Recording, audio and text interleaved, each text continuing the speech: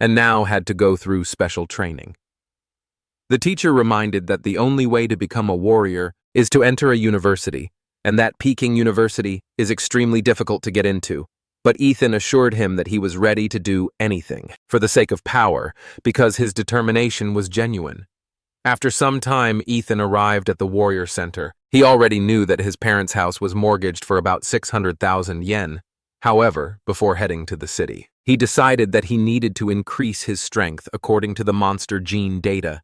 Each gene started with 1% compatibility, but in Demola's case, the figure was 3%. The only logical explanation was that the Demola model had absorbed the energy of the genetic awakening serum. Realizing this, Ethan came to the conclusion that instead of training, he could spend money on purchasing genetic enhancers to speed up his strength growth. However, as soon as he passed through the turnstile and entered the building, he was in for a real shock. A stunning picture opened before my eyes. Warriors with awakened bloodlines were everywhere. After Demola's awakening, Ethan gained a unique sensory ability, a magnetic field of life, and along with this, he heard echoes of animal blood. All this awakened in him a thirst for battle, which he barely contained. After all, Madame Mola was considered the king of all beasts. Suddenly, someone grabbed him by the shoulder from behind. It turned out that it was a warrior, who advised him not to look at people with such attention. She then asked him what brought him to the Warrior Center. Ethan calmly replied that he came to buy a genetic serum. The girl decided to help, but was still surprised why he was using genetic drugs. At such an early stage, warriors typically wait until their blood reaches its development limit before using such drugs to maximize their effects at his level. The only thing that would suit him was the basic entry-level version, which cost around 400,000 yen, and that amount horrified the guy. Luckily, the girl handed him a business card, a recommendation from an experienced warrior, which allowed him to get a decent discount. In the end, Ethan thanked her and moved on, hoping that fate would bring them together again now that he finally had some money in his pocket. He had his hands full. After that, he cashed out some of the money and headed to a weapon store for warriors. In his apartment, he began the process of improvement. Ethan gave himself several injections of the genetic serum and soon felt hellish pain. When the process was complete, Ethan sank to the floor, exhausted, realizing that for the first time he had truly experienced what it was like to level up. However, the result was impressive. In just a few minutes, he achieved what took others years to achieve. The next step was to travel to the secret dimension. These rifts were ranked from S class to E class. The higher the rank, the stronger the beasts. Soon, Ethan found himself at the rift. He noticed that there were fewer people here than he expected. Perhaps all the valuable resources had long been removed. Realizing this, Ethan approached the checkpoint and asked for a pass to enter the rift without a moment's hesitation. He headed towards the shining rift. The closer he got, the more excitement grew within him for him. This was the beginning of the path to true greatness, to becoming the king of all beasts. Ethan ran, jumped, and filled with delight, dove into the shining rift. Finding himself in the new dimension, Ethan immediately noticed that the dungeon was divided into 3 stars, Canlin Anwei and Taijin.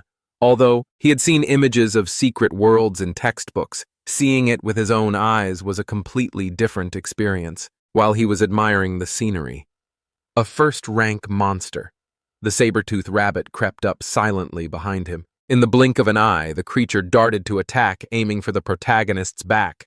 However, the guy sensed its presence in advance. When the monster jumped, Ethan, lightning fast, grabbed it by the ears right in the air. A sinister smile flashed across his face. He found it funny that this stupid creature thought he wouldn't notice her. By activating the Life Magnetic Field ability, Ethan easily crushed the rabbit's skull, so he received his first saber-tooth rabbit magic core. Its quality turned out to be average. The cost was only a few thousand yen. Ethan realized that collecting too many low-rank cores was pointless. It would be better to hunt at least second-tier beasts. And just as he was thinking about this, a corpse-eating demon, a second-rank monster, appeared nearby. Ethan drew his sword and rushed headlong into battle. He remembered from the Encyclopedia of Monsters that the back of this creature was covered with strong armor, but the abdominal part was much weaker, protected. So he aimed a precise blow right there, cutting through the lower shell and piercing the soft flesh in response. The monster curled its worm-like body into a ring and spun around, attacking the protagonist with a spinning attack. Seeing the danger, Ethan thrust his sword into the ground and activated his martial arts technique. A powerful wave of energy shot forward and struck the monster right in the abdomen. However, the attack was not enough to kill the monster in its rage. The corpse eater spat out several spinning discs. The guy began to deftly dodge, demonstrating incredible reflexes, but his clothes couldn't withstand it. The fabric tore under the hail of attacks. Ethan swore, complaining that it was an expensive suit, and cursing his insolent opponent. He understood that with his current level of strength, he would not be able to defeat him. Without powerful combat techniques, he could not realize even half of his potential. Then Ethan decided to use his main advantage, the power of the Matamola bloodline. His physical strength increased dramatically. His hands took on a bestial form, with sharp claws and skin as the corpse-eating demon charged again, its mouth wide open. Ethan leaped straight into the monster and began tearing it apart from the inside. The monster roared in agony, but after a few seconds, Ethan broke through the shell and burst out, punching his way through the enemy's belly. After the transformation was complete, he felt excess heat escaping from his body as if he were a jet engine. His short sword lay on the ground, completely eaten away by the monster's poison, the weapon unable to withstand combat. Even with a rank 2 creature, then Ethan realized that he was incredibly hungry, probably because his body had expended too much energy. During the fight, suddenly a tempting aroma reached him. The source of the smell turned out to be the green magic crystal of the slain monster giving into temptation. Ethan threw prudence to the wind and swallowed the green core whole. It dissolved inside, and almost immediately the compatibility level rose from 7 to 7.3%. The guy was shocked. For hundreds of thousands of yen spent on genetic potions, he only received a 1% increase, and here it was, 0.3% from one core. Realizing how much money he had wasted, Ethan almost burst into tears of frustration. However, he decided to turn disappointment into incentive. That night, he would organize a real hunt. He activated the magnetic field of life, creating an energy pulse that allowed him to sense all living things within a large radius. After a few hours, his compatibility had risen to 9%, but the white cores had stopped producing any gains. So Ethan started selling them after recalculation. It turned out that he earned about 200,000. Meanwhile, time was passing inexorably. There were only 9 days left until the entrance exams at the entrance to the D-Class Rift. A team of 6 warriors discussed their plan of action to obtain the blood. Jade Flower Captain Lin calmly pointed behind him and assured them that there was no need to worry. He had already contacted the agency to find them a new fighter. The newcomer turned out to be none other than Ethan. He introduced himself under the name Dazla, noting that he was a 9th-level combat student. The captain noted that with the strength of a 9th-level combat disciple, the newcomer was formally unsuitable for a D-class dungeon. Therefore, his role would be to observe, let him watch, and learn. The main thing is that he doesn't disturb the others, and Ethan agreed without objection. He was happy that the responsibilities were defined in advance. It was better to have clarity before the mission began than to have unpleasant surprises during it. The team soon set off and passed through the portal, according to the tracker. The Blood Jade Flower was in an oasis. Looking around, Ethan noted that just recently he had been in a tropical forest and now a desert stretched out around him. At that moment, the driver noticed in the rearview mirror an approaching horde of earth demonic rats. Lin ordered a fighter named Hood to deal with the problem, and then he took out several daggers. He threw them with precision towards the approaching creatures as soon as the blades pierced the rats' bodies. Powerful explosions were heard, and the monsters were blown to pieces. Ethan simply watched Hood, noting that the guy was ruthless and that he could imbue throwing daggers with combat energy, turning them into bombs. After some time, the group arrived at their destination. They got out of the car and continued on foot. Ethan wondering why they didn't continue driving since there was still some distance left to the oasis. The captain explained that the monsters in this area were extremely sensitive to noise, and the sound of an engine would immediately reveal their presence. As they walked, Lin assigned tasks, ordering them to throw a flashbang grenade to lure out the monster. As for Dudzel, he should just stand aside and watch. Ethan shrugged. He was fine with that. The grenade contained monster pheromones, creating the illusion that their territory had been captured. Such a trick was sure to attract the attention of the animals, and indeed almost immediately a second-rank earth dragon burst out of the sands, roaring with furious rage. Meanwhile, in another place where Hood had previously destroyed a horde of earth rats, a man appeared. The stranger picked up one of Hood's daggers and with sadistic pleasure ran his tongue along the blade. Meanwhile, the battle continued at the oasis. Captain Lin filled his sword with fighting energy, and with masterful precision cut off the dragon's head. When he landed, the squad members ran to him, anxiously asking if he was okay. Lin sheathed his sword and replied that everything was fine. He just needed to continue the mission. However, suddenly the monster's huge paw, making its final lunge, fell upon him from above. The boys shouted, warning the captain, but it was too late. But suddenly, Ethan tensed his leg muscles and jumped into the air in mid-flight. He released all his energy, launching the hyper beam straight at the monster. The blow was so powerful that the monster didn't stand a chance. The team froze in amazement. An ordinary martial arts student was able to deal damage to a second-rank monster. They were amazed by the power of his attack. Even the captain couldn't hide his admiration. But Ethan didn't seem to pay any attention to it, and simply accepted the attention with indifference. Old Man Lu then took out the soul essence from the monster's remains and called everyone to take a look. In fact, it looked like a huge fruit, and the man was surprised that this artifact was so expensive. Lin confirmed this and added that this fight was on the brink, but now they would definitely be able to find the blood jade flower. However, Hood suddenly struck him in the back, and with a treacherous grin he said that there was no point in thinking now the captain would die anyway. Everyone was shocked.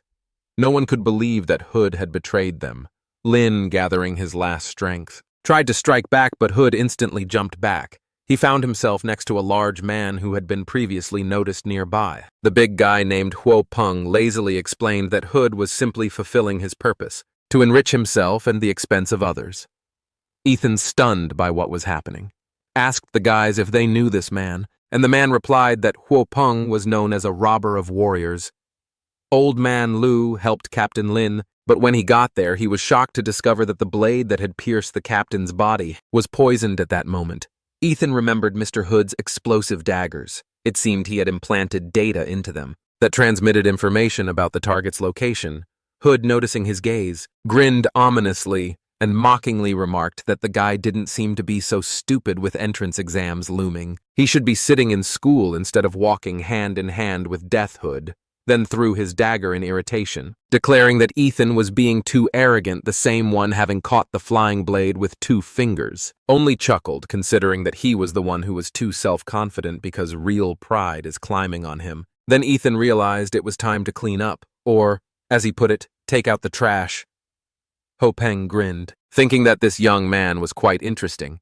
Then he ordered Hood to bring him his head at Huo Peng's signal. Hood instantly pulled out several daggers and threw them at the protagonist with incredible speed, however. The boy roared, and the shock wave of his roar itself destroyed the exploding daggers right in the air.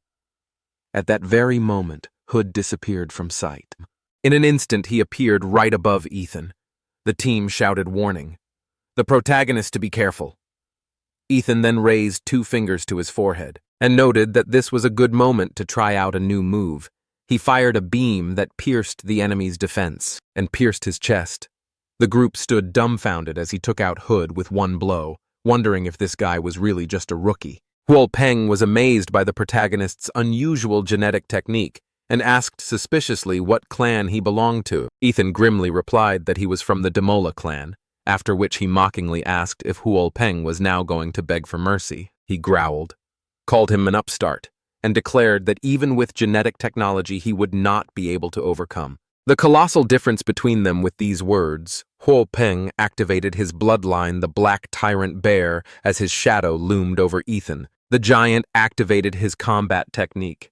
Ethan ducked down and used his beam to fire at his opponent's legs, causing Huo Peng to let out a beastly roar in pain, but still stood on his feet. Then he clenched his fists and brought it down with incredible force, and at the moment of impact, Ethan was already in the air. He noted that the second-rank fighters were truly impressive. Even his scorching breath was unable to pierce and melt the enemy's bone as Huopeng leapt into the air again, his giant palms clasped together, and a powerful shockwave was generated from their collision.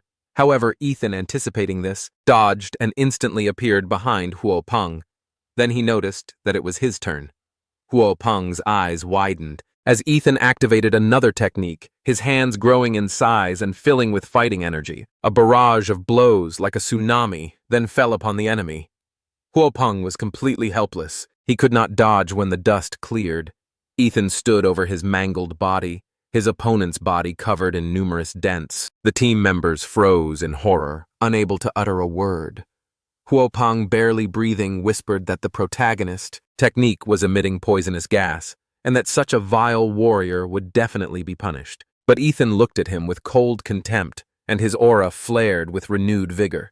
He brought down another blow on his opponent, and the battle was over.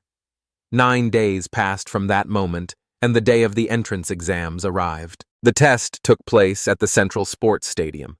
The host welcomed everyone present, especially the students. As the annual recruitment process for the higher schools of martial arts had begun, the exams were held in a tournament format, with candidates competing in pairs and the winners advancing to the next round. The trials lasted 3 days. The first 2 were dedicated to qualifying battles, and the third was for those who managed to advance further in the first arena. There were 2 guys fighting, and in the fourth, there was a guy and a girl. However, in the 6th arena, the situation was different. The opponent stood alone and the enemy never appeared. The host noted that the fight was supposed to take place between Vanessa and Ethan, but only Vanessa was in the arena. Vanessa remembered how he had disgraced her at the conference she intended to regain her honor, but the one she wanted to destroy didn't even show up for the fight.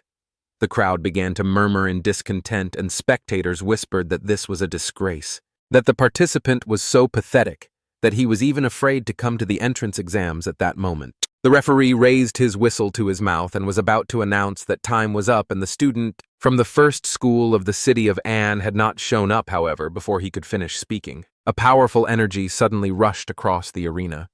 People looked up and were amazed to see something, rushing towards the 6th arena like a meteor. At first, no one understood what it was, and it was at that moment that the figure plummeted into the center of the arena. The shockwave from the landing, so powerful that the platform shook when the dust cleared. Vanessa still hadn't had time to figure anything out, but a second later, her face was just a few centimeters away from the soul flying straight towards her. She didn't have time to dodge and was instantly knocked out of the arena by a powerful blow. Ethan only said with displeasure that he managed to do it literally at the last second. He almost would have had to wait a whole year until the next exams. The judge, stunned by the sudden outcome, loudly announced that Ethan was the winner, and the crowd erupted in delight. Ethan grinned smugly, enjoying the attention, all thanks to Captain Lin, who had given him the blood jade fruit. After defeating Vanessa, Ethan continued his winning streak first, taking on a student from City 4th Middle School. He then fought another participant from the same school. All 3 fights ended the same way. The crowd went wild. People chanted his name. Some even nicknamed him Van Kickman as expected. The host solemnly announced that First High and student Ethan had won 3 matches in a row and was now moving on to the 3rd round. A crowd immediately gathered in the audience around the main character, and journalists vied with each other to ask him which university he dreams of attending. Hearing these questions, Ethan smiled with a proud and slightly sinister grin. He confidently replied that he was targeting Huadu University. After these words, the crowd around him quickly dispersed, most considering him too self-confident, but Ethan knew that strength was everything. He could already imagine the expressions on the faces of those skeptics when he took first place at this point. The examiners who had been observing his fights approached him and offered to remeasure his fighting level. After a quick check, one of them was struck just half a month ago. Ethan was listed as a 3rd-level combat disciple, and now he had reached the 9th. Then they asked him why he risked his life in such dangerous places. Right before the exams, he calmly replied that he did it to find himself. Ethan traveled to secret worlds, where he fought and broke through his genetic barriers, and when the examiners heard about it, they froze. One of them said that he had to report this to management immediately in the waiting room. Ethan pulled out his phone and was surprised to see how many live streams were being broadcast. Journalists interviewed parents and friends of examinees. Unfortunately, no one came for him. He remained an orphan for whom no one cared. However, without knowing it, his homeroom teacher was cheering for him with all his might at home, clenching his fists in front of the screen. Ethan then entered the arena again. This time his opponent was Shuang from the city's 3rd middle school. He was a level 8 warrior with the bloodline of a 2nd rank. Rare monster. Both of his parents were also fighters. Ethan looked at Shuang with an indifferent expression and suggested that he make the first move, feeling that he was being mocked. Shuang flared up with rage. He activated his blood power and used a combat skill, accelerating to the limit. The attack cut through the air, heading straight for the protagonist's face. But to his amazement, just as the claw was about to touch its target, Ethan effortlessly caught his hand. He coldly remarked that Shuang's speed was not bad, but he was still far behind, hooping without hesitation. Ethan delivered a palm strike to his head, the instant wave of force knocking the opponent off his feet, and he lost consciousness right there in the arena. Ethan then challenged them to ask if there were any worthy opponents here at all, or if everyone else was the same, the host announced. Another one-hit victory. This time, Ethan knocked out the seeded player Zhuan. The live broadcast exploded with comments, with viewers enthusiastically writing that despite Zhuan's menacing appearance, he was defeated in a split second. Everyone acknowledged that the main character's strength clearly exceeded that of the other participants. Joshua watched as Xuan was carried off the stage by paramedics, and he smiled, because everything was going as he expected. The guy he had his eye on from the very beginning turned out to be exactly what he expected. At this time, the head of the admissions office of Huadu University ordered that information about this student be delivered to him within half an hour after the main character's fight ended. The second stage of the qualifying battles began, and this match turned out to be even more spectacular. One of the Ellie didn't react in any way. She only bowed slightly and calmly greeted her rival. Soon, the referee gave the signal for the fight to begin. Sai instantly appeared in front of Ellie and launched a swift kick, aiming for her neck. However, Ellie didn't make the slightest movement. She just moved her hand smoothly, and the air around her became viscous when Sai's foot reached the area in front of Ellie. She felt as if the kick had hit the air. Angered by her opponent's serene expression, Sai increased her pressure. She enveloped her body in fighting energy, and waiting for the right moment to strike, finally struck her opponent's side with her palm. But as soon as her hand got just a few inches closer to Ellie's waist, the movement suddenly stopped, realizing she was trapped. Sai tried to pull her hand back, but the air exploded into a powerful whirlwind and prevented her from retreating.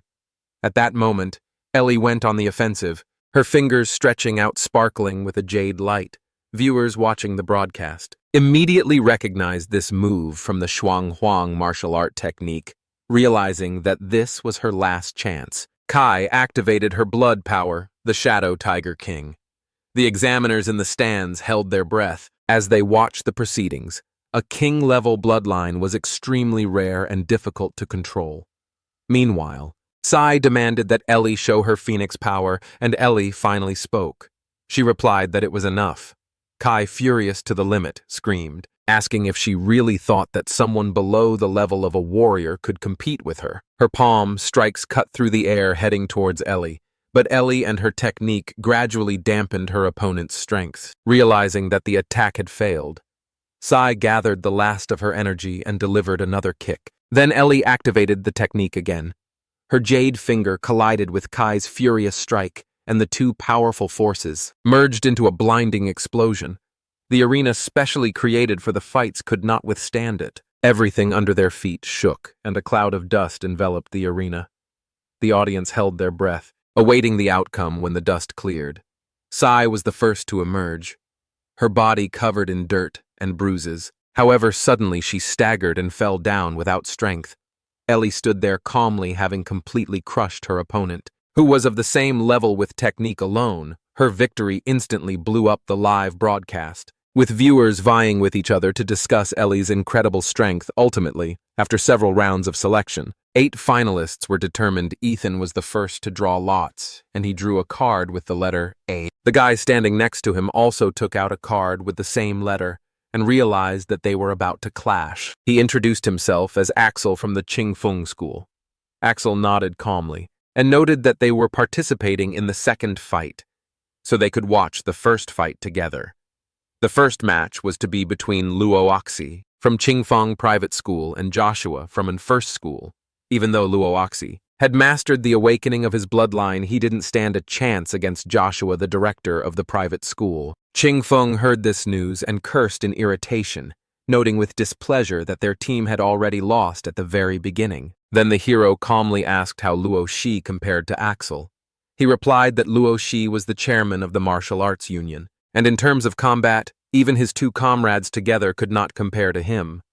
Then Axel suddenly looked at the hero and admitted that, to be honest, he considered him to be his main rival in these exams. His intuition was always particularly acute, and he felt that something like a dormant volcano lurked within the protagonist. After this, Axel pointed to the arena and gestured for them to go up on stage. It was their turn. Ethan and Axel came face to face in combat. The host loudly announced the second battle of the top 8, Axel from Qingfeng Private School versus the protagonist from In First High School. Soon, the fists of the two fighters collided with a deafening blow, their collision sending debris flying and the sturdy platform beneath their feet exploding. A powerful shockwave hit the hall, deafening the audience and blinding them. For a moment, Axel grinned evilly. His nose started to bleed, but he felt elated. He had finally found an opponent who could withstand his strength.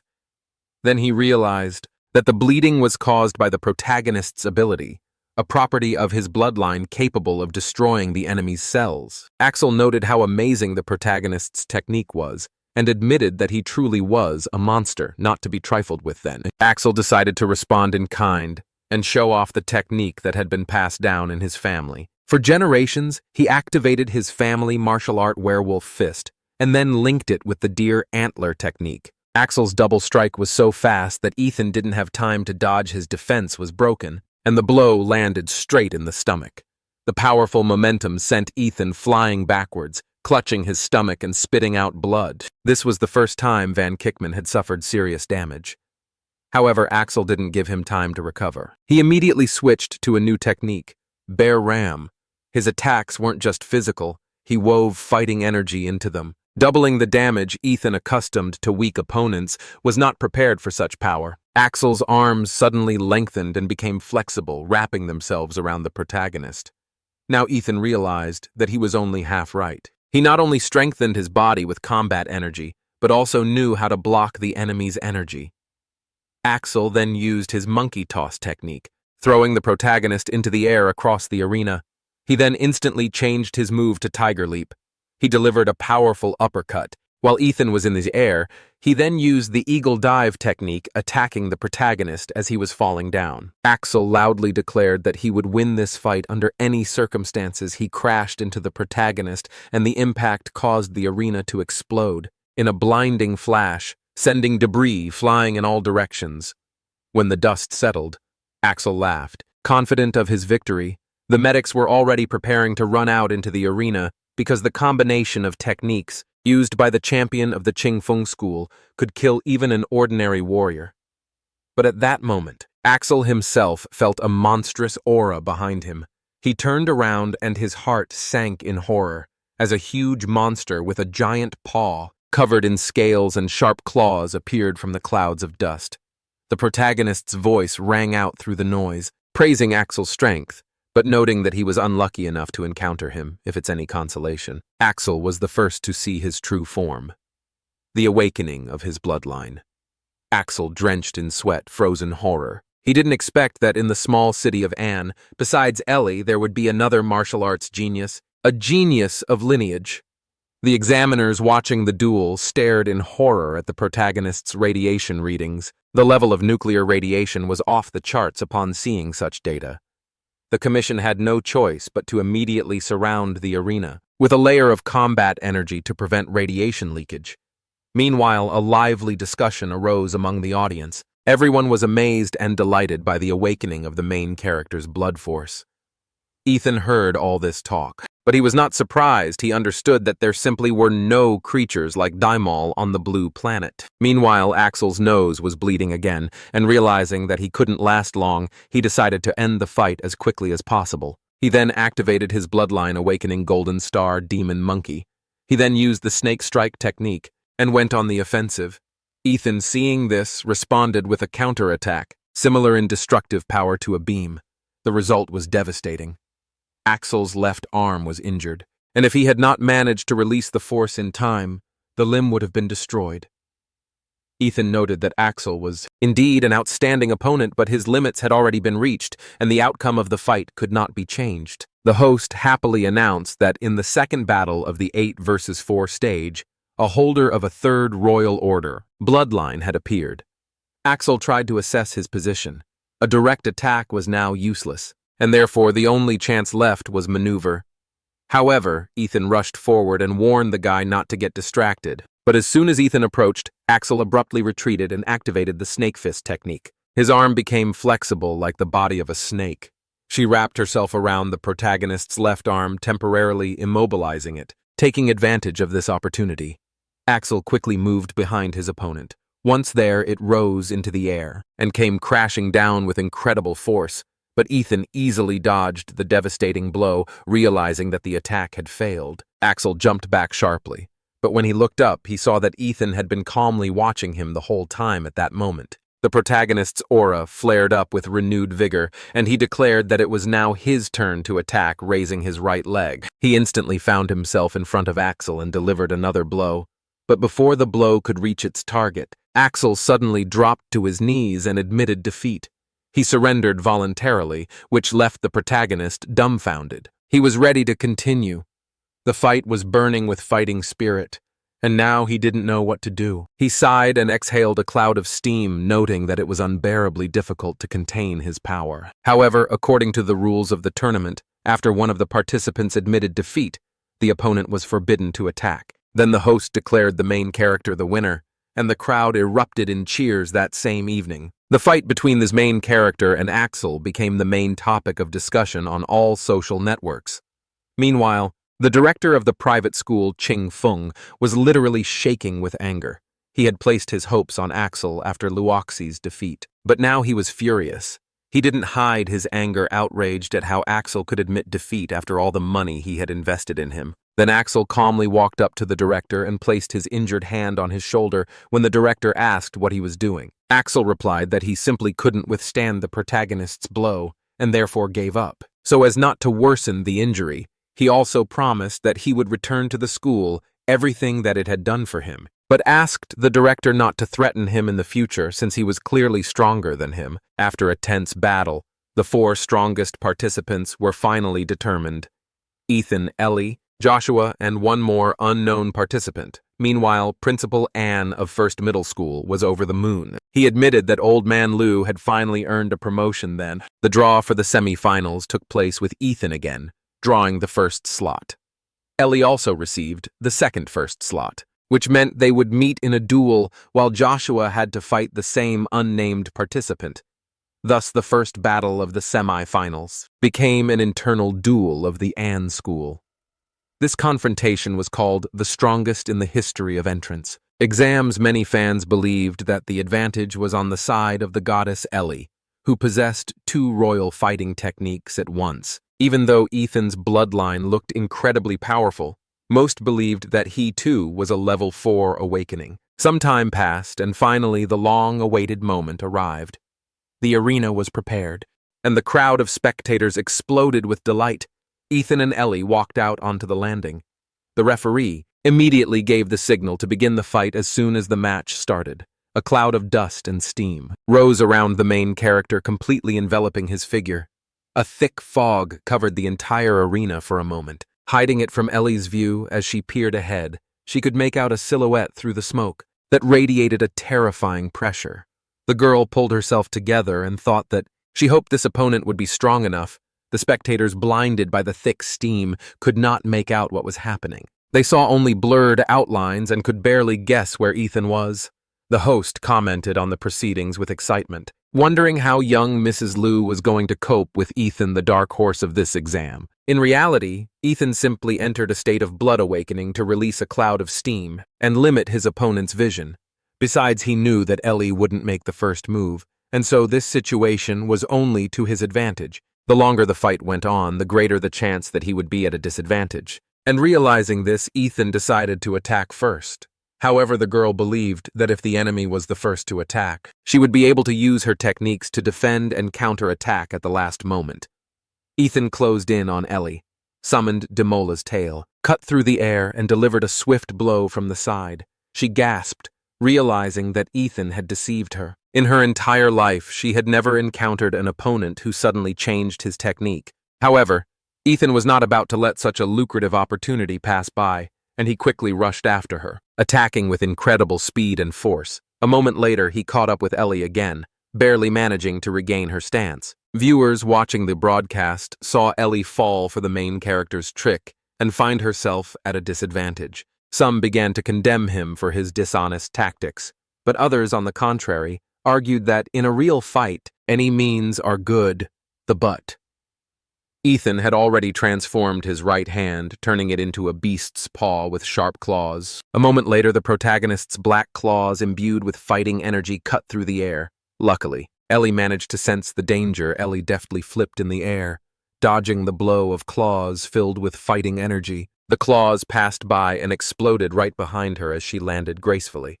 However, she didn't get a chance to catch her breath, because Ethan was already there again, attacking without stopping. Ethan led the offensive, unleashing a never-ending barrage of blows on his opponent, while Ellie, defending herself, blocked one wave after another. Ellie wondered why he didn't look tired. Despite the pace, it seemed his physical strength and endurance were monstrous. She mastered 2 mysterious royal martial arts. If she had been able to use at least one of them, she might have been able to escape. The onslaught of the protagonist, Ellie, wouldn't have been able to hold out much longer, and would most likely have simply lost. Then she realized that there was only one thing left to do: use her trump card. The moment Ellie activated her bloodline, awakening, Ethan, who had already raised his fist to strike, suddenly stepped back. Sparks began to burst from the girl's body, accompanied by the piercing cry of a bird. He saw Ellie soaring into the sky. The presenter, not hiding his delight, exclaimed that the audience could see this legendary awakening with their own eyes for the first time after waking up. Ellie warned the protagonist that in this state, he could not fully control his power, and therefore he should be more careful. Ethan replied with a smile that it was wonderful, meaning he could finally give it his all, now adding that he hoped Ellie wouldn't disappoint him. A strong gust of wind swept across the arena. The next moment, Ellie was behind the protagonist so quickly that he barely realized where she was. The girl activated her martial art, Jade Finger, and in response, Ethan instantly turned around and activated his technique. Ellie's Jade Fingers collided with the protagonist's glowing fist, and a powerful energy reaction occurred. At the point of contact, the flash blinded the spectators, and the gust of wind reverberated even in the far rows. Both fighters were thrown back by the airwave, but Ellie managed to spread her wings, and the element of wind helped her stabilize, softening the blow. However, a sudden feeling of danger pierced her. She saw that the vertebrae on Ethan's back began to move out one by one, and they immediately began to glow with a blinding blue light this time. The radiation did not burst out, but rather gathered, concentrating in his mouth. The space around the protagonist was charged with terrifying energy. Blue lightning burst from his vertebrae, illuminating the arena with an eerie glow. Ellie froze. She realized that the attack would be monstrous. The crowd watched in bewilderment. As the protagonist's magical form accumulated energy, the vertebrae in his back became the source of this destructive force, gradually transmitting it to his mouth. Each vertebra began to glow with a blue flame, and a blinding, atomic glow flared up in the protagonist's mouth, and then a bright blue stream of particles erupted from his mouth, a monstrous beam of pure nuclear energy. The stream instantly covered Ellie, but the girl did not dodge, but decisively took the blow, directing the bulk of the energy to the side. She folded her wings completely, enveloping herself, and activated her hidden awakening ability. At the moment when her life was hanging by a thread, she used the phantom bird feather reflection technique. The center of this radiance was Ellie, from whom rays flew in all directions, breaking out beyond the arena. The spectators, seeing this, were horrified, certain that they would not survive the barrage of reflected rays. However, at that very moment, the entire arena was enveloped in golden energy, and all the rays directed outward disappeared, as if they had dissolved. This defense was created by the mayor of the city of Anhuan. He cast a stern look at the audience. He told everyone to watch carefully, because today was the day the strongest champion in the history of the city of An was to be born. The host excitedly told the audience that they were incredibly lucky to be under the protection of Mayor Juan. Ellie looked exhausted and bruised, and she spat out a mouthful of fresh blood. Her wings melted after repelling the attack. To the limit of their capabilities, from the moment Lu was born, her family had high hopes for her. Under the pressure of expectations, she fought endless battles, striving to strengthen her reputation as the clan's eldest daughter. Although outsiders admired her genius and strength, Ellie herself was indifferent to these titles. She simply followed the path her mother showed her. Her reserved and emotionless face were nothing more than a protective mask. And now Ellie felt like she had reached her limit in the battle with this guy. However, assessing the current situation, Ellie decided that if everything ended at this stage, no one would suspect that she had given up with this thought in mind. She prepared to pretend to admit defeat. Suddenly, she came closer to Ethan and delivered a light blow to his chest. However, to her surprise, he did not dodge and took her blow. Ellie's eyes widened in confusion, wondering why he didn't duck. He turned to her calmly, noticing that she seemed to have lost her fighting spirit and looked absent-minded from the very beginning of the fight. Ethan continued, saying that if she had just looked him straight in the eye once, she would have known he had intended to win this title fairly from the start. Then he suddenly swung his fist, filled with fighting energy, and the air around him whistled with the force of the blow. At that moment, the girl froze in horror. This was not at all what she expected. In desperation, Ellie raised her hands to cover her face, but his fist still slid down and hit the lower part of her face after this. Ethan sternly warned that if she valued her face, she should stop pretending and fight seriously. But he didn't stop there. On the contrary, he rushed forward and rained down a hail of blows on her, as if he wanted to awaken her fighting spirit by force. Ellie just covered her face with her hands. She just wanted to give in and let him win, but he made her fight seriously. No matter how hard she tried to maintain her composure, she finally exploded like a phoenix rising from the ashes. Ethan, on the other hand, looked pleased because now she was finally starting to fight properly. Ash swirled through the air as a massive pair of dark purple wings spread out behind Ellie. Upon awakening, she looked dazzling and confident. Looking down at the protagonist in Ellie's soul, there remained only one goal: to defeat the main character. On the other hand, Ethan finally got his way, forcing his opponent to reveal her true form and fight seriously. He realized that he too had no right to hold back, and then decided to show his true form. It was the protagonist's physical technique that combined the demolition with the tempered body of Qigong, the nuclear light combat core. With a thunderous explosion, the energy under the protagonist's feet shot upward, throwing him into the sky and heading straight for Ellie. However, the sudden attack did not faze the girl at all. She flapped her wings, collecting air currents and turning them into a furious whirlwind. The hurricane engulfed the entire area, destroying the foundation of the arena. But Ethan didn't flinch. He dived fearlessly straight into this destructive storm. Seeing this, the girl summoned the explosive power of her blood and activated the bird's cry technique. She opened her mouth, aiming the sound directly at the protagonist. The sound waves distorted the air and rushed forward. If his legendary Demola blood had not been so pure, his internal organs would have been immediately torn apart. It seemed that Ethan was doomed, but he only grinned, and looking at his opponent said that this time he would not back down. Then, one by one, the vertebrae in his back began to flare up, emitting a glow. Ellie felt a tremendous pressure, but she did not flinch as before. Already familiar with this attack, she decided to meet the blowhead on the next second. A blinding blue beam cut through the sky, rushing from the girl's mouth after using the full potential of atomic breath. The protagonist body will not be able to trigger the reaction again for some time. Meanwhile, Ellie unleashed her strongest attack, the royal martial art jade finger enhanced with the energy of the bird's blood. Two destructive forces collided, and the collision was inevitable.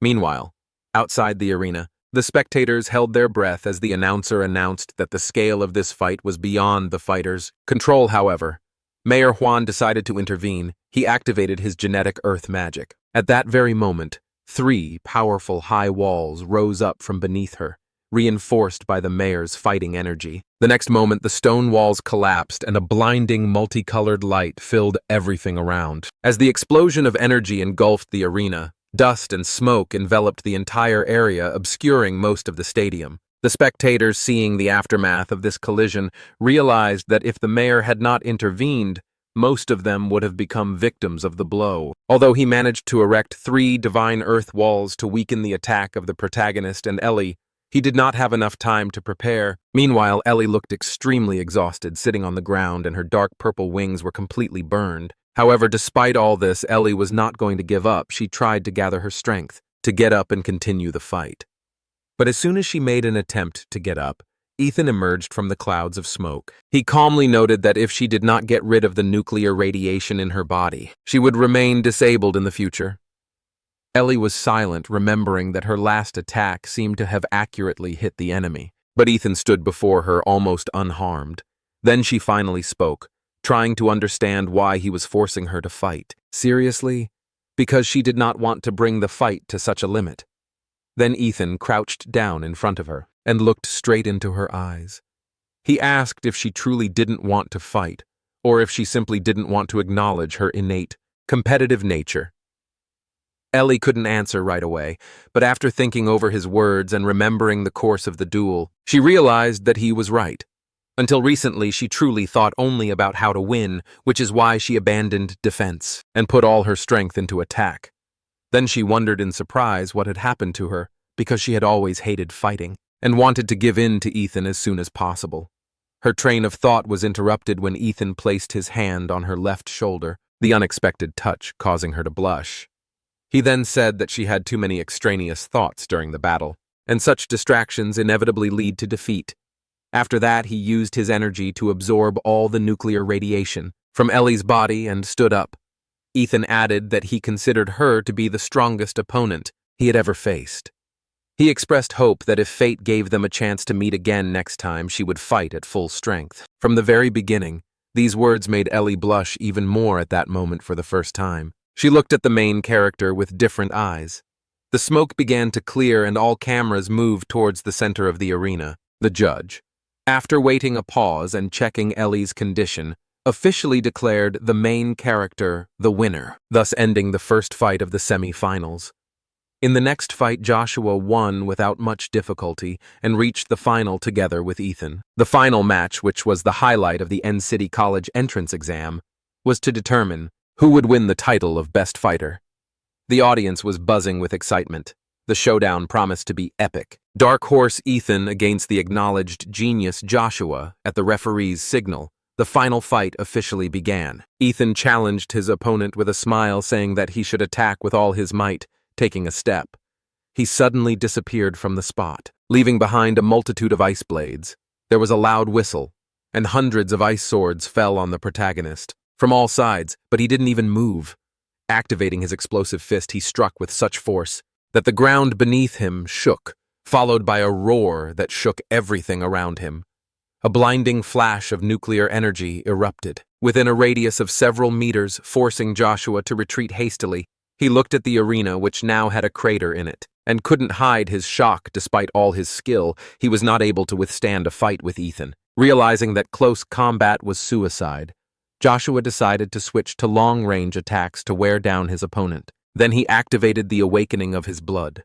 The ice dragon's blood and dragon scales grew from his body. Using the power of blood, he used the ice pulse technique, and in an instant, an ice storm swept through the arena. Spectators and examiners watched in amazement as the arena became completely submerged under waves of ice. Joshua himself was breathing heavily. The release of such a powerful icy force had exhausted him. But even when Ethan found himself completely frozen in the thickness of the icy impulse, Joshua was in no hurry to rejoice at that moment. The open mouth of the protagonist appeared inside the ice, from which a bright blue glow emanated the next moment. A blinding blue beam broke through the iceberg, heading straight for Joshua. He, in shock, widened his eyes, not believing that someone could so easily break through an ice prison of such thickness. He instantly pushed off the ground and manipulated it to create a giant ice stalactite in front of him. To use as a barrier, the blue beam collided with the barrier, and a deafening explosion was heard. The melted ice instantly evaporated from the heat emanating from the hero's body. He said that his ice power had no effect on him, and slowly walked towards Joshua, leaving a trail of steam behind him. No matter how much he tried to use the power of his ice heritage, the attacks had no effect. The difference in power was colossal. However, Joshua was not going to give up, and he said that he was going to use his last skill, which he wanted to use against Ellie. Joshua then closed his eyes, completely shut off his 5 senses, and pointed his ice sword straight at the sky. The first to realize what was happening was the mayor, who thought he was witnessing a true manifestation of sword intent, a power possessed only by great masters. Meanwhile, a gust of cold wind swept across the arena, and Joshua was already in front of Ethan. Ethan raised his slightly wounded arm, but the skin began to move quickly and become covered with a familiar blue light. It was healing right before his eyes. Joshua's eyes widened in shock as he looked at the remains of his sword, not believing he had lost, but he still couldn't resist asking how great his chances of success were. Ethan responded calmly. The chances were slightly higher than becoming a successful ass-kisser. With a sigh, Joshua raised his hand and calmly declared his surrender. Thus, Ethan became the winner of the finals. Of the entrance exams to colleges in the city of On the Stands exploded with jubilant shouts. Joy filled not only the spectators at the stadium, but also those who followed the broadcast on all online platforms. The hero's many fans celebrated, especially wildly because this dark horse really did make it to the very end, and took first place. The crowd at the stadium continued to chant the main character's name over and over again. The mayor went up on stage to the winner, and the presenter, stumbling with excitement, addressed the audience and solemnly announced the city's main prize winner. The host then asked if it was true that Ethan's strength was the result of long work and gradual progress, and if he had anything to say now. Ethan said that first of all he wants to thank his teacher, the one who did not give up on him at the most difficult moment and instilled in him determination at this time, somewhere far away. His class teacher, watching the performance on broadcast, could not hold back his tears. Meanwhile, a man appeared in the front row and began frantically waving his arms, trying to attract the winner's attention. Ethan realized it was the school principal, desperately hinting at a reward for advertising their school a $2 million scholarship after this. The protagonist's attitude instantly changed. He added that he also wanted to thank his alma mater and its director. He also added that, in conclusion, he wants to thank himself because without his hard work and genius, this triumph would not have been possible. Unexpectedly, the system congratulated the protagonist on his victory and announced that he had received a new champion title and along with it a random ability gene. After this, the mayor summed up the results, noting how successfully the entrance exams had been and declared them officially completed. However, as soon as Ethan left the arena and headed down the stadium corridor towards the exit, a whole flock of reporters with cameras and microphones descended on him. Suddenly, one of them brazenly shoved the phone right in his face and sarcastically asked which of the girls Ethan thought was prettier. Ellie or Cy. Ethan didn't answer and simply took off, accelerating even faster. Only when he finally managed to break away from the annoying journalists did he reach the empty basketball court. Now he understood that the system allowed not only to change genes but also to obtain new ones through rewards. But at that very moment, someone interrupted his thoughts. A man in a black cloak entered the hall and calmly congratulated the protagonist. On his victory, the stranger took off his hat as a sign of respect and said with a mysterious smile that he was not a journalist. He came from the imperial capital and wanted to discuss something confidential, a matter concerning genetic blocking hearing. This Ethan tensed up. He knew that he did not have any genetic lock. He received all his abilities thanks to the gene system. Ethan was silent, and then the man asked if he had ever heard that expression from his father. Ethan replied calmly that he had indeed heard of this. In the memories of the body's previous owner, this term was mentioned only once. The stranger took an envelope out of his bag and asked Ethan if he was curious how an ordinary taxi driver could know a word that didn't correspond. To his profession, Ethan raised an eyebrow, a suspicion flaring inside him that his father was hiding something serious. The man then handed him an envelope explaining that due to the protagonist's special status, Huadu had authorized the issuance of a restricted document to him. When Ethan opened the envelope and began to read, his eyes widened in shock. The paper read, Project Prometheus, a research institute. Once a major center in the field of biogenetics, is on an international wanted list due to an unspecified incident. Ethan immediately realized that they believed his father was the senior researcher at Prometheus, and that Ethan himself was the result of those experiments. The man hastened to assure that the state was not going to hinder him. He had come only to tell the truth. After all, Ethan was now considered the most important candidate in the government's program for developing martial talents. Suddenly, the protagonist's mood changed. Being famous and important turned out to be much more irritating than he expected. As soon as the man left, Ethan rubbed his hands with a satisfied grin now that he had earned a ton of money from the exams. Everything was going like clockwork, but the swirling dark purple vortex appeared before him, from which came the deafening roars and howls of many monsters. Ethan stood there, with his mouth wide open in astonishment. A moment later, the system produced the result. Suddenly, the D-rank humanoid colossus gene appeared in the interface. Its blood ability is gigantification. Ethan's first impression was not too enthusiastic. Compared to Demola's gene, this variant seemed weak and simple, but then Ethan froze abruptly, as the thought struck him that the abilities of different genes could be superimposed on each other. If his guess is correct, he could become not just the strongest of all monsters, but the true king of monsters, the first hybrid in history. Meanwhile, in another place, a man named Hank was talking on the phone with a business associate he knew. After the call, he sighed heavily and tapped his fingers on the red wooden table several times. Hank's younger brother has been missing for over 2 weeks now, and the search has yielded nothing. No body, no trace. The only thing they found at the site of the last signal was weak traces of nuclear radiation. Hank's gaze landed on the TV screen, where the recording of the main character's fight with another student was once again shown when Ethan released his atomic ray. Closing his eyes, Hank felt his heart squeeze with grief and guilt. He had tried many times to convince his brother to give up his underground dealings, but he had not listened. The screen showed Ethan being hailed as a genius, but Hank thought that no one would live to see Ethan. Enter Hwadu.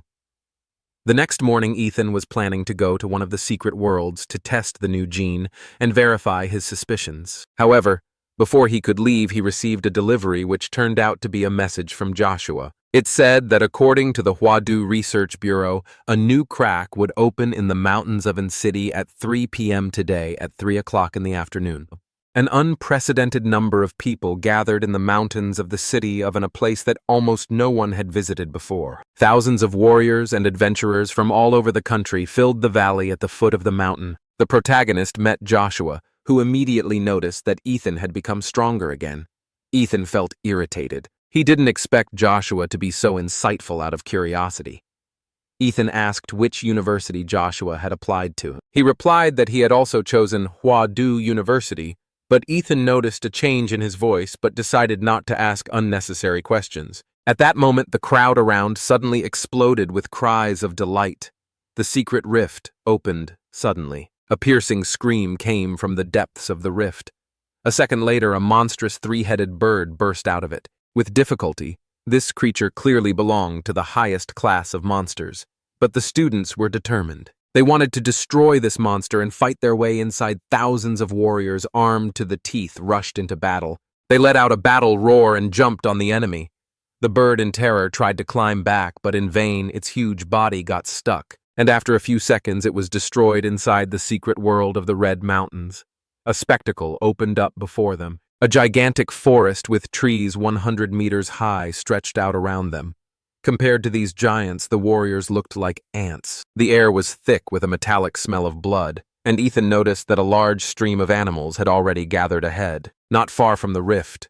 Without hesitation, the fighters rushed forward, their roar merging with the cries of the beasts. The reason why no one rushed to search for the treasure was simple. The law that was passed obliged all warriors to fight. Against waves of monsters, for a warrior with great power comes great duty. So Ethan and Joshua also joined the fight. Joshua activated the power of his blood and created a stream of ice that trapped the legs of nearby monsters, preventing them from moving suddenly. One of the monsters tried to attack Joshua from behind, but before he could turn around, the monster was knocked down by the blow. Joshua thanked the hero for saving him, but Ethan only warned him to watch his back more carefully in the future. Then, yawning with boredom, he added that none of these creatures were worth his effort. Joshua was stunned. Ethan had destroyed so many monsters with almost no effort while the others had to fight to the death. All this was the result of his nuclear radiation ability, a silent and terrifying force that directly affects the cells of living beings. The screams of the animals could be heard everywhere, their bodies melting as soon as they came within a few meters of Ethan. One of the fighters struck by this picture cursed with displeasure and asked in amazement why the battle behind them had ended so quickly. His comrade calmly replied that among those fighters was the city's best graduate, according to the results of the university. Entrance exams at this moment, about a dozen high-ranking warriors joined forces and headed deep into the wave of monsters. On another part of the battlefield, Joshua finally wiped the sweat from his face and sighed heavily. He knew the first wave of monsters had been repelled. However, this victory came at a high price of the thousands of warriors who had gathered here. At the beginning, only a little more than 800 remained alive. At this time, Ethan was walking towards Joshua, carrying several huge bags on his back. After the battle, he asked him how he could transport all his belongings. At that moment, Joshua handed him a silver-black ring. Ethan couldn't hide his smile, looking at such a rare thing worth tens of millions. Suddenly, there was a noise behind them. Ethan and Joshua turned around and saw a man walking towards them. It was Boone, the leader of the Silver Wolf group. It was he and his comrades who destroyed the Lord-level monsters, stopping the monster wave before the rest of the fighters died of exhaustion. Boone approached and introduced himself, saying that he had heard of Ethan's exploits, and asked if he would like to join the Silver Wolf. This would not interfere with Ethan's studies at the university, but it would give him many advantages. Moreover, he was ready to immediately sign an S-rank contract with him. These words caused an explosion of envy from everyone around the Silver Wolf. Was considered one of the most influential fighting groups in the entire kingdom. One woman admitted she didn't understand why Boone left so quickly, but now it's clear. He simply wanted to get his hands on a promising fighter first. Instead, the woman offered Ethan to join Chungda, promising that after joining Ethan would receive 15% of the resources.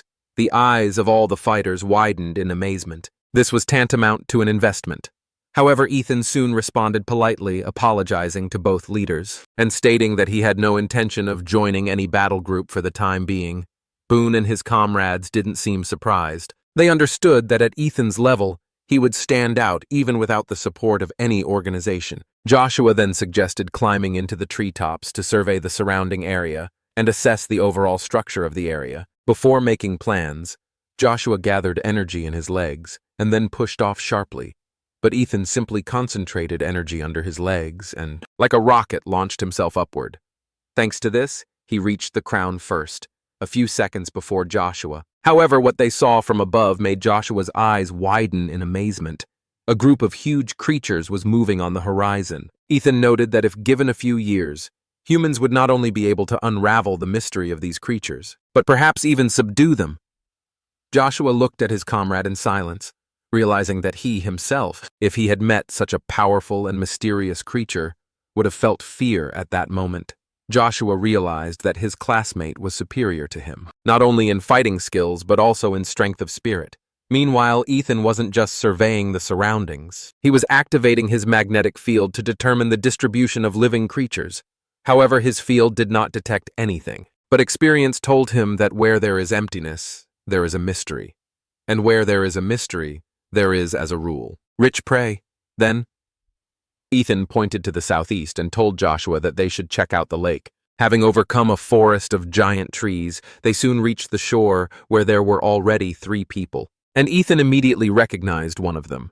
It was Julie. Seeing him, she joked with a slight smile about his sudden appearance, surprised that now the very best graduate was standing in front of her. Julie replied that they had just arrived and that 2 of her comrades, who could swim well, had already gone down into the lake to scout out the area. But as soon as she finished speaking, the surface of the water rose and one of her partners burst out of the depths. It was Eugene with undisguised delight. He declared that they were incredibly lucky. It was a jackpot, and now they would become rich. Eugene, beaming with joy, announced that there was an ancient relic under the lake. Ethan didn't understand what they were talking about, and Joshua explained that in secret worlds, mysterious buildings left by vanished civilizations are sometimes found suddenly.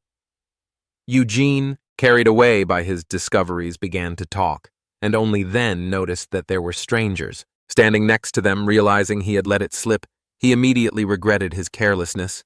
But before Eugene could take a step, Julie sharply pulled him back.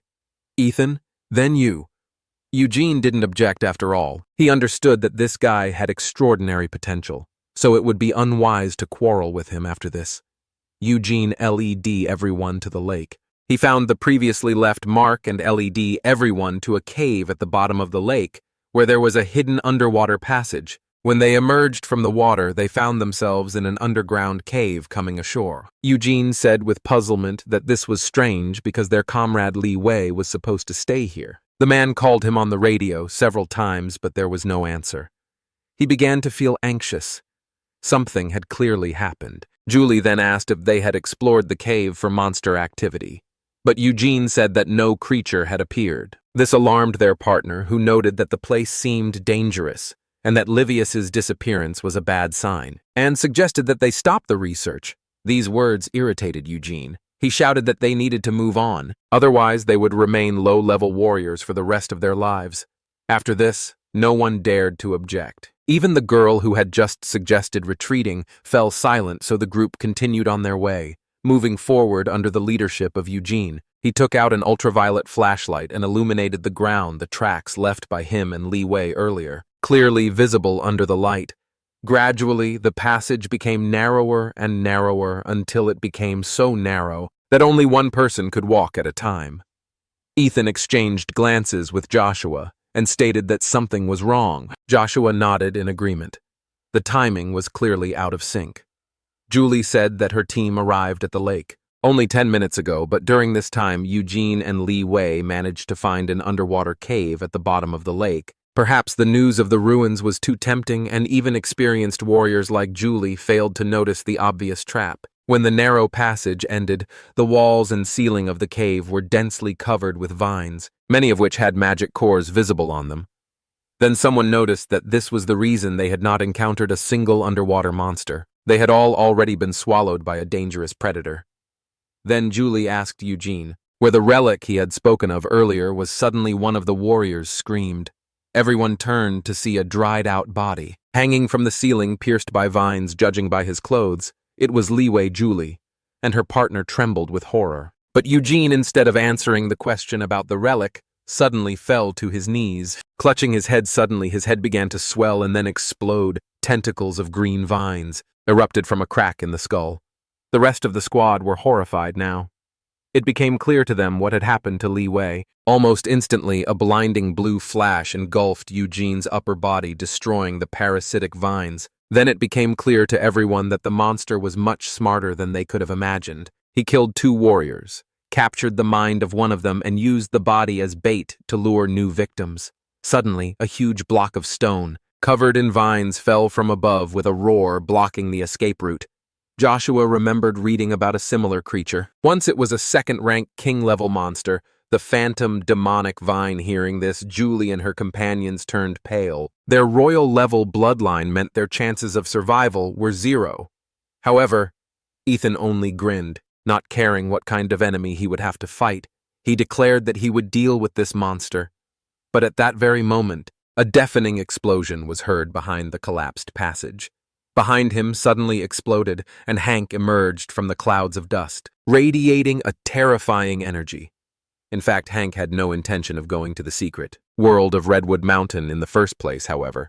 When he heard that a certain man with nuclear abilities was helping the warriors hold back the wave of monsters, he immediately realized that they were talking about Ethan arriving in the secret world. Hank easily found the hero's tracks, but suddenly the passage behind them collapsed, blocking the way.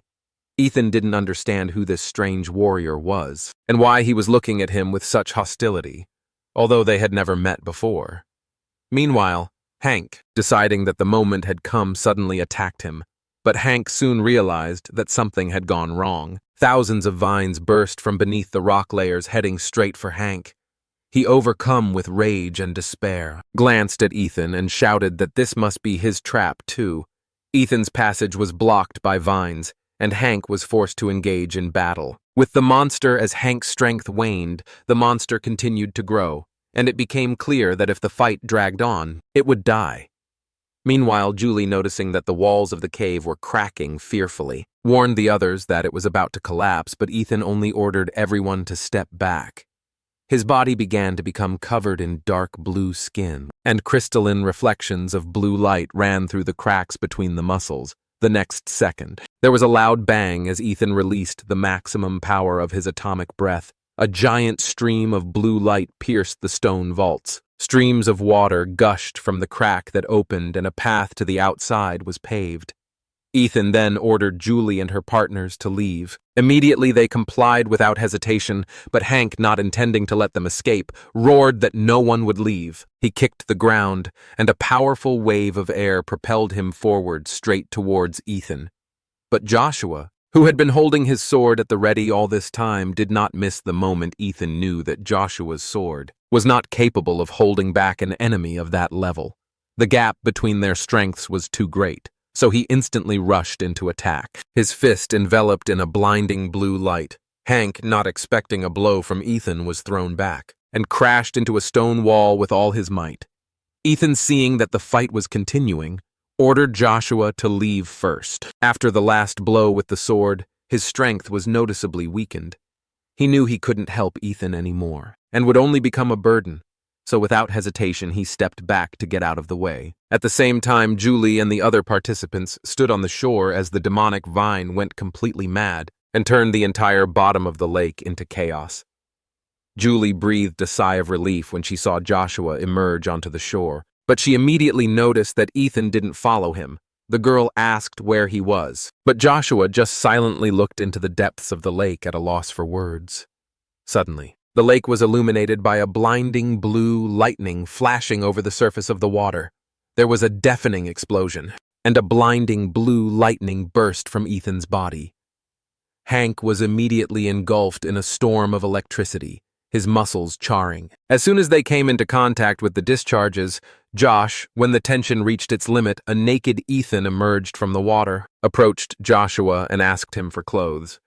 Ethan explained that the explosion that occurred was caused by the warrior, who brought the plasma bomb with him, and died along with the Liana demon. Joshua noticed that the giant shadow and flash of lightning didn't look like a normal explosion, but Ethan insisted it was a plasma bomb. Ethan felt that he had acted too cruelly this time. Hank's body was completely destroyed, but in exchange, he received the magical core of the Vine. Julie and her comrades decided to leave the place. She apologized to Ethan, saying that not only did she not help, but she also dragged him into danger. But Ethan replied that there was no need for thanks, but added that if she still decided to thank him, then he would be indebted to her again on the third day. Ethan and Joshua prepared to leave the secret world of Redwood Mountain. When they emerged from the rift, they were amazed by the changes. All the trees were cut down, and in their place a small town grew up, housing a hospital, an auction house, and even a hotel with hot springs. Sometime later, Ethan headed to the secret world's assessment office to officially register his haul and pay the required tax. Ethan apologized, explaining that he had too many things, and if he didn't hurry, the appraiser wouldn't be able to complete the inspection before noon. The employee told him not to worry. All the specialists present were professionals in their field. Hearing this, he took out another large bag. The woman's face turned pale as Ethan continued to pull out bag after bag. After a few minutes, she couldn't stand it any longer, and asked if he was finally finished. Ethan calmly replied that, yes, he had finished, but only carrying the bags. And he still had a lot of elixirs left when the institute staff saw the table literally drowning under a pile of rare elixirs. They were stunned. Ethan himself remained completely calm now that the green and white cores had ceased to have an effect. He was going to exchange them for money, but he decided to keep the 5 blue cores he got during the monster wave and 1 green vine core for himself after leaving the magic core collection point. More than $27 million were deposited into Ethan's bank card as Ethan was about to pick up the elixirs. A car stopped nearby. A man came out and introduced himself as Marcel, the owner of the Pinghai Pharmacy. He had heard about the elixirs Ethan had found and offered to buy them. Ethan expected that his personal information was not a secret, but he didn't care, because a buyer had come along just in time after the deal. Ethan's account balance increased, But all that money was nothing compared to the opportunity to improve his strength by at least 10%. Selling low-grade genetic potions and cheap magic cores no longer brought him any benefit. He sighed, realizing that his gene was much more picky than he, the owner, was. Then it dawned on him that there was another way to increase strength martial arts during the exams. He was able to defeat Ellie and the others, only thanks to the power of the Demola gene, but in terms of combat prowess, he was clearly inferior to the masters. Realizing this, Ethan immediately remembered the only person who could help him obtain advanced combat techniques. Director Dan, with this thought in mind, he headed towards the first school of In-City without delay in the principal's office. Dan greeted him warmly, saying that he didn't expect to see his champion back at his home school. Then, Ethan took out a bottle infused with a rare ginseng elixir, a drink he had recently purchased from Marcel as a gift. The principal only accepted the gift, and then Ethan asked the principal to help him as he wanted to study martial arts. The young man replied that he simply could not wait. He was sincerely striving for growth and wanted to become stronger as soon as possible. His fiery gaze did not leave the director indifferent. He sighed heavily but still agreed to help the next day around noon. Ethan, who had just finished training and taken a shower, received a call from the principal. It turned out that the Liu family had agreed to train him, the very same one whose pride and main heir, Ellie, had recently suffered a defeat at his hands. At about the same time nearby, a guy was racing along the highway with a blonde woman sitting behind him, hugging him around the waist, her hair fluttering in the wind. Thrilled by the speed, she pressed herself closer to him and showered him with enthusiastic praise. But at that very moment, a figure suddenly appeared next to him, causing him to almost drop the steering wheel. It turned out to be Ethan. He calmly approached the motorcycle, while riding his bicycle, and warned the boy that he was being too careless with high speeds in the blink of an eye. The man rushed forward, showed Ethan the middle finger, and decided that he was not worthy of even breathing the same air as him. Ethan just watched blankly as the distance between them widened, but suddenly there was a sound from behind that drowned out even the roar of the engine, and a bright blue explosion flashed in the rearview mirror. It was Ethan. He turned on combat mode, and the pulse energy instantly threw him forward. The motorcyclist and his companion were stunned, their faces lengthening, as they realized that they had just been overtaken by a guy on a regular bike a few minutes later. Ethan arrived at the gates of the Liu estate. Before him stood a luxurious castle surrounded by well-kept gardens and fountains, activating his magnetic field. Ethan sensed several powerful auras emanating from the depths of the estate. Then in the distance, he noticed the figure of a girl in a white dress walking towards the gate. It was Ellie. Ethan, sensing her mood, calmly asked if she wasn't happy to see him, but Ellie lowered her head and quietly replied that that wasn't the case at all. The girl hastened to explain that she had not met him on her own initiative. Her mother had asked her to greet the guest and escort him to the mansion. Arriving at the mansion, Ellie looked up and told her mother that Ethan had arrived. The sound of heels could be heard in the hall, and soon a woman appeared on the stairs. Even though the head of the Liu clan, Jennifer, was no longer so young, she was still as beautiful as young girls. Ethan, holding his breath, noted that he now understood who Ellie inherited her looks from. The day the entrance exams ended and Ellie returned home, she expected a stern reprimand from her mother. Ellie wanted to apologize right away. However, her mother lazily raised her hand, stopping her and gently telling her not to worry. She saw the broadcast of the fight with that same young man, Ethan, and thought that her daughter had shown herself worthy. Then Jennifer, pausing, continued that it was she who would have to inherit their lineage. Her brother was not capable of becoming the support of the family. Jennifer lifted her daughter's chin and added that, after her father's death, their family lost influence and was forced to retreat to a provincial town.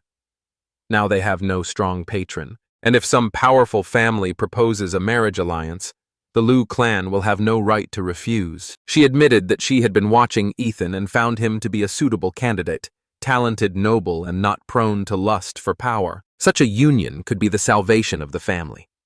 With these words, Jennifer suggested to her daughter to consider the possibility of getting closer to Ethan. Now Jennifer came down the stairs and greeted Ethan formally, and he responded politely and reservedly. He presented the hostess with a gift, but she simply said that she had heard from Director Lao Dun about his desire to learn advanced martial arts. Without the slightest hesitation, Jennifer ordered her daughter to show the guest the way. which surprised Ethan. He did not expect such generosity. The woman accepted the gift and added that Ethan would be allowed to spend one day at their family's martial arts pavilion. She also mentioned that 3 sets of shuang huang techniques were kept in the depths of the hall, and only those who were truly worthy could master them. Ethan was stunned. He expected to have access to advanced techniques, but he didn't think he would be allowed to touch the sacred techniques of the Liu family. He thanked not Jennifer personally, but the Liu family, thereby making it clear that he accepted the offer. As an alliance with the family, the woman appreciated this subtle move, and the longer she looked at Ethan, the more she liked him. He himself, however, noticed how her intonation changed after the brief formalities. Ellie escorted Ethan out of the hall, and the two of them walked down the long corridor to the martial arts pavilion. Ethan, unsuspecting, only noticed that Ellie suddenly began to avoid his gaze. He asked why it seemed to him that she was avoiding him. Ellie denied it, but when he came closer and looked straight into her eyes, she became confused and took a half-step back. Ellie, confused, asked why Ethan came so close. He did not answer, and simply followed her. They descended into an underground stone chamber, in front of the entrance of which stood a massive door. Ellie decided to explain that the door was made of power transformation stone, a rare mineral mined in a secret dimension. Ethan, hearing this, asked if he could hit this door. Ellie was amazed. She expected that he would only admire the properties of the stone. However, as soon as she said that it was okay to try, Ethan immediately clenched his fists. Seeing this, Ellie's expression instantly changed, and she was overcome with unpleasant memories of the blue flash that brought her defeat. She turned away, and at that very moment, the air shook with a deafening sound. Ethan's blow cut through the air and crashed onto the stone wall. However, contrary to expectations, the force of the impact was completely absorbed by the wall. Ethan clearly felt his most powerful blow seemed to have sunk into the swamp, and Ellie, watching his surprised expression, couldn't help but smile slightly. They entered the Liu clan martial arts pavilion, and Ethan found himself in a huge room, where rows of copies of ancient scrolls and books stood on shelves, so many that his eyes ran wild from the variety. Ellie explained that if he was interested in the Huan Huang technique, it was kept in a small stone hall in the depths of the pavilion. The girl noted that it is impossible to comprehend all the subtleties of Shuang Huang in one day. At best, one will only be able to learn the basics. She then said that she thought her mother's decision to give him access to such a powerful technique was wrong, and that it would have been better to choose other martial arts. They came to another secret hall, a repository of Shuang Huang techniques, its walls made of a black version of the power transformation stone. The collection of these stones began during the time of Ellie's great-grandfather, and the family was proud of this legacy. When the heavy black door swung open, 3 massive safes appeared before Ethan. Ellie explained that Shuang Huang cannot be learned simply by observing to comprehend it. One must feel the rhythm of martial power, a special martial sound. Ethan, on the other hand, felt that she was the one for him, so without hesitation, he chose the demon in the flesh. Ellie entered the code and the safe opened with a soft click. However, what Ethan saw inside shocked him to the core. Inside was a bronze statue of a mighty man, and distorted ghostly faces could be seen trapped within. Ethan realized that the Shuang Huang technique was not written down in a book at all. Its carrier could be any form, a statue, a painting, or even a household item. This was one of the secrets of true martial arts, masters. Ellie added that only masters are able to condense the rhythm of martial force and bind it to an object, thus passing on the legacy to descendants. Ellie then walked out of the secret room, leaving the room to Ethan. The rest of the test was now up to him. Then Ethan turned to her with a question, but she replied that if fate really favored him, then he himself would be able to feel this rhythm. Ethan looked disappointed, and even felt like Ellie was deliberately not sharing her experience with him. However, since everything was predetermined by fate, he decided to just wait. The guy lay down and fell asleep, which caused only silent bewilderment in Ellie, who was watching him through the cameras.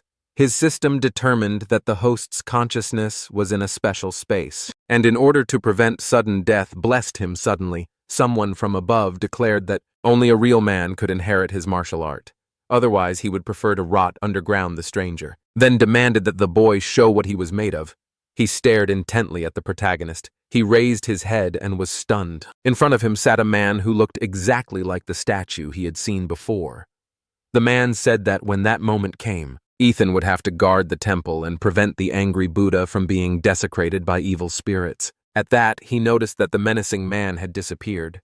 The rain meant only one thing. The test had begun. A flash of lightning illuminated his face. The darkness stirred, and hundreds of demons appeared before him. Suddenly, a shadow darted out of the darkness behind the statue. Ethan slashed at it with his sword, and at that moment golden light erupted from the blade. The creature screeched and crumbled to ash. He realized that the test could not force a fighter to fight against hundreds of spirits. Without weapons, there had to be some hidden help somewhere. Now he did not retreat, but on the contrary, rushed into the attack, jumping out. The same fierce man appeared behind him again, and he noted with a grin that all these hundreds of spirits were just parts of his own evil energy. The man even sighed, deciding that the next participant in the test would turn out to be as stupid as all the previous ones. However, when he was about to go down, he suddenly froze and could not believe his eyes. Hundreds of spirits could not get close to the guy outside. Ethan swung his sword, and every time another ghost came close, he simply struck it, and it crumbled to dust. One of the evil shadows tried to strike him with its claws, but they passed through the body. The attack was useless. It seemed that in the spirit world, the system automatically protected its owner. Making Ethan invulnerable, he realized that in essence, he possessed an invincible body that nothing could harm.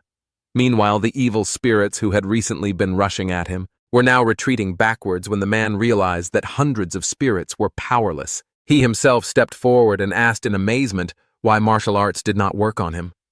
Ethan? The man called it a convenient excuse, but admitted that if the boy had managed to pacify the spirits, then he would fulfill his promise and pass on his legacy to him. An angry bodhisattva in the temple suddenly collapsed, revealing a well beneath him. The man explained that the well contained the essence of evil spirits as well as the demon in the flesh technique. If Ethan could master it, he would gain power. But before he could finish speaking, the guy had already jumped down. The man was stunned for a moment.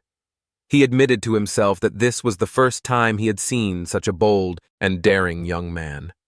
This man was once a living hero, a man who had passed through the S-level secret dimension. He lived for the sake of the demon, incarnate martial art. As the years passed, his strength and blood began to fade, and the evil spirits he held within him began to devour him from the inside until he lost his way and control. Realizing that this was the path to the abyss, he decided to commit suicide before his death. He imprisoned his soul in a stone statue. If Ethan manages to pacify the evil spirit that once caused the death of the master, then he will surpass himself on the path of the demon in the flesh. Meanwhile, in the observation room, Jennifer joined her daughter Ellie, flustered and confused, noticed the protagonist's sudden reaction. His body began to twitch convulsively on the floor, and the girl anxiously asked her mother what was happening after Ethan fell asleep. Ellie could still see the smug smile on his face, as if he was having a pleasant dream. Jennifer explained that the art of Huang came into their family by chance. When her father, Ellie's grandfather, was already in his old age, he once tried to master it. But despite being a great master, he was rejected by the article and suffered severe injuries. Since then, no one from the Liu family has been able to successfully master this technique. The more powerful the power, the more difficult the path to obtaining it. Meanwhile, Ethan woke up. Moreover, he stretched lazily as if he had simply slept. Ellie turned her gaze to her mother and said with a smile that it seemed like the protagonist's ordeal had gone much more smoothly than her mother had said. The boy stood up and bowed respectfully, thanking the senior master for teaching him the third martial art of Shuang Huang. However, Ethan chuckled to himself, noting that the master was mistaken, because he simply cheated. Although his stats hadn't increased by a single point, he was clearly aware that, now that he had mastered the Shuang Huang technique, his combat power had doubled. At that moment, the stone doors swung open, and Jennifer rushed into the room. The woman asked if he had managed to master the technique. Ethan smiled and calmly confirmed that he had mastered it completely.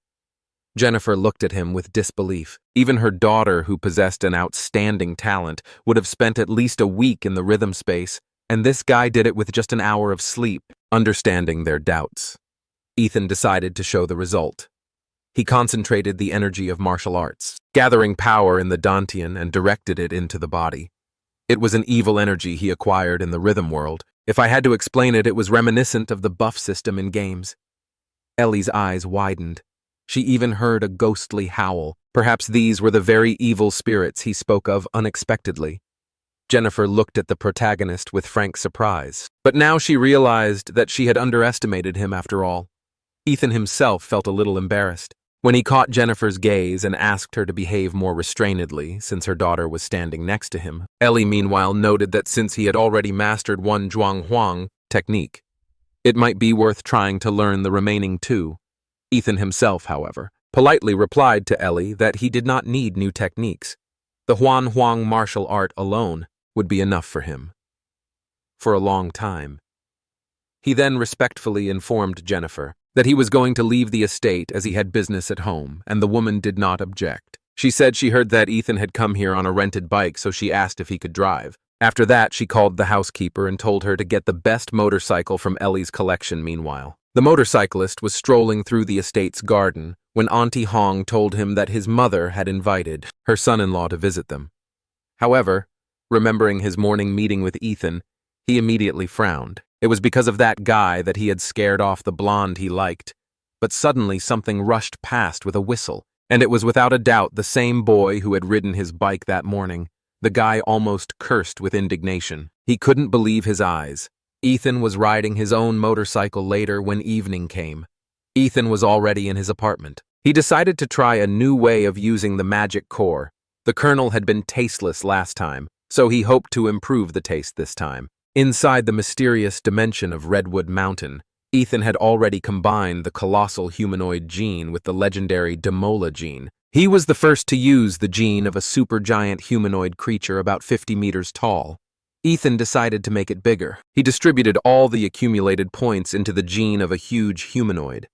He then took the green magic core with gold veins, dipped it in the sauce again, and swallowed it, planning to use it to enhance the Demologen as soon as the core was inside. A powerful stream of energy exploded in the protagonist's body. He was enveloped in flashes of electricity, and his body was shaken by pain. However, after this, the system reported that after absorbing the genetic sequence of a special plant organism, a mutation occurred.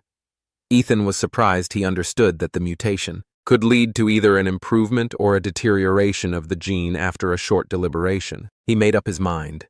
He chose to allow the mutation. He decided to take a risk and trust in luck. And as it turned out, fortune smiled on him. As a result, the mutation opened up an S-rank nuclear gene which literally left the protagonist speechless. When a wild Demola's gene reaches 100%, there will be a 2% chance of it evolving into a star universe. Demola. Ethan clenched his fists and felt a surge of excitement, wanting to reach his maximum as quickly as possible and test how great his new power was. However, his thoughts were interrupted by a noise outside, not far from his house. Ethan frowned, wondering if some kind of terrorist attack had happened. Sirens blared on the street outside his apartment complex. Dozens of police cars surrounded the block, and armed men set up a cordon at that moment. There was a knock on the door of his apartment. The sound made the protagonist wary. He knew that the previous owner of this body was a withdrawn person who had no friends. No one could come to visit at such a time. A few seconds later, a woman appeared out of nowhere. She was surprised. She realized that this guy was not an ordinary fighter at all initially. She only intended to tweak his memories. But now that he had discovered her, she had no choice but to teach him a lesson. Then Ethan thought to hell with it if he was going to destroy the apartment. He would buy himself a new one, because he had enough savings. Meanwhile, in the streets below, several fighters were engaged in a fierce battle with a man. One of the Special Forces commanders ordered the group to attack simultaneously as soon as the enemy made a mistake. But Joe's plan was precisely to distract the enemy and buy time for May to escape, who was supposed to take the gold gene with her. Thinking about this, he burst into a mad laugh and deciding to fight to the end. At that very moment, his body burst into flames. However, when the battle reached its peak, a blinding blue beam suddenly flashed above everyone's heads, cutting through the sky. May rose from the asphalt. She had greatly underestimated the hero's strength. If it weren't for the protective properties of the nanosuit, she would have been seriously injured. In a quiet whisper, she told Joe that she had managed to hide the item, and now they needed to leave immediately. Half an hour later, Joe and May emerged from the alley and finally allowed themselves to catch their breath, realizing that they had gotten rid of their pursuers for the time being.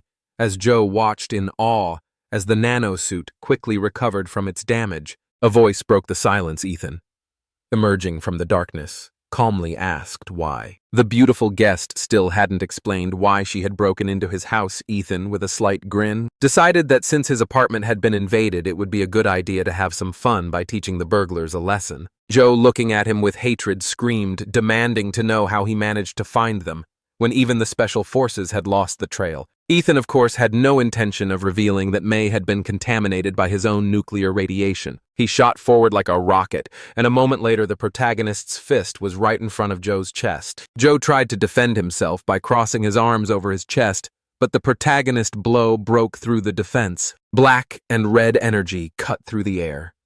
Joe's skin cracked, and his body was thrown back. Blood spurted from his mouth. The impact was so powerful that it flew into a concrete wall like a damaged shell, and dust rose in a cloud. May, seeing her brother fly away, involuntarily gasped. She couldn't believe that a 6th-rank master was defeated by one blow from the young man. Ethan replied that he was Dimmel's apprentice, but May frowned. She had never heard such a name. But Joe didn't let her finish her thought. He, barely breathing, warned the protagonist not to get cocky. Joe then activated the 5 steps form technique and kicked the ground with all his might. Joe's skin took on a metallic sheen and a silver horn, resembling the bloodline of an iron-horned rhinoceros, grew on his forehead. Seeing this, Ethan grinned predatorily. Now he was truly interested. However, before the fight reached its climax, May, deciding that her time had come, used her invisibility ability and rushed at the hero from behind, but her hopes were dashed instantly without turning around. Ethan fired back an atomic beam. He hit May right in the stomach, and her body, shaken by the blow, flew away. Seeing that the surprise attack had failed, Joe was furious, irritated that the useless May had failed to cope with even a simple ambush. He roared and rushed at the protagonist. At the same moment, an energy flame flared up under the protagonist's feet, and the impulse threw him forward to meet the enemy. As their fists collided, the air shook bolts of atomic energy, striking Joe's silver skin without leaving a scratch. Ethan was stunned.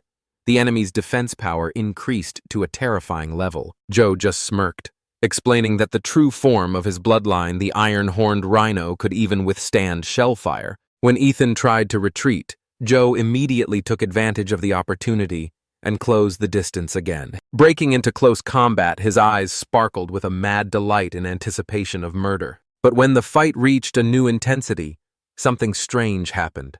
Just as Joe rushed forward again, Ethan suddenly disappeared. Suddenly, an explosion of blue electricity thundered behind him. Joe turned around sharply and froze in front of him. Half hidden in the thick fog stood a giant with a pair of dark blue eyes, glowing through the smoke. This look pierced him with a feeling of horror.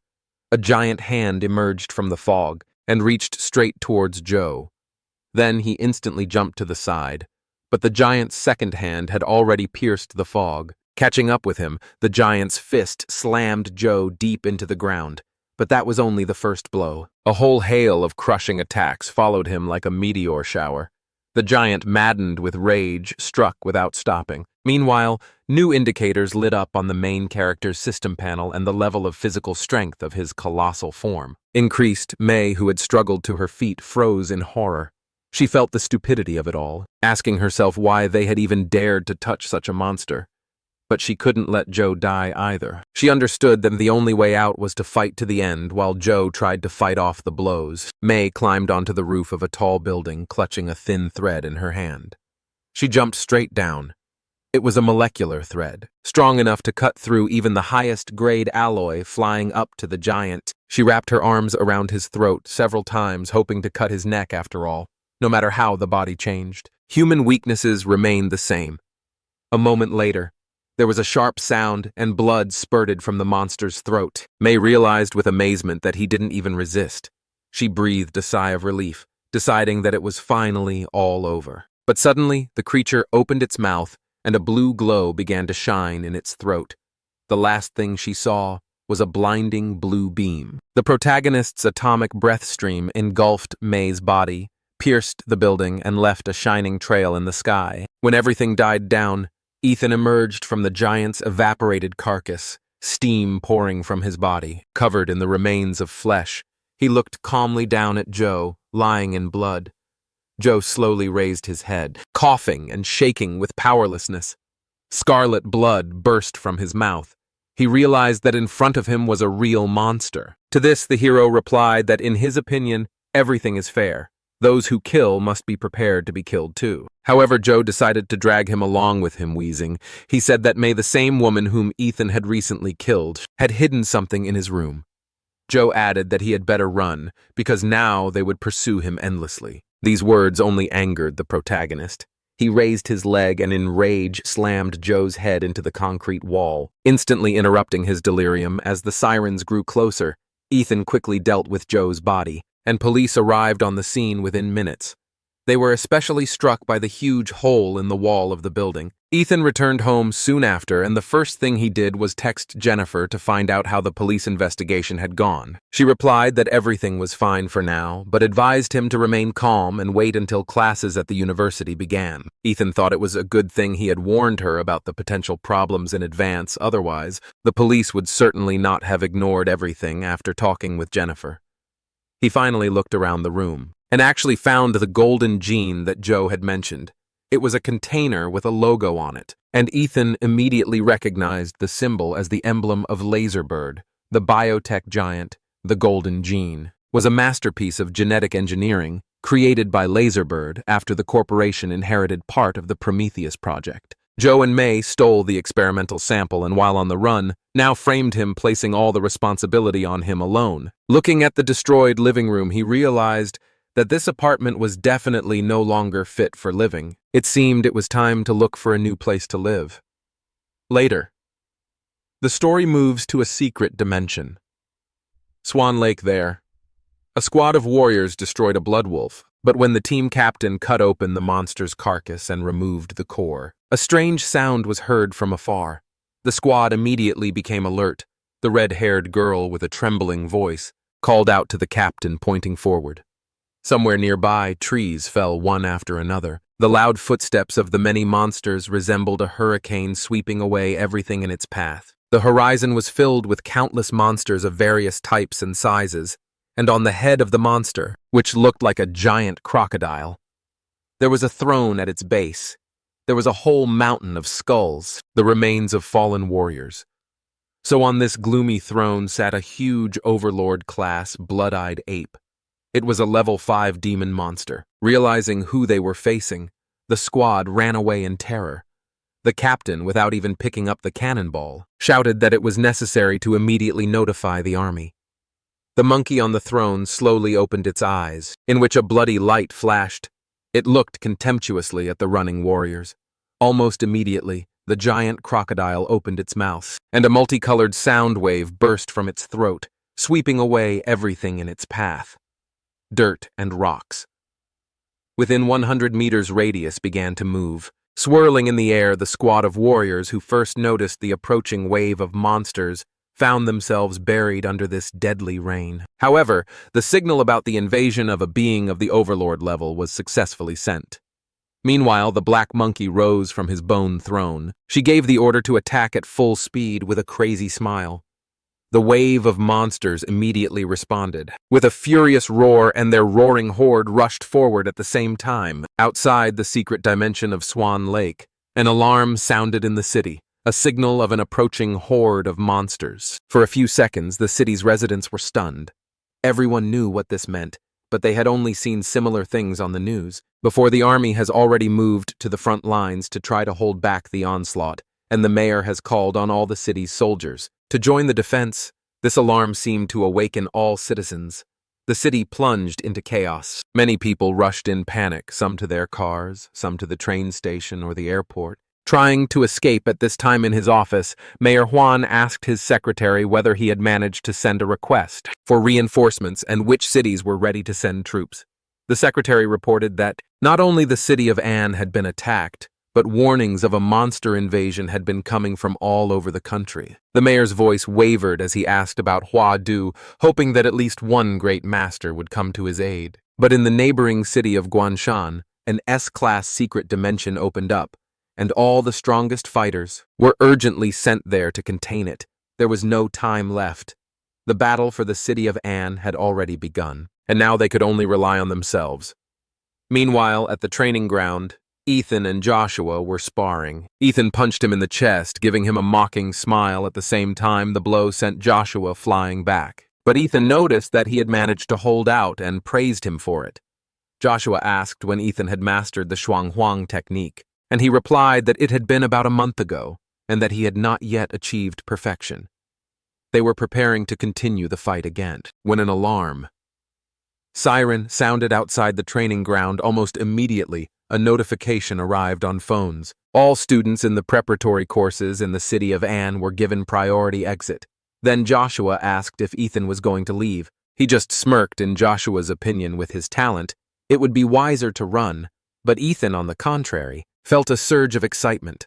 The thought of the coming horde only fueling his spirit at this time. Ellie was already preparing to go to the front to help fight the monster wave, but her mother was only thinking about her safety. As for Overlord-level beings, the city was completely powerless against such monsters. Even great masters could barely contain them. For Jennifer, her daughter's life meant much more than just her personal destiny. The future of the entire family depended on it. Ellie was silent for a while, but nevertheless left. Jennifer did not stop her and allowed her daughter to pass by. As the door slammed shut, Aunt Hong emerged from the shadows behind the woman and the maid. Asked if Ethan would be leaving town with Ellie to this, Jennifer replied that she should just send him a message and let him make the decision himself. Meanwhile, the action returned to the secret dimension of Swan Lake. Their tens of thousands of warriors had already lined up in a huge detachment to fight the monsters soon. The warriors rushed forward, their battle cries merging into a furious howl. Meanwhile, a temporary defensive line was erected at the entrance to the rift, with tanks and countless machine guns forming a steel wall. Any monster that stepped outside the portal would be destroyed by a hail of bullets, which was what Mayor Huan was hoping for. However, his gaze suddenly darted upward in surprise. A wounded warrior with a broken arm covered in blood emerged from the rift. After taking a few steps, he collapsed to the ground, barely breathing, and called out to Mayor Huan the medics, and the mayor himself rushed to him. Then the fighter raised a trembling hand, clutching a flash drive, all that remained of the Vanguard mission. The data on their battle was stored on it. Meyer. Huan immediately asked where the others were hearing the question. The warrior's face distorted. He reported that the rest were dead, every single one of them. The monster waves swept them off the face of the earth, not even leaving their bodies. His gaze filled with horror and hatred when he remembered what happened. The warrior warned Mayor Huan to be careful with that bloody monkey. She was the one who set everything up. The mayor tried to clarify the details, but at that moment a deafening explosion thundered from the other side of the fault. A spinning stone cone erupted from it, piercing a building in the distance, followed by more projectiles. A flash of realization crossed the mayor's mind, that the first target of the attack was the mines under the fortifications. This meant that the enemy wanted to neutralize all the traps before going outside. So Huan loudly gave the order to open fire on the rift. The tanks fired volleys, columns of fire shooting up into the sky, enveloping the entrance to the rift. The mayor's face remained gloomy. The monsters did not send their troops into battle, preferring to wear down their opponents with long-range attacks. He wondered, since when monsters started using tactics like humans? Suddenly, a new wave of stone spikes broke through the ring of fire and fell upon the squad. The tank units, anticipating the attack, managed to retreat, allowing the shells to hit the ground. However, one of the soldiers standing on the defensive heard a strange sound from the debris of a nearby stone cone. A moment later, a giant rat with wings burst out of the shattered shell. She grabbed the soldier by the neck, biting off his head. Similar creatures crawled everywhere, and it turned out that the stone cones served as a kind of capsule for destruction in the rear. Mayor Huan immediately ordered everyone to be extremely careful and intercept the stone spikes before they reached the ground. Meanwhile, the culprit of all this, a huge monkey, was enjoying what was happening. The monster understood that time was running out, and was reveling in every second. In just a moment, people would no longer be able to hold back the onslaught of the monsters. Then he ordered his subordinates to wipe the people and their land from the face of the world, and from the depths of the portal, the first to burst forth was a white-haired giant gorilla. Tens of thousands of creatures followed him, roaring, rushing after their leader. The white gorilla king beat his chest with his fists, and despite the hail of artillery shells, he only growled more angrily. Meanwhile, on the roof of one of the high-rise buildings, Ethan watched the battlefield. He saw how the situation was gradually getting out of control. He looked at the once thriving city that he had grown to love. He was not going to let what he had built with his own hands be destroyed without thinking for another second. Ethan roared in rage and jumped down from the roof. As he rushed down, he took the form of Demola. Meanwhile, in another part of the city, Luoxi activated the Thunderstrike martial art and delivered a powerful kick to the monster's stomach. Kai approached him, put her foot on the head of the killed monster, and declared that bragging about killing low-level monsters was pathetic. Suddenly, a man stepped forward, holding a blue magic core in his hand. Kai turned pale, recognizing him. It was Joshua. He single-handedly killed a rank 3 monster. However, Joshua did not answer. He only quietly said that for him. This was not a reason to be proud, because compared to Ethan, his achievement was nothing. Suddenly, Luosi, noticing a shadow above his head, excitedly pointed his finger at the sky. Everyone turned around and saw a tank falling from above. Luosi only managed to exhale, wondering what kind of monster was capable of throwing tanks. Then Joshua silently drew his sword, and with one blow, he cut the falling tank in two. Both halves of the armored vehicle fell on either side of him. With a crash, she turned around and her eyes widened in horror. The initiator of the attack was already in front of them. It was a 20-meter white gorilla. Joshua, looking closely at the monster, calmly noticed that it was not a Lord-level monster at all. Its aura and pressure were different. They began to slowly retreat, but it was too late. The monster had already chosen them as a target, and with a loud roar, he raised his fist. Joshua clenched his teeth, gathering all his inner strength, preparing to meet the sword strike. However, before the fist reached its target, a blinding blue flash pierced the air. A powerful atomic beam struck the white gorilla directly in the head, knocking the monster to the ground. The monster, not having time to realize what had happened, stretched out his hand trying to hit back but was unable to. The one standing in front of him was Ethan himself. He ordered the beast to open its mouth as it was time for a dental examination. Then Ethan stepped on her jaw, forcibly opening her mouth. At that moment, a stream of blinding light burst from his own mouth. The nuclear beam cut through the air and crashed into the monster's open mouth, incinerating everything inside. Kai and Luoxi, seeing the familiar blue glow, involuntarily exchanged glances and looked at Joshua as if trying to confirm their guesses. Joshua told the others not to worry. It really was Ethan, and with his appearance, the city had a chance to survive the disaster. However, Ethan had no intention of staying. He knew he had to support other areas of the defense. Then he crouched slightly and pushed off powerfully from the ground. With a roar, he soared into the air, flying several dozen meters already at the height. He quickly identified the area where the concentration of monsters was highest. Then he activated his magnetic field, and the picture instantly changed. Now he found himself in a different area closest to the fault. The situation there was critical. Under the onslaught of monsters, fortifications were collapsing and people were fighting a huge, demonic mammoth. The soldiers, throwing aside their useless firearms, drew their swords, and entered into close combat with the warriors. Everyone understood that even if they had to die, they had to win at least a second. To give the masters a chance to deliver the decisive blow, they pounced on him, clinging to his thick skin. The monster was very strong. It killed dozens of soldiers with just its tusks.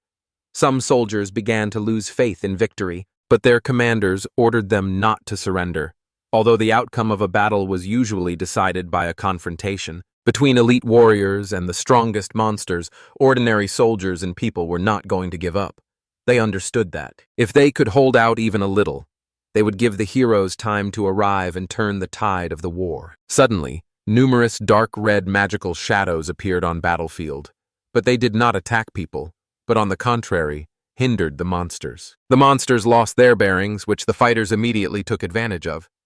People were perplexed as to where these strange, demonic silhouettes came from. The next second, a powerful stream of blue light struck the mammoth directly, and the giant let out a long, painful roar as the beam faded. His colossal body collapsed to the ground, his once impenetrable skin melting away. The remaining lower-level monsters only growled hostilely, not daring to approach. Then Ethan activated a new technique. A burst of blue energy flow appeared under his feet and rushed down. A sonic explosion cut through the air, and the next moment it crashed down on the monsters, causing an explosion of such force that not a single one of them survived. Meanwhile, on other parts of the front, soldiers froze in amazement. They noticed that the animals suddenly stopped attacking their fortifications and began to gather in one direction. The woman quickly explained to the others that the reason was Ethan, the best fighter in the city. He entered the battlefield, and now all the monsters were flocking to him. Hearing this, the fighters realized that the beasts were gathering to surround and destroy the main character. One of the fighters, without thinking, rushed towards him, shouting that they couldn't let the monsters kill their best student. Meanwhile, Ethan himself activated his atomic breath again. Soon, the battlefield was littered with the torn, smoking bodies of monsters that had been burned by the beam. A stream of atomic rays erupted from his mouth, piercing and cutting through all the beasts. The warriors could not hide their admiration. His strength surpassed human understanding. No ordinary fighter could carry out such large-scale attacks. Some of the fortifications inspired by his appearance launched a counterattack. Suddenly, a Lord-level monster burst out of the rift in the secret dimension and rushed towards Ethan like a maddened bull. However, suddenly, 4 giant stone walls burst out of the ground and closed in, trapping the bull-like monster inside. Mayor Huang, who currently possessed the highest combat power in An, supervised the execution of the genetic technique. He understood that his seal would not be able to stop them forever. The only way to finally end the chaos was to behead the overlord. Suddenly, the Monkey King jumped up sharply. Obviously trying to escape from the stone trap, he flew towards the man who sealed them. Then Mayor Huan put his hands together, and golden energy began to bubble between his palms, and he directed it straight at the monster. The next second, a golden beam burst out and evaporated the Monkey King's head. However, just as Huan was about to descend, something suddenly burst out of the rift, causing him to become wary. His gaze froze on the huge head of the crocodile, which was struggling to squeeze through the crack between dimensions. Cold sweat appeared on the mayor's forehead. It was the king of the giant mountain crocodiles, a 4th-rank creature, Lord Class. The appearance of the riding beast meant that the Lord himself no longer intended to remain in the shadows. Mayor Huan instantly dropped to the ground, pressed his palms to the soil, and released a powerful stream of energy that spread across the earth. The ground beneath his feet began to melt and move, and then, as if collapsing, it crashed down in a giant wave rushing towards the crocodile's head, protruding from the portal. However, under the influence of the crocodile's will, the center of the stone tsunami began to collapse and gather into one stone ball. When the monster finally realized the threat and tried to form stone armor to protect itself, it was too late. Using martial arts, the mayor struck a spiral of golden energy hard as diamond, erupted from his hand and pierced the monster's eyelid.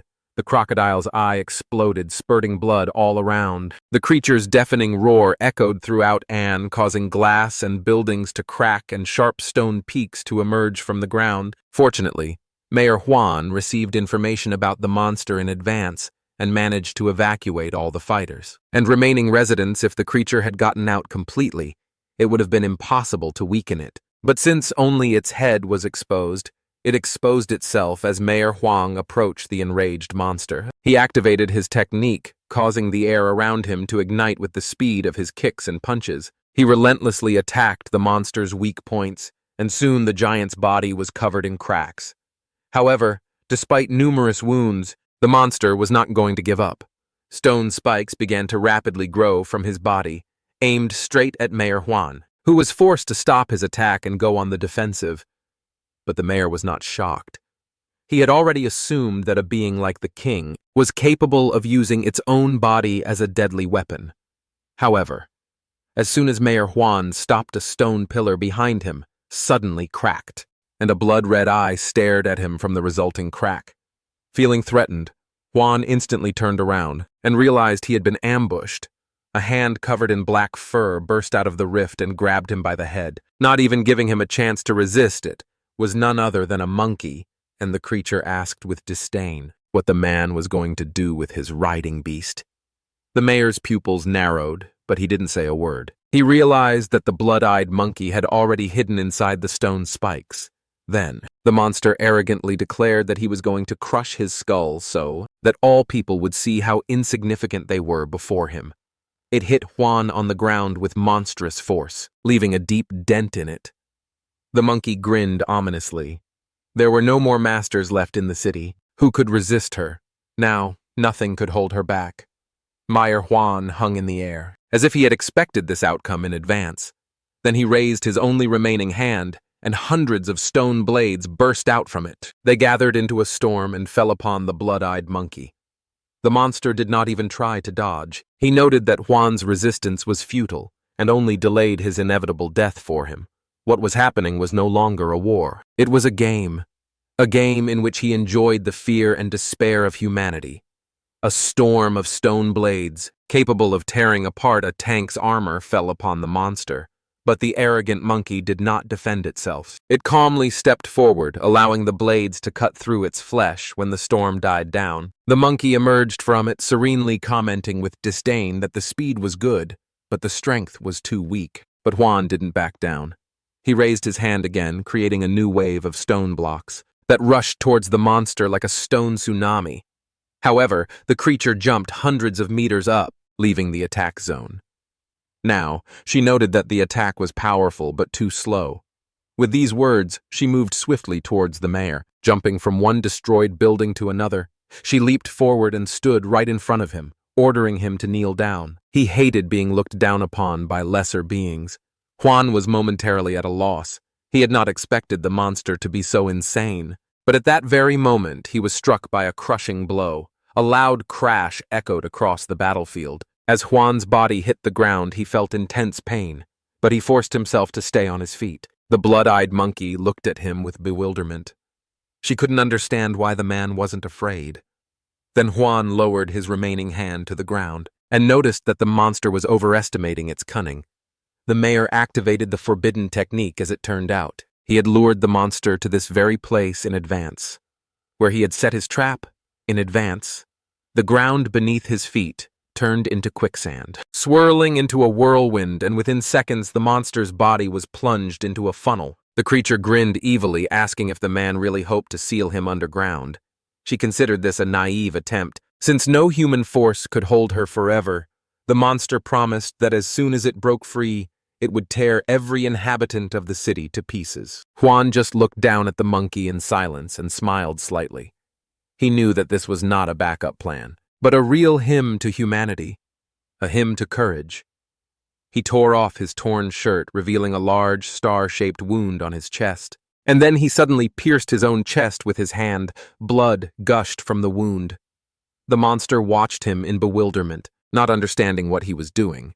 Then the mayor replied that at the beginning of the war, he had buried the city's nuclear warhead under the battlefield and had built the detonator right into his own heart.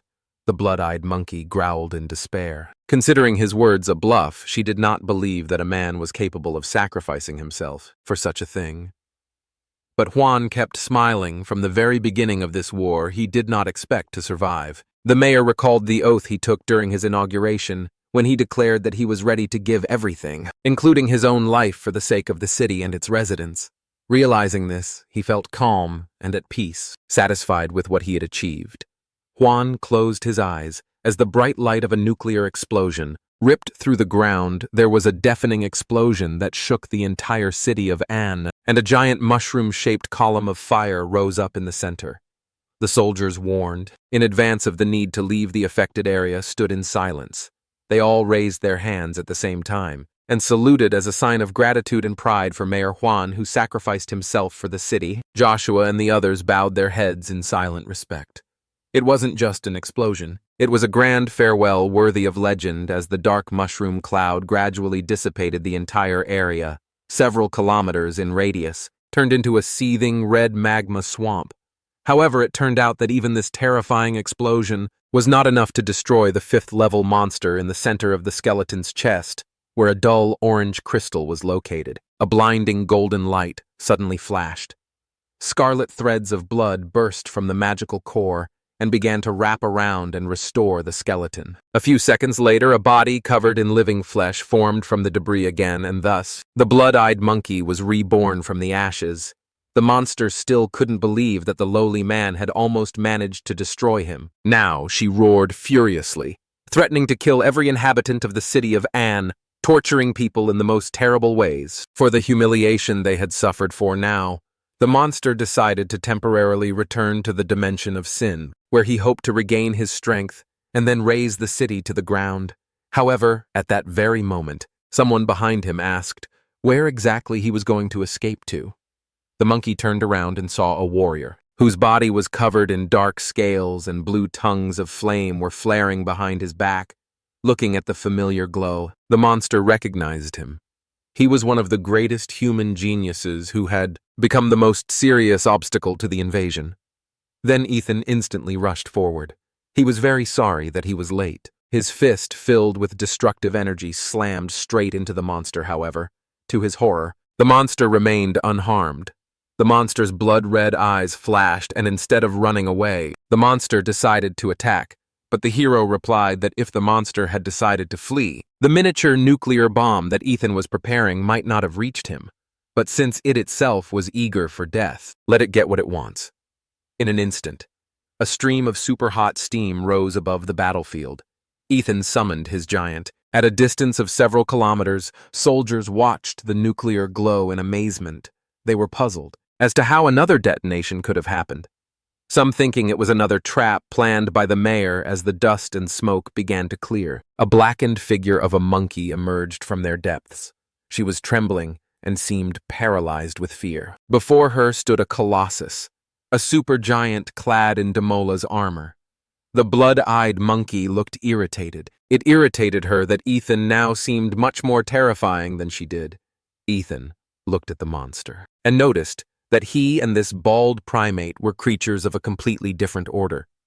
Then he raised his leg, and the monster, realizing the mortal threat, froze in panic.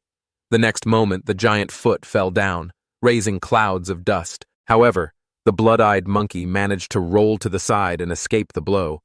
But Ethan mocked the monkey. Running away would not help it. But the arrogant monkey could not accept such humiliation. She turned around and launched a counterattack. A bolt of lightning blinded everything around, and the monster crashed into the ground. Pierced by a beam of atomic energy, Ethan's fist was damaged by the resistance, but his giant body had an amazing ability to recover. Ethan had already surpassed the physical abilities of level 30. But even with this advantage, he could not suppress the enemy with force. The blood-eyed monkey, seeing how the enemy's arm instantly recovered, finally abandoned the idea of killing him. She put all her strength into the final blow, but the man survived it and was healed, which meant one thing. It was impossible to defeat him. Then the monster rose and ran away.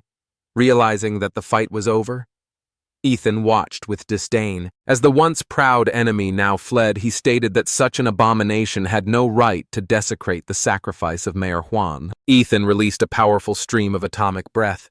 The monster thrashed about in an attempt to dodge, however, everything turned out to be useless. The beam caught the monkey, but a second later it disappeared. Ethan narrowed his eyes, as the cunning creature used the force of his attack to burrow underground. Trying to hide, however, the very fact of pretending meant fear. After the wounds, the monster was in critical condition, and this was an ideal chance for a kill. Ethan tried to use the magnetic field to locate the enemy, but the overlords were able to completely hide their presence. Ethan then focused his magnetic field underground and soon discovered the vile creature nearby. She moved through the ground like a fish in water. The hero did not hesitate. He released a stream of atomic breath that cut through the surface of the earth. The monster's eyes were bloodshot. He already sensed the proximity of the entrance to the secret world and hoped that having regained his strength, he would be able to take revenge. However, Demola's mouth did not even allow him to finish his thought. The impact sent him flying back into the ground, raising a cloud of dust. Ethan vowed to make the beast beg for death. for that was what the creature that had defiled the mayor's feet deserved. However, the monster only smirked contemptuously and said that a person should not tempt fate. In desperation, he decided to burn the remaining energy of his magical core so that even while dying, he could drag the protagonist with him to hell. The monster's right arm, almost torn off, was restored for a moment. At that moment, he rose into the air, attacking with the last of his strength. Ethan responded with the counterattack as their fists collided. A wave of terrifying power was released. A bolt of black and red lightning spread through the bodies, and the beast energy broke through Ethan's arm, breaking muscles and bones. A veritable fountain of blood gushed from his body, however. The monkey itself was also sent flying by the blow, even wounded Ethan. Only grinned. He understood that the monster had suffered much more. The last desperate attack had exhausted everything, and now the monster stood on the brink of death. But at that moment, a strange sound was heard everywhere. Ethan's eyes flashed. He realized that he had been subjected to a mental attack when he finally came to. A truly terrible picture appeared before him. The entire land, destroyed by the nuclear explosion, was covered with many hands. The blood-eyed monkey, whose bones were almost completely crushed, was now enveloped in many arms. Trying to grab the bloody monkey, Ethan suddenly saw that those same hands had sprouted from all his joints. They constrained his movements, preventing him from moving.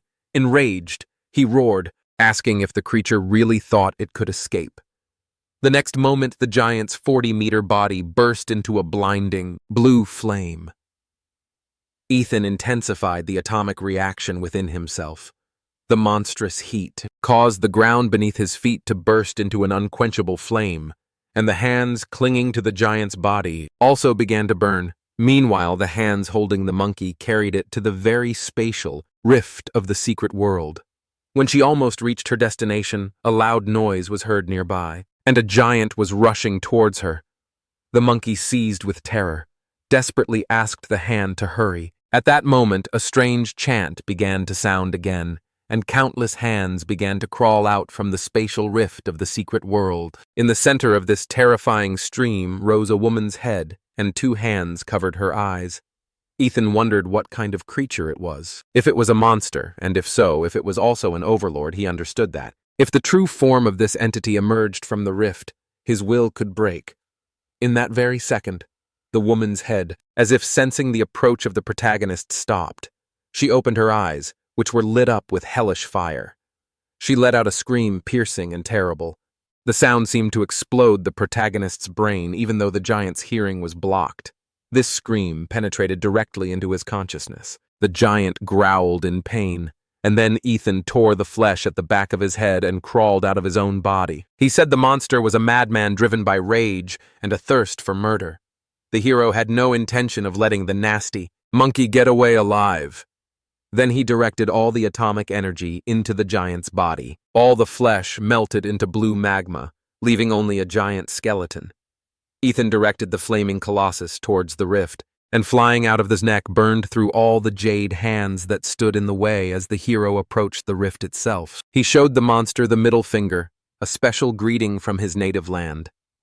The monster stared at the flaming giant, who had entered the rift. The next second, her scream became even louder, but now from horror and despair. Then, a blinding flash of blue and white light consumed everything around the glow, passing through the gap between the worlds. This phenomenon was noticed even by warriors located several kilometers away. One of them suggested that a spatial rift had exploded. The monkey's body was finally destroyed by the nuclear explosion, and the flow of monsters pouring through the rift ceased. The siege continued for a whole day until the last creature was exterminated. An analysis of the losses showed that, although the city had won the battle, the cost had been horrific, with nearly 80% of the warriors and soldiers killed or wounded. Meanwhile, the main character was still lying at the site of the nuclear explosion. The young man finally opened his eyes, just as it was all over. When he woke up, he wondered how long he had been unconscious. After he had directed the energy into the giant's body, his body had fallen into a deep sleep. Luckily, the place where he lost consciousness was saturated with residual nuclear radiation, which restored his strength after exhaustion. The battle he fought in was truly brutal. Even Mayor Hong had to personally intervene, luring the monkey into the nuclear blast zone, Although the hero's boundless monster gene was incredibly strong, it was still inferior to a being of the overlord level. Victory was the result of luck. Now he knew that if he was given time, he could reach the level of a marshal in the Sia kingdom. But everything that was happening made him feel uneasy. He didn't know when the next gene would drop, or whether it would even be gold-ranked, which meant he needed to speed up the collection of magical plant cores standing on the devastated plain. He looked into the distance at the city that had recently experienced the nightmare of war and made plans for the future. A month passed after the monster invasion. The city was gradually recovering, and a bronze statue of Mayor Juan was erected in the center. Ethan followed the news and learned of the extent of the destruction in other cities. 18 cities were attacked, 12 of which were destroyed. Communication with the outside world from the capital was completely lost. So 30 warriors and 5 great masters from the national organization were sent there. Felix, the kingdom's strongest defender, was on duty at the outer perimeter of the rift, but after 12 hours, no one had emerged from the city. Then Felix personally entered Guanshan. Only 8 hours later, he returned seriously wounded, but alive, and brought with him only 2 surviving masters. For the first time, Ethan truly understood how desperate humanity's situation had become, and he realized that he could wait no longer after turning off the news. Ethan dialed the number of the only person who could get the artifacts he needed. Jennifer guessed that Ethan might want to learn the remaining 2 Huang martial art styles belonging to the Liu family. Ethan, a little confused, explained that this was not the issue at all. He just wanted to ask for help in finding high-quality magic cores. Jennifer, hearing his request, did not refuse, but only asked what he could offer in return. Then Ethan announced that the university was holding freshman trials and he could team up with Ellie to help her take first place, but Jennifer thought he was too self-confident. Even though Ethan had surpassed her in the competition, he was far from being the genius of the country. However, he only chuckled and reminded her that Jennifer herself had chosen him as the person capable of reviving the Liu clan. In the end, Jennifer agreed to help Ethan, but only this time. After this, the hero went to the Central City Hospital to visit Joshua. This madman had taken 4 combat stimulants in one day. When Ethan arrived on his motorcycle, he was immediately surrounded by a crowd of fans, asking for an autograph and trying to add him as a friend. When he entered the room where Joshua and Luosi were lying, he couldn't help but laugh. His classmate was now completely wrapped in bandages. At that moment, his roommate next to him spoke up, addressing the hero. Ethan asked in surprise who it was. Then, Luosi smiled awkwardly and reminded him that they had met before. He was his first opponent in the match. Ethan tried to remember the fight, but suddenly froze, noticing something unexpected at first glance. It seemed that Luosi had gotten off easier than Joshua, but he did not immediately realize that Joshua's leg had been torn off. Although Luoxi seemed inexperienced, he was undoubtedly a true warrior who lost his leg while defending Anchidi, which was truly admirable. At that moment, the phone in the protagonist's pocket rang. He looked at the screen, saw an unfamiliar number, and deciding it was spam, hung up. However, 10 seconds later, the phone rang again. It was the director of school number 1 in city, Dan. Ethan had barely answered when he heard the director's irritated voice, indignant at the fact that he had blocked an important person from the capital. Almost immediately after that, another call came in. It was a man named Mateo, the head of the admissions office at Imperial University. Almost simultaneously, Joshua received a call from Huadu Imperial University. Luosi hung his head at this, feeling out of place. It seemed like he had no place in this room, or even on the bed except perhaps under it. However, before heading off to school, Ethan had one more thing to take care of: the huge mushroom cloud caused by the detonation threw tons of dust into the atmosphere, and the sky above the lake was covered with thick clouds. This is where Ethan arrived, meditating and breathing in the dusty clouds saturated with ultra-high levels of radiation. Gradually, the fog around began to clear, and the first rays of dawn cut through the darkness. Ethan opened his eyes. Then, he called up the system panel to see the results of 3 days of nuclear absorption in 3 days of training. His compatibility increased by more than 6 points. An impressive result. However, he had to leave this place. A blue light flashed, and Ethan soared into the sky, leaving a sparkling trail behind him. Meanwhile, an announcement was made at the city's high-speed railway station about the imminent departure of a train to the western station. There were only 5 minutes left before departure, but despite the limited time, Joshua remained calm. At that moment, he suddenly heard a piercing sound. Joshua instantly realized that it was Ethan. When Ethan landed with a spectacular explosion, everyone except Joshua was in shock. The warriors around looked at the young man with respect and curiosity. He was the pride of the city of On, although the aura emanating from him was oppressive. Even high-level fighters rarely possessed such powerful energy as this young genius Joshua. Just chuckled. Noticing that his friend had become stronger again, he had already gotten used to the protagonist's rapid growth. Ethan himself, looking at his hometown, felt a slight melancholy. He was about to leave the only place where he lived. After moving to this world, he said goodbye to the city of Anne, and together with Joshua headed to the platform, where the Imperial University train was already waiting. Once inside, Ethan was curious about the strength of the top students from other regions, and asked Joshua what he knew about them. He confirmed that there were indeed many strong ones among them, and that the convoy was accompanied by at least 5 black tortoise warriors. Ethan realized that there were indeed strong fighters among the passengers, but only 5 could withstand even 3 blows. Suddenly, a loud alarm, level 1 announcement, was heard throughout the entire train. The train was under attack from an unknown enemy. The management and teachers were already investigating the situation, and the remaining students were ordered to immediately leave the carriages and not engage in combat. At first, there was silence on the train, but after a few seconds it turned to noise and chaos. Joshua turned to Ethan, wanting to hear his opinion. After 3 days of training, he only wanted to take a little nap, but fate decreed otherwise. He sighed, stood up, and declared that they needed to figure out what was going on. Themselves, they soon came across a terrified newcomer named Chuck, his body covered in blood. Shouting that the enemy had already captured the first 3 cars, the attackers possessed a special, spatial ability that pulled people into an independent dimension, so that the battle would not damage the outside world. The teachers who were protecting the students were killed or seriously injured, and he was pulled out of that space so he could warn others. Suddenly, one freshman, Ian, demanded that Chuck prove his words otherwise. How can one believe that he was the only one to survive? Despite the story about the death of the others, many agreed with his reasoning, and in the end, almost no one believed Chuck. John walked past him and headed towards the front carriage, followed by the other students, who were going to see for themselves what was going on there. Chuck was distraught as people walked past him, not believing his warnings, but his eyes lit up when he realized it was Ethan in front of him. After checking with his magnetic field that he was okay, he nodded, confirming his identity. Chuck explained that a girl named Ellie had shown him a photo of Ethan and asked him to tell him not to go into the front cars. Under any circumstances, Ethan was stunned and asked if she had said anything else. Chuck then confirmed that that was all, but added that Ellie had been seriously injured while trying to protect him.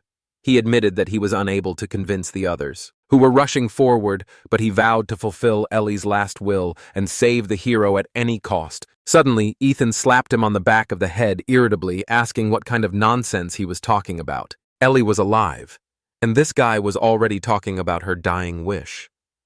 Then Joshua asked the main character if he was still going to go to the front carriage. He answered without hesitation that he would go.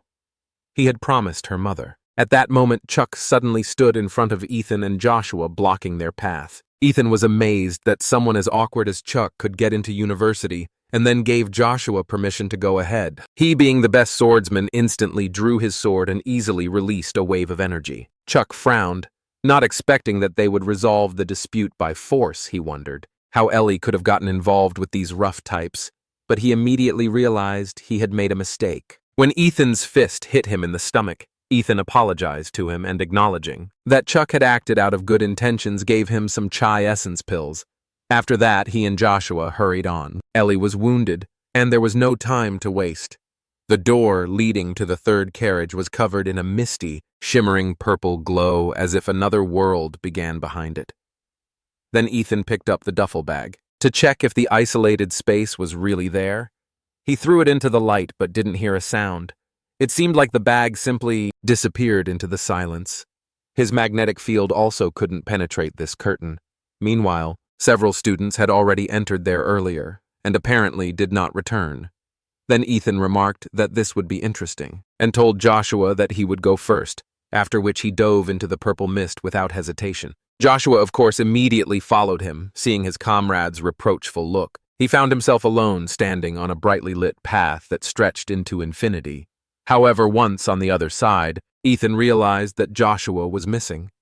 Ethan walked forward, and as he moved, the surrounding environment gradually became brighter. Reaching the end, Ethan stepped outside and was stunned to see the gray sky and the destroyed buildings all around. As if a disaster had recently occurred there, its magnetic field disappeared, or more accurately, was blocked. Then he decided to act the old-fashioned way, to take a higher position to assess the situation. He then concentrated his fighting energy, folded his palms to form a sphere, and filled it with atomic energy.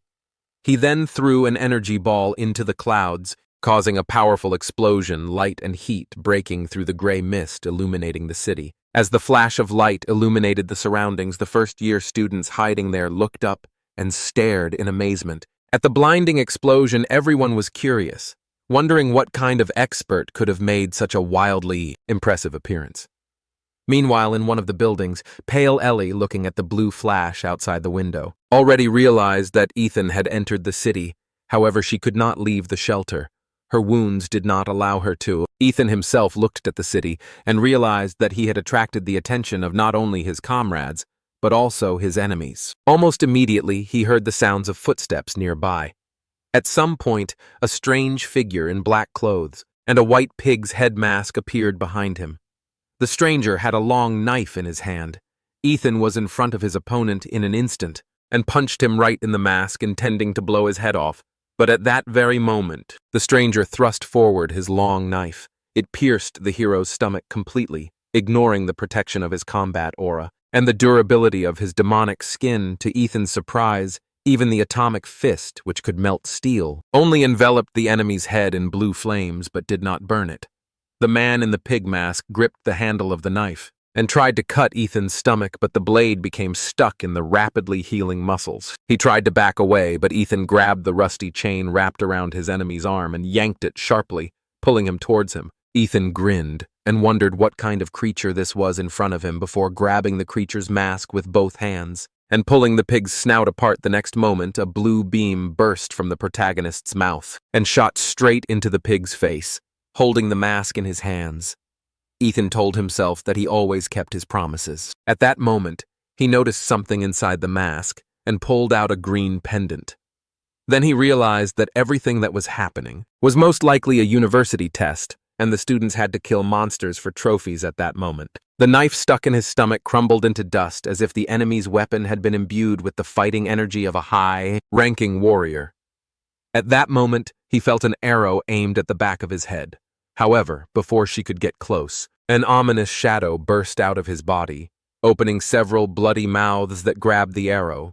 Ethan looked in the direction the shot came from, and saw another masked figure, this time with a crossbow, annoyed by the sudden attack. Ethan rushed forward, intending to destroy the enemy. However, suddenly a sharp spear pierced the concrete right in front of him and pierced his chest. A moment later, the archer took advantage of the opportunity and fired several more arrows. He aimed precisely at the vital points of the main character. However, it was too naive to think that he could be stopped in this way in a rage. Ethan activated the giant's power, and at that moment, streams of flame burst from his body. The gunslinger stared in horror as the giant fist fell towards him like a meteor. The protagonist's explosive strike blew the entire building into a cloud of dust and debris, along with the enemy standing underneath it. Most of the first years watched from afar, stunned as the entire building suddenly collapsed. Soon, Ethan emerged from the clouds of dust holding a spear in his hand. He wanted to see the one who almost pierced him, like a kebab. And just at that moment, the culprit himself appeared before him. This time, the enemy wore a rabbit mask, and in his hands, he held a new spear. Squatting down, the man in the mask tensed the muscles of his legs, inflating his calves like balloons.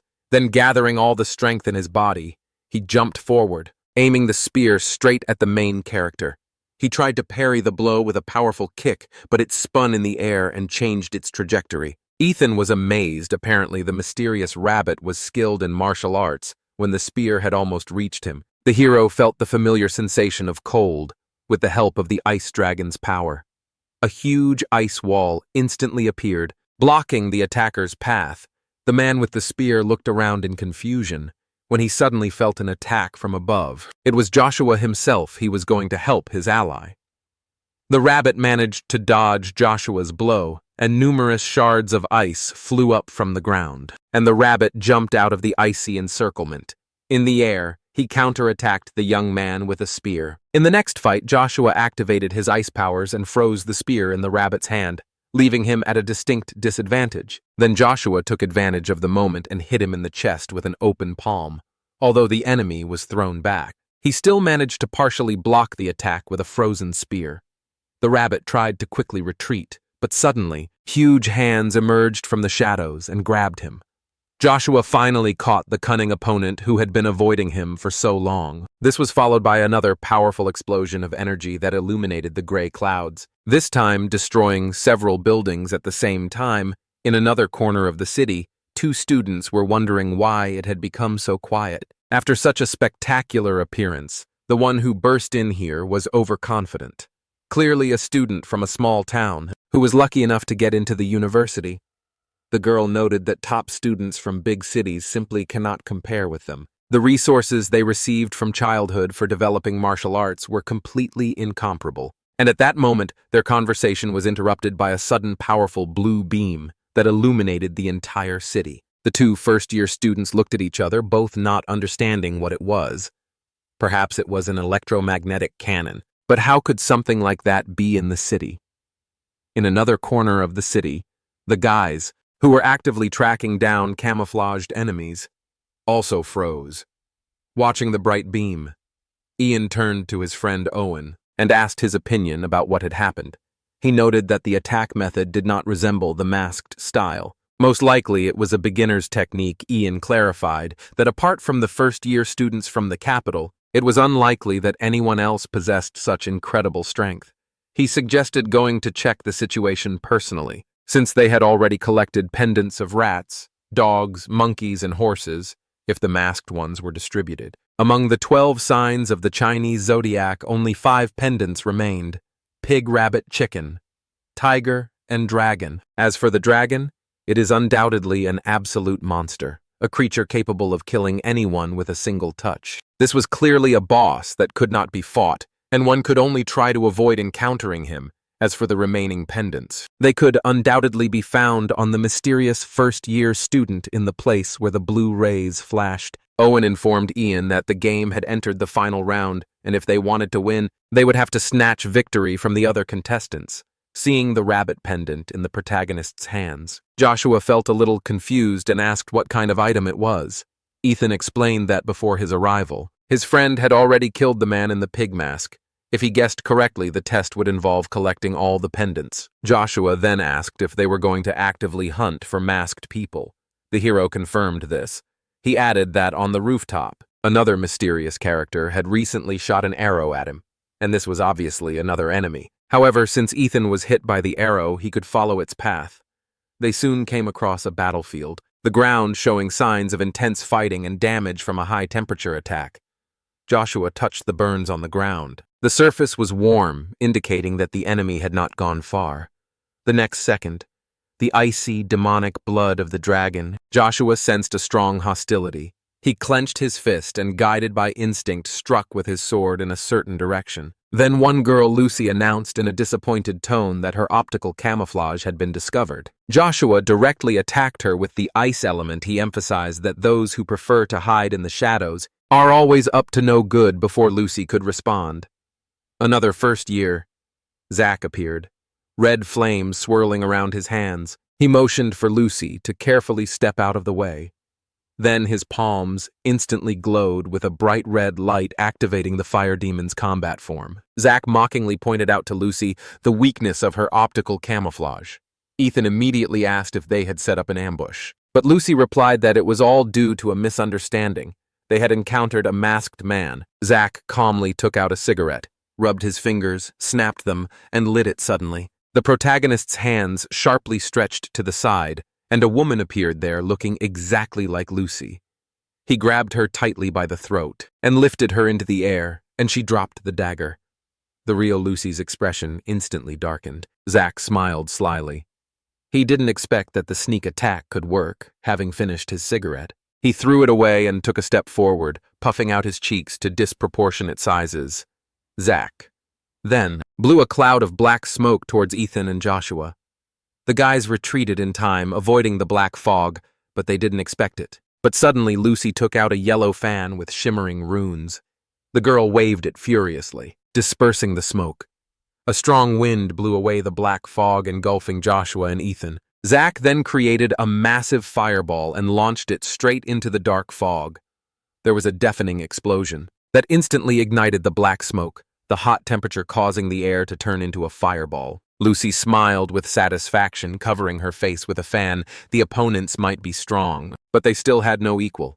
But suddenly there was a deafening bang. Ethan slammed into a cloud of fire, and a powerful shock wave instantly extinguished all the fire. Zack screamed he couldn't understand how a simple clap could destroy his fire cloud. Zack's expression instantly turned to confusion when he saw a fist inches from his face. There was a deafening bang, and Zack's right cheek was crushed by a powerful blow. He was thrown back and rolled through the air like a rag doll. Lucy didn't expect Ethan's speed and strength to be so terrifying. She was about to run when she suddenly felt cold under her feet. Lucy immediately realized that she had forgotten about Joshua, who had frozen her feet. The girl understood that even with Zack, she couldn't defeat Ethan, let alone fight with Joshua. She swung the magical wind fan with all her might, creating several blades. Eventually, they broke the ice under her feet. At that moment, her light body was lifted by the wind. But before she could run, Ethan grabbed her fragile ankle. Lucy turned around in horror, realizing that she was now really in trouble. The next moment, the hero threw her to the ground, creating a small crater, and her fan fell out of her hands. Ethan raised his fist, and the moment Lucy saw it, she instantly had the energy to break free from the guy's grip. A strange cloud of energy appeared at the sight of the fall, and numerous clones of Lucy ran out of it, scattering in all directions. However, watching the desperate attempt to escape, Ethan only smiled, madly. He activated the martial art. And red shadows burst out from his body. The shadows turned into numerous magical beasts, which quickly surrounded and attacked all of Lucy's clones, and Ethan just laughed like a mad jester. Lucy was completely at his mercy. She could neither fight nor run, so she gave in and obediently handed over the sheep and chicken pendants. She gave away her allies and revealed that Zack owned the snake and tiger pendants. Then she provided information about Owen and Ian. Lucy, realizing that she had no chance of winning, decided to use the situation to sow chaos and allow the sides to fight among themselves. She offered Ethan and Joshua to take her to Owen and Ian, but the hero refused, which did not surprise her. After all, they were just rivals meanwhile. Ian and Owen were heading towards the explosion site they had noticed earlier. Suddenly, Ian asked his friend to look down. Owen also stopped narrowing his eyes and looking at the horrific scene, the student's body lying in the middle of the street. Zack's body was carefully cut in half and thrown out into the street, his face still frozen in shock. A few minutes ago, Zack, who had managed to escape during the brief commotion between Lucy and Ethan, was still complaining about the monstrous enemy. At that very moment, he heard the sound of a sharp blade dragging along the ground behind him. When Zack turned around, he saw a man with a long sword standing several dozen meters away. The most remarkable thing was his eyes. He had double pupils with two blood-red irises in one eye. For Zack, this was the first time he encountered a man in a dragon mask. At that very moment, the man in the dragon mask seemed to teleport forward, and Zack's body was cut in half in a second, and blood spurted out like a fountain. The man in the dragon mask took the snake and tiger pendants from his body and disappeared into the dark and quiet street now. Ian was puzzled as to why Zack had died on the street, and after examining the sharp cut on his body, Owen explained that it had been done by a man in a dragon mask. Ian was puzzled by what he heard, as he had initially assumed that the man in the dragon mask would only operate in the underground parking garage. Owen also couldn't believe his eyes. This was a test for freshmen. It was unclear how people could die here seeing Zack's tragic death. Owen's face suddenly darkened. He was clearly remembering unpleasant moments. but Ian's voice brought him back to reality, asking what their next steps were now that Zach's pendant had been taken. Owen then explained that the dragon's goal was to personally hunt down every first-year student who possessed a zodiac pendant. They had to be one step ahead, and take the pendants from others under no circumstances, allowing them to fall into the hands of the boss. He activated the awakening of the royal blood, the golden-winged dragon. The boy decided to take the initiative into his own hands, sending signals to attract other pendant owners and fight them to the end. The sound of golden energy spread throughout the city, calling out to the opponents Ellie was hiding in a destroyed building after they killed a man in a minotaur mask. They mistakenly entered a parking lot and encountered a dragon if more than 20 people hadn't appeared later, and distracted the dragon mask, she would have definitely died. Luckily, she and another survivor met a university professor who reported that the train had been attacked. Then she saw an explosion in the sky and realized that Ethan had entered the city, but she didn't have the strength to look for him. But she was sure that Ethan wouldn't lose, and then she heard someone scream. Ellie's heart sank as she wondered if she had been discovered. In her condition, it was impossible to escape. The enemy sensed her aura and would undoubtedly come to take the pendant. Ellie couldn't engage in direct confrontation, and could only try to lure the enemy into the parking lot, where the man in the dragon mask was located, and then Owen remembered this feeling. It came from the girl, who was almost killed by the man in the dragon mask. He remembered her name, Eli. Eli apparently had a bull pendant, which was a pleasant surprise without waiting for the mysterious freshman to arrive to challenge him. Owen flapped his wings and disappeared from the scene. He also informed Ian that he was going to detain someone, so he should stay put. Owen accelerated downwards, crashing through the parking lot, floor after floor, finally stopping. He told Ellie that she couldn't escape, but at that moment, the familiar sound of a sharp blade sliding across the concrete floor reached Owen's ears, causing him to break out in a cold sweat. Owen realized he had missed an obvious problem. The man in the dragon mask was supposed to hunt for the owners of the pendants. However, if he was hunting for pendants, and he himself had 4 of them, then Owen himself became a priority target for him at the moment when the dragon's blood-red, double pupils glowed brightly.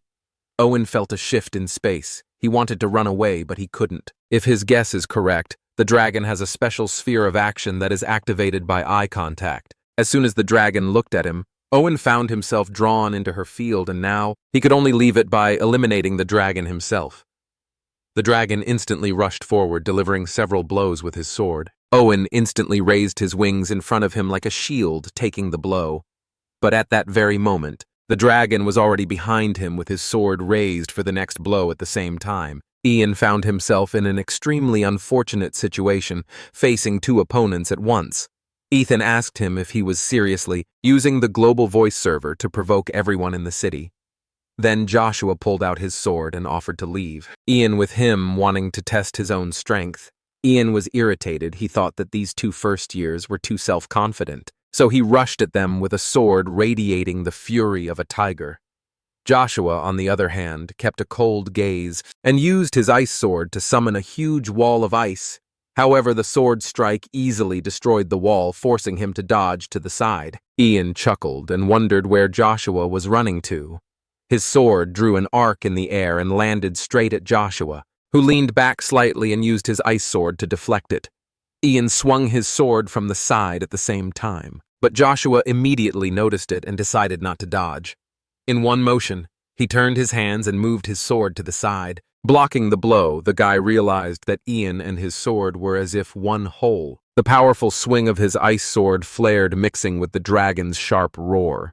Ian also released a fierce and proud aura. From his tiger roar, great sword, the sounds of swords intertwined with the roar of a tiger and a dragon echoed throughout almost the entire street. But Ethan sat to the side with an indifferent expression on his face and did not interfere in the fight. Suddenly, Ian frowned as if something unexpected had happened, and he had suddenly lost interest in the fight. He back after moving away from his opponent. Ian announced that he had suddenly had an urgent matter to attend to, and if he had not been so busy, he would have broken all of Joshua's bones. However, before he could leave, Ethan, who was very bored, rushed towards him. Ian barely had time to notice the black shadow that flashed past him before he was suddenly struck by a powerful blow. His body was thrown through 3 lampposts in a row. In shock, Ian groaned, spat out a mouthful of fresh blood, and clutching his stomach in pain, tried to get up but couldn't. But the hero's indifference angered Ian even more. He decided that he would only calm down after he took Ethan's life, but he was soon defeated without a chance, Ethan praising him for lasting 3 whole minutes against him. Ethan then picked up Ian's sword and noted how heavy it was. He wanted to borrow it and thought Ian wouldn't mind. However, the weapon lacked the necessary enhancement, and Ethan used atomic flame to upgrade it, transforming it to suit his style. Suddenly, Joshua announced that Ian had no pendants. However, he found a jade pendant that seemed to be constantly sending out some kind of signal. Meanwhile, in space, the battle with the dragon mask was still ongoing. Owen was barely able to stand on his feet, having lost both of his golden wings, and all of his abilities were exhausted. He even lost an arm. Owen didn't expect to last so long. He even used all the relics he brought from the ruins of the secret dimension, and if you hit his heart, you can seal his energy. Unfortunately, even after losing his arm, he couldn't hit the dragon's heart directly, missing by just a couple of centimeters. He realized that he had lost his only chance to win. In an instant, Owen was pierced by the dragon's long knife and pinned to a concrete column. By that time, Ellie had quickly left the parking lot. She knew Owen wouldn't last long, and she herself had little strength to survive. All she had to do was find a way to bring the protagonist to where she was and escape with him. She looked up at the tallest building nearby. Its flare inspired her, and she decided to fire her own signal. For it, she activated the blood awakening patterns appeared on her cheeks, and magnificent wings spread out behind her back. Gathering the last of her strength, she let out a scream as Ellie emerged from the blood awakening state and collapsed to the floor, her wounds aching unbearably.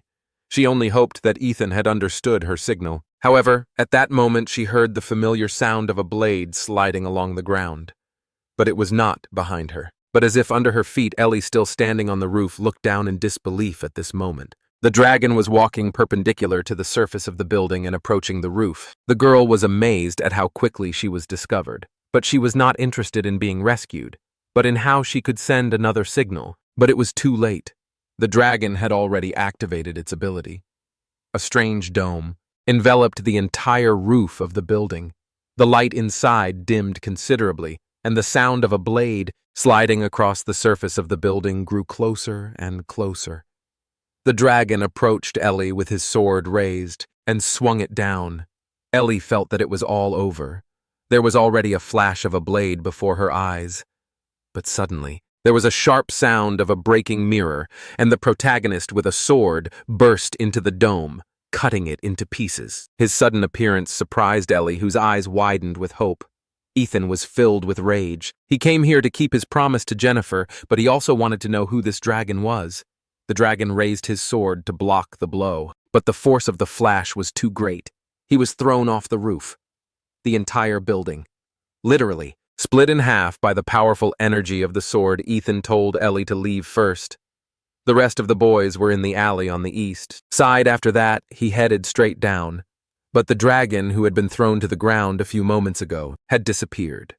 Then he heard the sharp sound of a blade.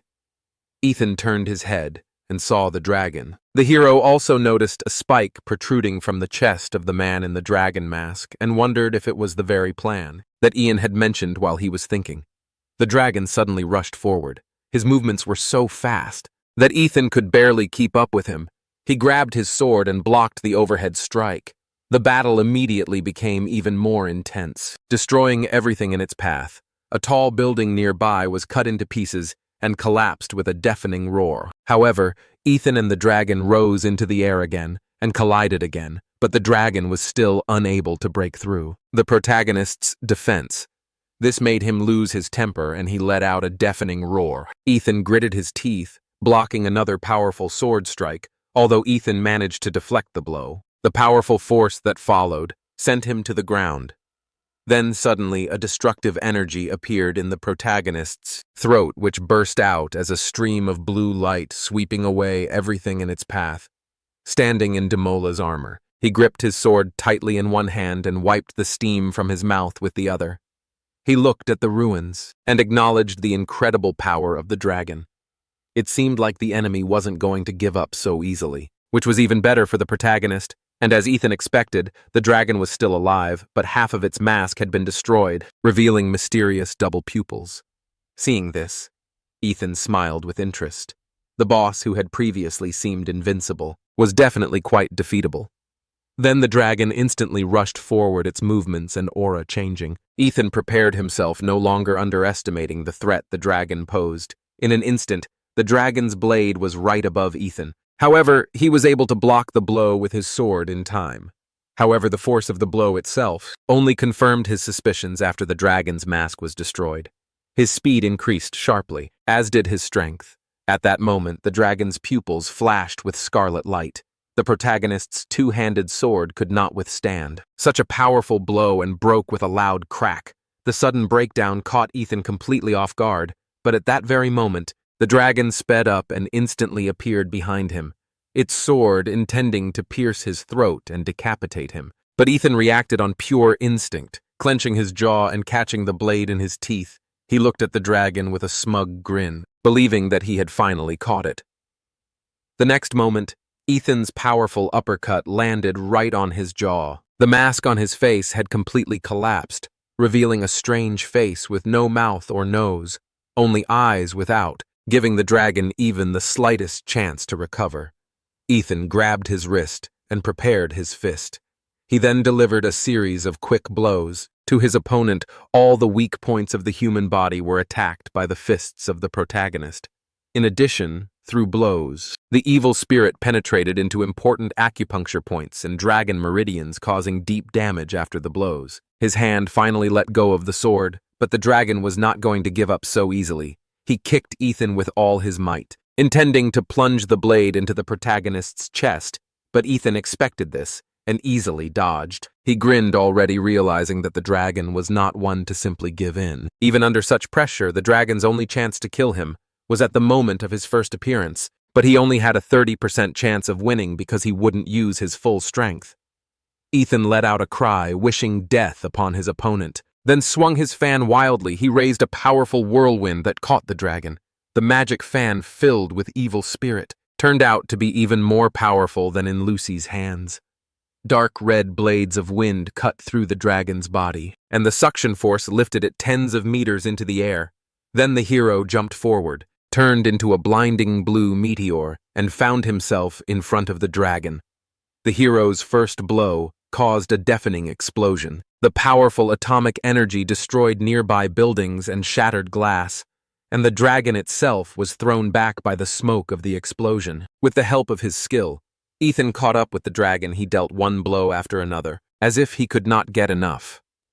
Eventually, the monster was thrown against the wall of the building, leaving a huge dent in it from the powerful impact. Ethan was even disappointed, because he made him believe in his power. But in the end, the dragon turned out to be an ordinary worm, but the monster still tried to hold on. He raised his sword with the last of his strength, still threatening the hero with death.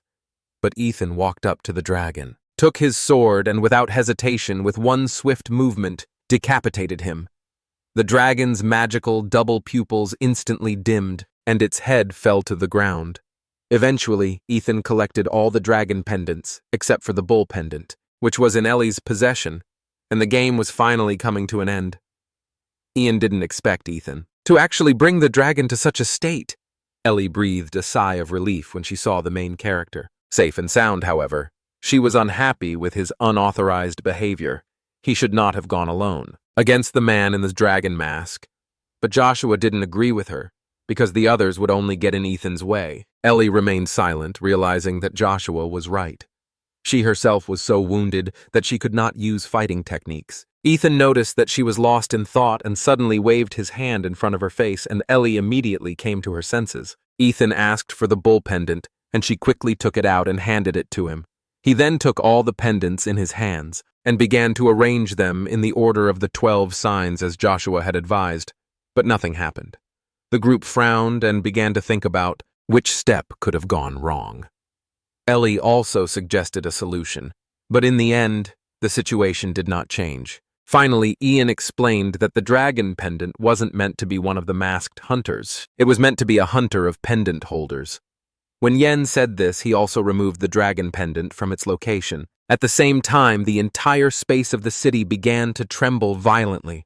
The gray mist that filled the sky swirled with a golden glow in the center. It glowed brightly and illuminated the entire dead city. Ethan sensed something and raised his head to look directly at the center of the vortex. What he saw made his eyes widen in shock.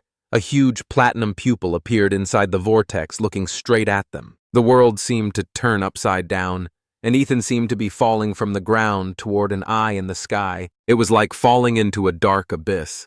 Then suddenly he opened his eyes again and found himself still sitting on the seat of the university train, as if everything that had happened had been just a dream. However, judging by the reactions of those around him, this was not entirely true.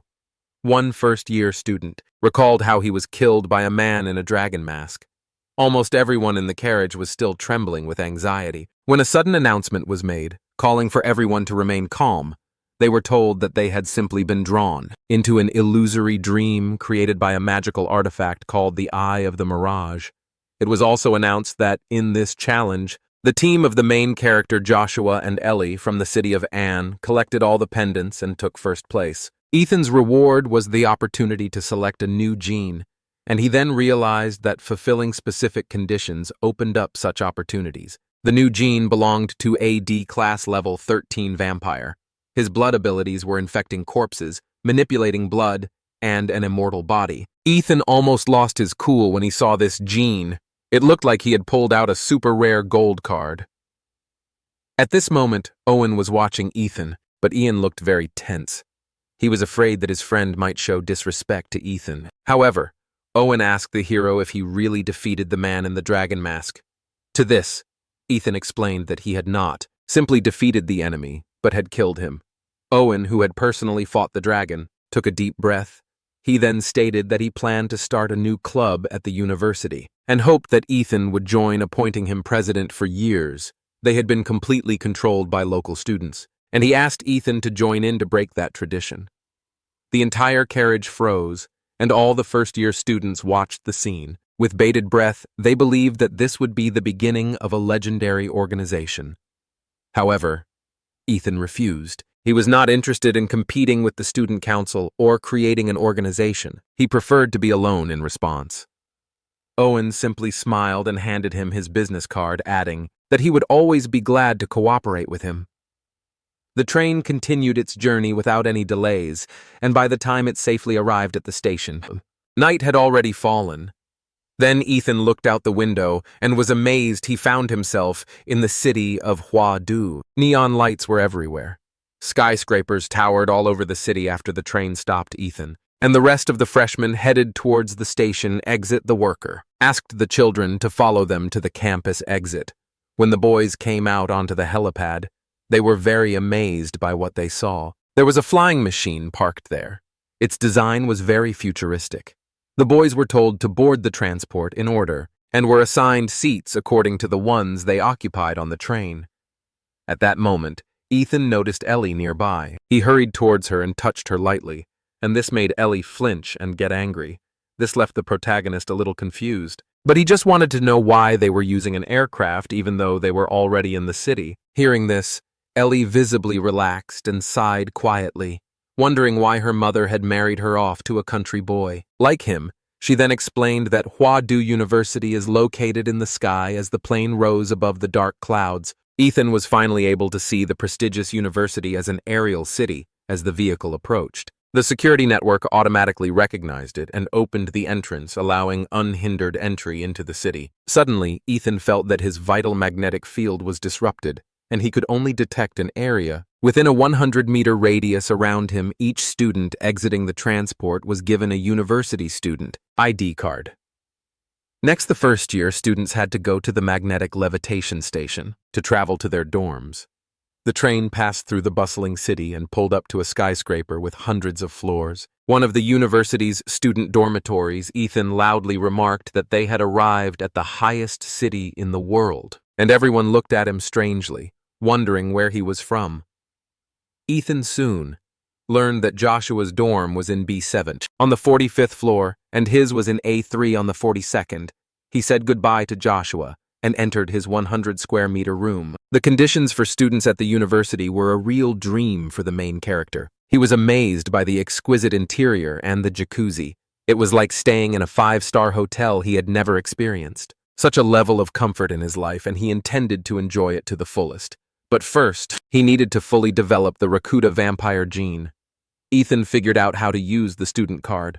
He scanned the unique barcode on the card and entered a market that uses student points as digital currency. Ethan transferred over 30 million coins to his account, immediately receiving a message stating that 322 learning points had been awarded. It was extremely expensive, but the goods were of high quality and many things unavailable at the regular market could be bought here openly. Within 10 minutes, a drone carrying a package arrived at the hero's window, thanking him for his purchase and wishing him success in improving his skills, impressed by the speed of delivery. Ethan opened the package and found 9 blue magic crystals and 4 green ones. He swallowed them instantly, even though eating so many magic crystals at once upset his stomach a little. However, the enormous energy immediately began to transform, and gene compatibility gradually reached 100%. Ethan noticed that the skin had become lighter and the fangs sharper, with blood channels through which they could suck the blood from the target. He spread his palms and saw that his nails had become noticeably long and sharp. A bold, almost crazy idea rose in the protagonist's head. He pierced his own throat with his nails. Without hesitation, the pain was unbearable, and a large stream of blood gushed from the wound. But almost immediately after that, the wound on the throat healed on its own. The self-healing ability of vampire blood turned out to be very noticeable and impressive, and it also acted faster than before. However, for the protagonist, his physical changes were secondary. The main thing was the new power he had just discovered. Ethan headed to the built-in workout room. Attached to his dorm, the structure and materials of the room were quite sturdy in the center of the room. He closed his eyes and focused his energy around himself as soon as he opened his eyes. The vampire Jean Rakud appeared in front of him. It immediately received a command from the main character to strike at it at that moment. Rakud spread his wings, the gray cloak wrapped around him, transforming into a humanoid creature. Behind him, he immediately pointed his fist at the main character as Ethan raised his hands in a defensive stance. The humanoid figure struck him with such force that it literally knocked the breath out of him. All the bones in the protagonist's hands instantly bent, and broke. A loud bang was heard, and Ethan's body crashed hard into the wall. He slowly stood up and smiled with satisfaction. The force of the blow was at least twice his usual level, which was not bad. Then came the time when time stopped. The timer started counting down when he reached the 5th second. The gray field became unstable, but Ethan wanted to continue at the 5.3 second. His nose started bleeding and blood vessels in his eyes burst. Due to the excessive pressure at 5.5 seconds, excessive energy consumption caused the humanoid creature to become unstable. Finally, at 5.7 seconds, the space collapsed. Ethan chuckled, glad that the 5-minute limit belonged to the original owner and not him. The next morning, Ethan met Joshua, and they headed to the freshman gym. Along the way, he noticed that the sunlight was especially bright, and he felt a little uncomfortable. Joshua then asked if he had read the university's new academic reform for freshmen. He explained that the university had abandoned the old classroom teaching model this year and introduced a group mentoring system. Ethan asked if he needed to find a mentor on his own, but Joshua replied that Ethan was exempt from finding a mentor. When they seeing this, Ethan waved goodbye to Joshua and left the room since he could choose any instructor. He didn't care when he passed the assessment, and he decided to just look around for now. However, as soon as he stepped out, he caught a faint scent of blood. He sniffed the air several times to make sure, and then rushed towards the source. If it had been the ordinary smell of blood, it would not have been surprising, but this smell contained a hidden threat that awakened the evil spirit within him. He followed the scent and finally discovered the source of the smell. In front of him stood a little girl, squatting and eating something. Ethan couldn't believe that such a sweet girl was the source of such an ominous aura. He thought that he was probably wrong at this moment. The girl suddenly turned towards him and asked if he had practiced the devil in the flesh technique. Ethan was perplexed and asked a counter-question himself, wanting to understand where this little stranger learned about technology. She replied that it was she who helped Little who perfect this martial technique. And then Ethan remembered the man from the temple. The girl explained that he had been her student more than 90 years ago, but Ethan thought she was joking. The brat was still wet behind the ears. For warriors practicing certain advanced martial techniques, it was not impossible to adjust their bone structure to the size of a child. When the girl noticed the protagonist's expression, she asked if he believed her. Ethan skeptically admitted that he didn't believe it, because believing it was as absurd as declaring himself Emperor of Qin. But at that moment, goosebumps ran across his body. Ethan felt an icy cold, as if his neck had been placed on a guillotine. Suddenly, it was as if he had been instantly beheaded before he could even understand what had happened. The purity of the girl's murderous intent was so strong that Ethan froze in horror. This instantly put him on high alert. Just as he was about to unconsciously use Crimson Calamity to stop time, a lollipop was suddenly shoved into his mouth. The girl apologized. She might have gone a bit overboard and regretted that she could only leave the house for 1 or 2 hours a week, but Ethan ignored her deceptively sweet appearance and looked deeply into her eyes, determined to finally find out who she was. The girl finally introduced herself as Grace, a very powerful master who, when the current university president was a child, brought him to tears.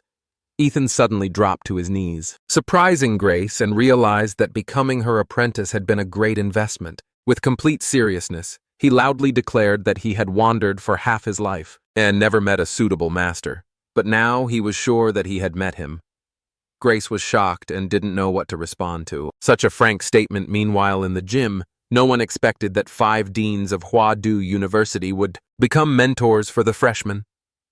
The students tried to detect approval on their faces but did not receive it.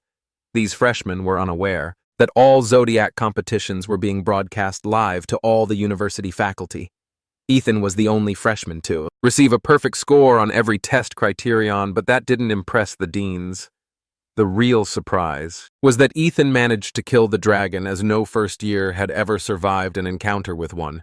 The masked dragon was a model created by a supercomputer based on Felix's data when he entered university decades ago, although the supercomputer could not fully reproduce the power of the divine double pupils.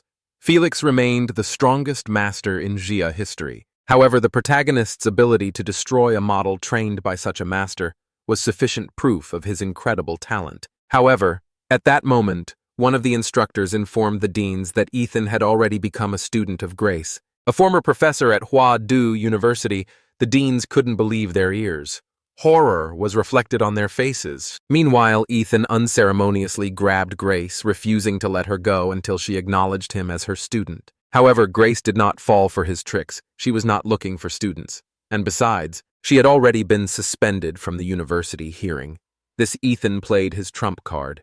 He promised that he would find a way to return Grace's freedom within 2 years if she accepted him as a student. The cheeky young man couldn't hide his sly smile. When Grace's eyes suddenly lit up with delight, however, before it was officially announced to the entire university, 5 deans arrived to secretly prevent this union.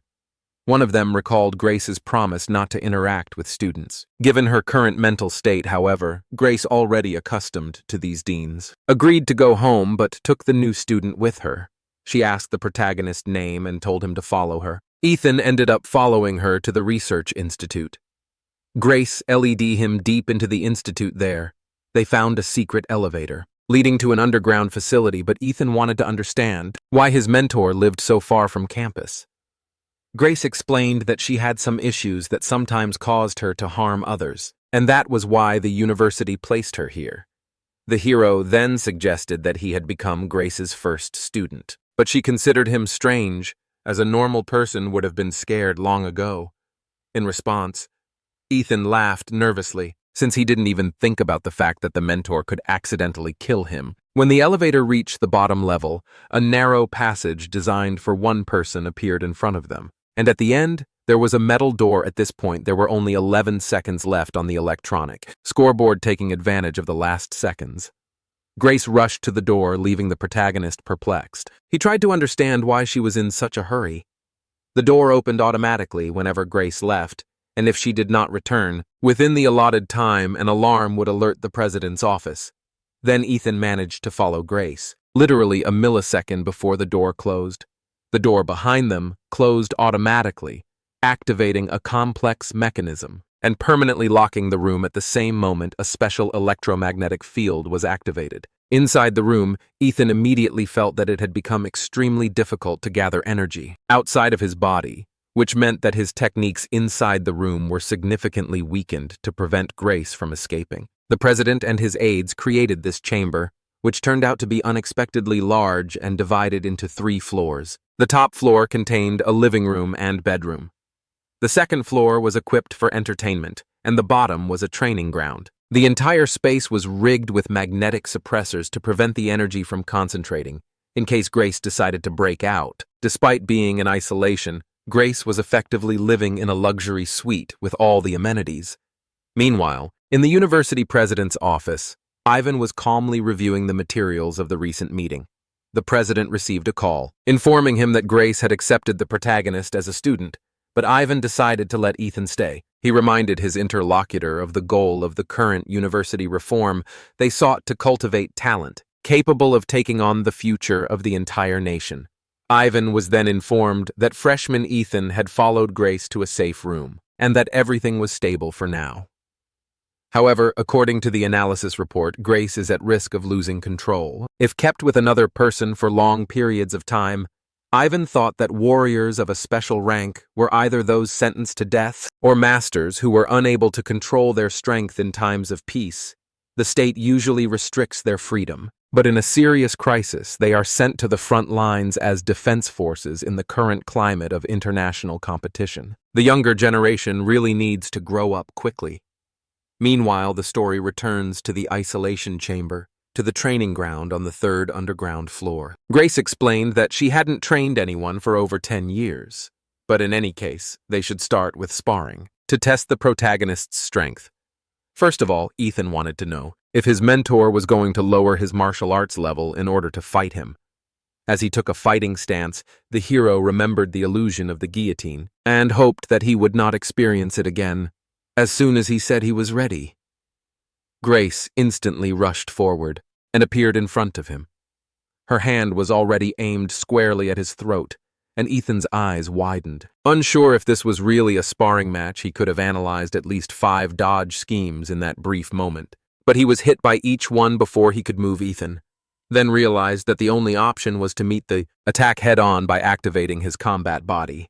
He covered his throat with one hand and gathered energy with the other, to attack the mentor in front of him. Grace suddenly smiled, noticing that he had used his blood awakening wisely, accelerating, defending, and counterattacking at the same time.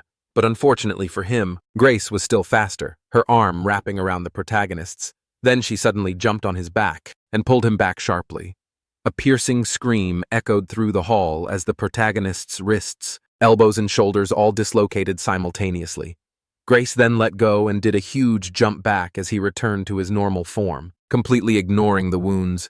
He looked at the mentor with a smile she really did not hold back. The awakening of his blood only provoked her. It had been a long time since she had tasted blood, and now her eyes glowed even brighter. Ethan realized that he wouldn't be able to catch up with his mentor using purely physical techniques, so he decided to use a slightly unfair martial art. He used his trump card, the power of a colossal titan, and suddenly a blinding blue energy exploded around him, engulfing the entire court. Ethan was glad that he had fully upgraded the giant humanoid gene the day before. At this time, Grace assumed a fighting stance with such a powerful fighting technique. She wondered whether the main character could be considered a martial arts student. She then swung her hand in a semicircle in the air like a powerful sword strike, releasing a huge amount of energy. This arc cut and destroyed the weak point of the protagonist's thunder attack, causing an explosion with a thick cloud of smoke, and before the fog had cleared, Ethan in a black mech suit suddenly burst through it and aimed his fist straight at a surprised Grace. Grace watched the oncoming fist, carefully making no move to dodge. She extended her arm, cutting through the air with tremendous force, and collided head-on with the protagonist's giant fist. The impact completely shattered the protagonist's giant armored fist and severed his entire arm. He stared at the destroyed arm in surprise. This suit was created using Demola's skin and had protection tens of times stronger than usual. But what happened next made his eyes widen. He realized that Grace's detection skills were terrifying, as he had shut down all vital functions of his body to avoid detection. Grace called out to the protagonist, chiding him for hiding in the suit's mouth, and said that he'd better show himself until she took action herself. But before she could cut the back of the fur's head, dozens of long armored spikes instantly grew out of it. This caused her to retreat, landing not far from the protagonist. When she raised her head, he had already turned around with his mouth wide open and atomic energy building up in his throat. Since his mentor was so powerful, Ethan wondered if her blow would be able to cut or defend against this attack. Of course, his atomic breath would hardly be able to melt Grace's skin easily, but Ethan wanted to at least see her resistance. But suddenly his body was bound with thick iron chains. Ethan was once again pinned beneath the giant guillotine. This being Grace's killing ground, it will not be possible to escape by brute force, but only by spiritual power. Capable of surpassing or rivaling Grace's realm of murderous lust, he tried to break free, but realized that his strength was insignificant before the guillotine blade could cut off Ethan's head. He activated the Crimson Disaster to freeze time. The demon on the protagonist's command fired hundreds of blows per second at the deadly guillotine. Under a barrage of golden blows, Grace's killing intent area, along with the guillotine, finally collapsed. Ethan slowly opened his eyes after the illusion was broken. He was lying on the training ground, completely defeated. Grace stood nearby, noting how incredibly strong the protagonist's shell was. Ethan realized what had happened. He had probably been pulled out of the giant with great force, and the crystals he had condensed as protection had been destroyed. He realized that this was definitely not achievable at the apprentice level, and realizing that he had been deceived, he looked at Grace suspiciously. The girl turned away and pretended not to admit the accusation, declaring that she had defeated the student fairly without cheating. However, Grace admitted that she may have used a little more force than necessary, as she was too strong to hold back. Ethan looked at her silently, and then Grace finally admitted to deception and promised not to repeat it again, so that he would not be angry. She started crying and begged him not to leave, explaining that no one had played with her for decades, and Ethan felt a little embarrassed. Then he assured her that he was not angry and had no intention of leaving. Hearing this, Grace quickly pulled herself together and asked him again if he really wouldn't leave her. The hero stated that he tried so hard to become her student, and naturally, he was not going to go anywhere. Then the girl suddenly jumped to her feet and declared that she had not been crying. With that, the issue was resolved, and Grace had gained an understanding of Ethan's abilities. And now she wanted to know what her student really wanted to learn without hesitation, he said. That he wanted to learn advanced fighting techniques and understand how she was able to cut through the armor on his arm. Grace explained that the slice technique is difficult to learn and requires getting a feel for it by cutting enough things to master it. Ethan asked if she could describe the sensation, and Grace explained that it felt like a thread. Regardless of whether it is a person, a magical creature, or any object, there is always a precise point to strike a line, to cut a line of death.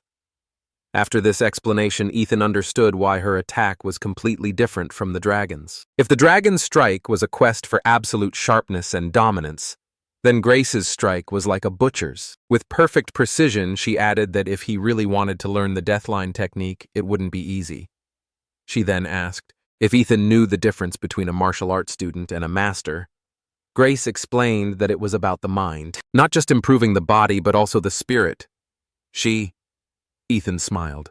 He didn't expect Grace to be such a good mentor. He understood why she used to be a university professor. She also felt that his spiritual abilities had improved greatly, which would give him a huge advantage in the martial arts stage. Grace explained that leveling techniques and combat skills are divided into 4 ranks: Tian Gong Di Sha Shuang Huang, and unranked, typically students at vocational colleges, or low-level schools only have access to non-ranking techniques. The advantage of these techniques is that they are easy to use. Anyone with enough combat ki energy and combat potential can break through. More than 80% of all martial artists use exactly these methods, but Hua Dugu students start with at least Huang level methods. Ethan naturally wanted to learn the best, so that suited him, but he was also interested in learning about the other two levels. Tiangang and Disha Grace explained that Tiangang level skills are essentially sacred relics, and there may be fewer than 10 of them left in the world.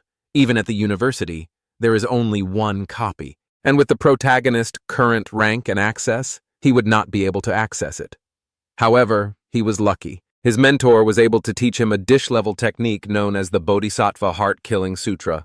Grace herself mastered this technique to perfection. It turned out that the devil in the flesh was inspired by this very technique.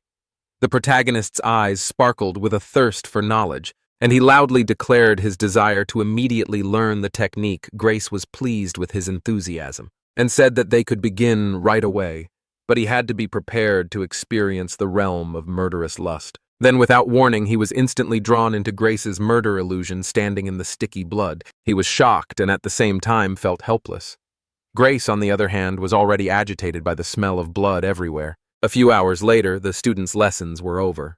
Joshua was returning to his room by then. Suddenly, he noticed the main character in the distance, however, as he approached to say hello and ask about the first day. As he had heard from rumors, he felt a cold sensation on his neck. It felt like a huge sword was being held. To the back of his head, this terrifying feeling made him instinctively draw his ice sword. It took Ethan a moment to recover, and he apologized to Joshua. But Joshua himself was still recovering from what he had seen. When Ethan explained that he had tensed up a little and that it had been a reflex reaction, although Ethan appeared clean, Joshua still caught the strong scent of blood, as if his friend were standing on a sea of corpses. A few hours ago in the illusory world, Grace tested the protagonist. She created countless zombies to attack the hero. He was forbidden to use any martial arts abilities or techniques.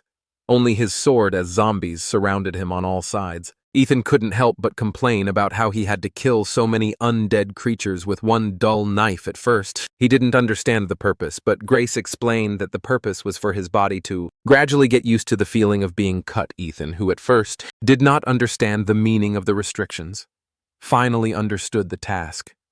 He gripped the long knife tightly and began to cut down the countless zombies. He became so immersed in the process of killing that Grace, who was watching him silently, was amazed. Practicing the technique in the illusory world was dangerous, and most students would not be able to master it.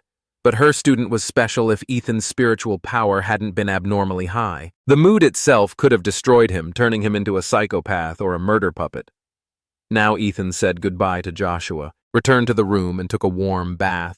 He finally took advantage of the hot tub after a grueling day, considering it a well-deserved reward for his tired muscles. However, his rest was interrupted by a call from Ellie. She informed her friend that her mother had just sent what he had asked for, and that she now had it. Jennifer also wanted to thank the protagonist for helping her daughter get first place in this rookie team. When Ellie heard about Ethan's plan to come over, she became nervous and immediately objected that there was no need to come because she could forward everything to him. Ethan agreed with this, then asked about her mentor, and Ellie named Dean. Ethan didn't want to ruin her mood by telling her how he had turned down 5 deans at once, including her mentor. This semester has been eventful for Huadu University students, with Owen creating the Dragon Blood Society at the beginning of the semester, then as expected. After the local recruits completed their summer special training camp, they encountered society tensions gradually increased, and members of the society began to participate in martial arts competitions with local students in the capital. As for Ethan, who was the center of attention at the beginning of the school year, no one remembered him anymore. He disappeared from sight for 3 months. Meanwhile, the story moves to the dungeon of the Research Institute. Grace stood on Ethan's shoulders each time she put her feet down. She transferred the pure energy she had condensed into his body. This energy was infused with Grace's knowledge from the sutra, helping Ethan strengthen his newly achieved master level. Grace continued to tease him, saying that he couldn't even do 1,000 push UPS. But Ethan, not wanting to give in, gathered his strength and picked up the pace, realizing that he was still full of fighting spirit. Grace no longer simply placed her feet on the protagonist's back, but jumped on it. The hero screamed in pain, but still endured the torment. Finally, after 10,000 push UPS, Grace jumped off the main character's back. Suddenly, he exploded with a deafening sound, and a thick, misty stream of blood erupted from his body. The protagonist's old muscles were torn, and in their place, a layer of new skin quickly grew, which gradually became hard. These new muscles were clearly charged with enormous energy when his shirt came off. Grace jokingly called the protagonist a pervert, but immediately covered her eyes with her hands, ignoring his mentor's reaction. Ethan headed for the exit, ready to leave. The 3 months spent together were over, and it was time to see the sun. With tears in her eyes, Grace asked if he would come back. Then Ethan said he would come back. The mentor was terrible at video games, so she needed to train more before he returned after saying goodbye. Ethan went outside, stopping for a moment to admire the city and bask in the warm sun walking through the streets. He felt like he was in another world. The whole experience seemed like it had happened an eternity ago, but he wasn't just out for a stroll. At the university, an important part of students' semester assessments were off-campus assignments, which covered a wide range of activities. Ethan headed to the Student Activity Center, where such assignments were handed out at the entrance. Joshua, dressed in a white shirt, had been waiting for his old friend for some time. Ethan immediately asked Joshua about his progress. Like Ethan, he also reached the level of a martial master, but he did it 2 months ago. This was Joshua's first meeting with his friend in 3 months, and at first glance there were no changes in the protagonist's aura or physical condition. However, this was precisely what was most frightening. With the help of the mentor's resources, Joshua felt his strength rapidly increase. But as for his monster friend, he couldn't even imagine how much the protagonist's strength had grown. Joshua continued to look around, waiting for another comrade when a girl appeared behind him. Ellie apologized to 2 friends for being late. Then Ethan, raising his eyebrows, wondered what else she might have forgotten or not had time to do. 3 months had passed, but Ellie's face still blushed at the sight of Ethan and at the memory of her mother's instructions about how couples should behave. Ethan reminded the shy girl that they hadn't seen each other for 3 months, but she didn't even say hi to him. Ellie, taken aback by such a naive reaction, turned around in confusion and declared that she hated the protagonist. The 3 of them then entered the Student Activity Center. Inside, in the lobby on the 1st floor, there was a huge screen that displayed information about the most popular assignments, and students Joshua and Ellie had already completed 3 tasks, which was considered over the quota, and they came there to help Ethan meet his quota. Ellie chose 3 missions that were suitable for their team. For a team of 3, first year's level 2 missions are rarely approved. Luckily for the 3 of them, they had a privilege card that Grace had given to Ethan. To be honest, Ethan really wanted to try level 4 or 5 missions, but given the pressure from his comrades, he declined. As for the 3 tasks, Ethan noted that they were both rewarding and risky, so there was no point in thinking about them for too long. Ethan believed that if you always grew up in hothouse conditions, you would never become a warrior. So he chose the 3rd task. With this decision, the 3 boys headed to the reception area, but as soon as they handed in their choice of tasks, the reception staff almost went berserk. They couldn't understand how first-year students dared to choose this task, and Ethan had to show the map to calm the staff member down, but she still didn't believe in the protagonist's honesty and called the center's director to check on him. A minute later, she respectfully returned the map and wished them luck. But Ethan still reprimanded her for being abrupt as he left the activity center. He told his comrades to prepare their gear while he went to pick up a few things before heading out. Ethan headed to the College of Mechanics and Magical Engineering. His identity was confirmed and he was granted access. He met with the Dean of the School of Mechanics and Magical Technology and asked for a reward for his first place in the pendant competition. Ethan came to get a special grade alloy weapon, a great solution instead of choosing dishes. Moveset, conventional materials, couldn't withstand his aggressive fighting style, so he chose a special alloy of meteorite gold. Ethan couldn't wait to try out the new weapon. The saber was about 1.2 meters long with a wide, flat blade. The back of the blade was covered with a serrated pattern, increasing the weight and striking power, making each swing incredibly powerful. The handle was made of meteorite gold, which allowed energy to be freely directed into the blade. Each swing was accompanied by the whistling of the wind, and a blinding light causing awe among the observers. Everything about the saber was perfect. The weight was perfect. It fit comfortably in the hand. Ethan then met his comrades at the school gate, and about an hour later they arrived in Lingshu County to keep the mission secret. The boys looked like ordinary students on practical training.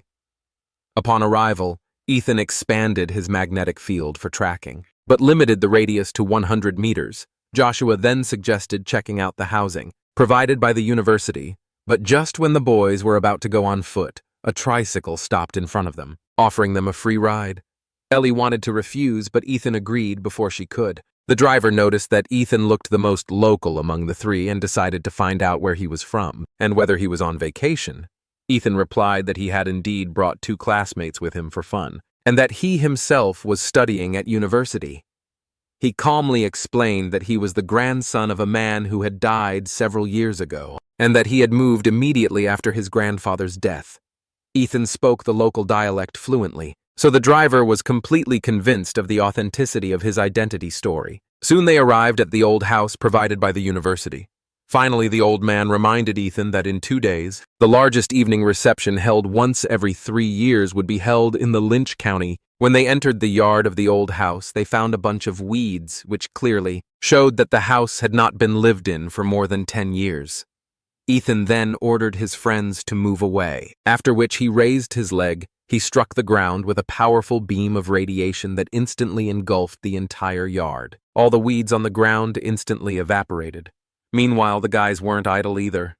Ellie began checking the security cameras, while Joshua secretly installed mini cameras for surveillance. But a second later, Ellie noticed something strange and called the protagonist to take a look. He walked over and saw that the original owner's bedroom wall had a built-in altar with a statue on its head that had a small red cloth on it. Ethan calmly examined the ominous statue and realized that the altar had been installed quite recently. Joshua, who entered the room, heard the conversation and decided to destroy the statue. This thing was causing him obvious discomfort. However, Ellie felt that Joshua was too impulsive, because how could he immediately destroy such an important clue without checking it first? And then Ethan started to load his fist. He agreed that she needed to be thoroughly checked. Then Ellie's eyes widened and she screamed at the hero. At first, she expected Ethan to agree with her, but soon realized that he always supported any actions related to battle and destruction. In the end, Ellie agreed to a compromise before destroying it. They should at least take a look at the statue under the mask. However, Ethan, who had been training in the illusion of killing for 3 months, instantly sensed the evil energy emanating from the statue. He ordered Joshua to destroy it, and he, already drawing his sword, took a fighting stance in 1 second. He cut the statue and the altar in half. A moment later, a strange phenomenon occurred that stunned the boys. A dark liquid began to flow out of the cut clay statue. The dirty, spiritual energy was trying to break out. However, a spiritual, golden hand suddenly leaped out from Ethan's body and tightly grabbed the invisible spiritual body. The boys saw a twisted mass of flesh and dark blood in a clay statue writhing as if alive. Joshua waved his hand and instantly froze the mass. A chill ran down Ellie's spine. She didn't understand what it was. Then, Ethan patted her on the shoulder and injected energy, instantly lowering it and eliminating the anxiety and fear. She came to her senses, and when the hero asked her how she was feeling, she replied that everything was fine, although she was slightly confused by what she had just felt. Apparently, the anomaly in Lingshui County was related to this strange clay statue, and they had taken an important step in the right direction. Ethan told the boys to stay in the house and watch the dirty spirit body for any changes, as he had a task to attend to. He marked the old man with a radiation marker, and if the time was right, it was time to catch him himself. Meanwhile, a tricycle arrived at the temple in Lingshui County, and as soon as the temple doors opened, a young monk came out from inside. He greeted the old man and informed him that the abbot was waiting for him inside. The old man was delighted and nodded in agreement. The young monk led him through many corridors. Finally, they arrived at their destination. On the left and right were golden bodhisattvas, and in front of them was a gate with amulets. The young monk approached the door, bowed, and informed the abbot that the donor had reached the standard of blessing. He also said that he had something else he wanted to announce. At that moment, a soothing voice was heard, questioning the old man's intentions, asking why he had come so suddenly at that very moment. The young monk's pupils narrowed and his face took on an ugly expression. As he sensed the presence of a stranger in an instant, the monk turned into a terrifying lizard with scales and claws. The old man, who was standing nearby, immediately knelt down and exclaimed several times that it was God in front of him. Then Ethan suddenly jumped down from above and stepped on the monster's forehead, turning its head into meat mush. Luckily, all the dirt and splashes didn't stain his clothes as he was inside the protective field. The old man was so frightened that he began to stutter, not understanding how the young man he had met just 2 hours ago had appeared in front of him. Ethan didn't even pay attention to the old man because 2 bodhisattva statues suddenly came to life in front of him, their eyes glowing red. Both statues attacked at the same time, but he didn't even raise his hand. The humanoid giant behind him raised its muscular arms and took the entire attack. Meanwhile, the statues began to tremble slightly, because a much greater force was resisting them. In the end, they simply gave up trying, and used the remaining 3 arms to attack the protagonist together. Then he rubbed the space ring on his finger, which glowed with a cold light. A moment later, he drew his blade Starfall and swung it through the air. Ethan cut down 6 weapons with one swing, and they shattered when they collided with the meteorite blade. However, Ethan knew that the battle was not over yet. The next second, a powerful laser beam shot out of the statue's eyes, however. Ethan was faster. He quickly closed the distance, jumped high, and decapitated the statues with one swing of his sword. However, their eyes continued to emit scarlet lasers before the old man could react. One of the beams cut him in half. The 2 enormous statues fell to the ground with a deafening crash, revealing sparking cables and mechanical structures within. Obviously, these bodhisattvas were not living beings at all. Ethan knew this from the very beginning, since his magnetic field did not register anything from them. However, he was more concerned about how such a high-tech device ended up in a backward little village. He headed towards the massive door, assuming that the answers to his questions might be hidden behind it. Being an uninvited guest, he decided not to knock politely, and ordered the humanoid to break down the door. However, the impact left only a dent. Then the giant's golden fists hit the crimson door, with incredible speed like a meteor shower. Eventually, the old door was reduced to a pile of rubble, and Ethan walked calmly through the gate. Inside, he was surprised to discover a huge underground palace. But the most impressive thing was the giant golden Buddha located in the center. But Ethan remained unperturbed. He carelessly asked why the owner was still hiding, like a cowardly mouse. Although the guest was already here a moment later. A monk emerged from behind the large golden Buddha and asked why Ethan was there, as the temple had no claims against him. Coming closer to Buddha, the monk once again asked the hero for an answer. However, Ethan only rubbed the space ring on his finger and pulled out the Starfall blade. He cut the old monk in half, and blood gushed out in all directions, but almost immediately, another monk appeared and reproached the protagonist for a serious sin. Tired of their smug moralizing, Ethan ordered them to be quiet, however. At that moment, the ground beneath his feet collapsed. Some force pulled him down into a huge space beneath the underground palace upon landing. He looked around and realized that this was in fact a sewer system, and his attention was drawn to the 18 doors in the walls. The next second, monsters poured out of the doors, each of them emitting first or second level energy based on the magnetic field. The vibrations of these humanoid monsters were very similar, indicating that they were all mass-produced. In other words, they were artificial bio-cyborgs. Then suddenly, the surface of the meteorite blade in Ethan's hand began to glow in the darkness and suddenly turned crimson red, all cyborgs. Within a 30-meter radius of the main character were cut in half. However, the doors still continued to release new monsters. Ethan was slightly impressed by the number of monsters in the temple's sewer system. Soon he was standing on a pile of bodies. With a long blade covered in blood, he picked up the decapitated head of an old monk which repeated a pre-recorded phrase. Ethan just stared at the puppeteer behind the electronic eyes, daring him to show himself. In response, an evil laugh echoed throughout the entire underground space behind the protagonist. A buzzing sound of mechanisms inside the Buddha's body was heard, and soon, the giant statue began to move. Hot steam rose from the cracks in the Buddha's head. Then the shoulders behind the Buddha opened up, revealing built-in rocket boosters. Ethan was shocked. The giant golden Buddha turned out to be a real mechanized machine.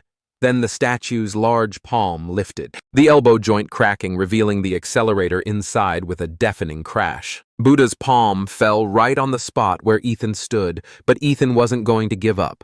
Just like that, he was already preparing to activate his skill. At that moment, the statue's palm seemed to begin to smoke Buddha's built-in AI. System detected the rapid increase in energy and activated a protective layer to prevent damage. A black, armored giant suddenly appeared in front of them, as tall as Buddha himself. In an instant, a huge fist struck the Buddha in the face, opening the steel frame of the statue. Then Ethan grabbed the Buddha's head with his powerful hands. He stated that they were not finished yet. The hero pressed her down and hit her with his knee, which had bone spikes protruding from it. The Buddha, his face ruined, swayed and leaned back. However, the spheres on his body then released a laser rain to prevent Ethan from attacking further. However, the laser strike left several marks on the protagonist's black armor. Buddha realized that all his attacks were useless, but he did not give up and activated all his lasers in an instant. A shot of unprecedented force, more like an explosion, was fired from his body. Buddha was sure that this blow would definitely hurt Ethan somehow, but this time he was wrong. When the smoke cleared, the burnt giant was still standing. Buddha tried to strike again, however several hard bone spikes shot up from the ground and pierced him in mid-air. Ethan then walked up to Buddha and released his atomic breath into his chest. For the protagonist, it was just a game, and he mockingly apologized for further destruction. The Buddha, seriously damaged, could no longer support itself on the electromagnetic shield and was finally burned. Ethan emerged from the giant, and as his body quickly evaporated, landed on the lotus seat where Buddha had once sat. There was a large passage down there, and Ethan could already guess that a typical mad scientist researcher was behind it all. Meanwhile, half an hour ago at the research institute, a researcher tried to calm the doctor down. He assured him that Ethan would not be able to break through a structure built using the latest materials and designs. However, he soon saw on the screen how the Crimson Gate was broken by Ethan in some unexpected way. The man assured the doctor that they still had an army of cyborgs, but a moment later, they saw Ethan easily destroy them. The man with glasses took a deep breath and reminded the doctor that they still had a trump card. The Mecha Buddha's combat capabilities were specifically designed to destroy large Lord-level monsters, but after a few minutes they were silent again, watching Ethan tear it apart with his bare hands. However, even under these conditions, the man was about to say again that they had a way out, but the doctor shouted at him to shut up.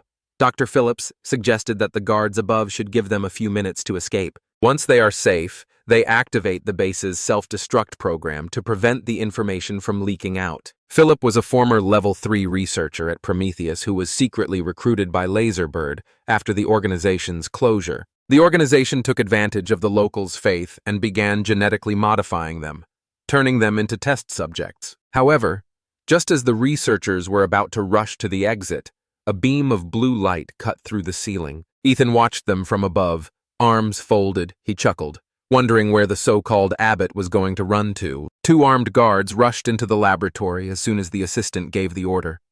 But before they could take aim, Ethan had already rushed into the attack. He was in front of the doctor in the blink of an eye, killing the guards. Although the doctor was scared to death, he calmly asked what Ethan wanted, offering to discuss the situation. However, in his right pocket he kept a button that could activate the base's emergency self-destruction program. But Ethan instantly grabbed the doctor's right hand and crushed it, disarming him.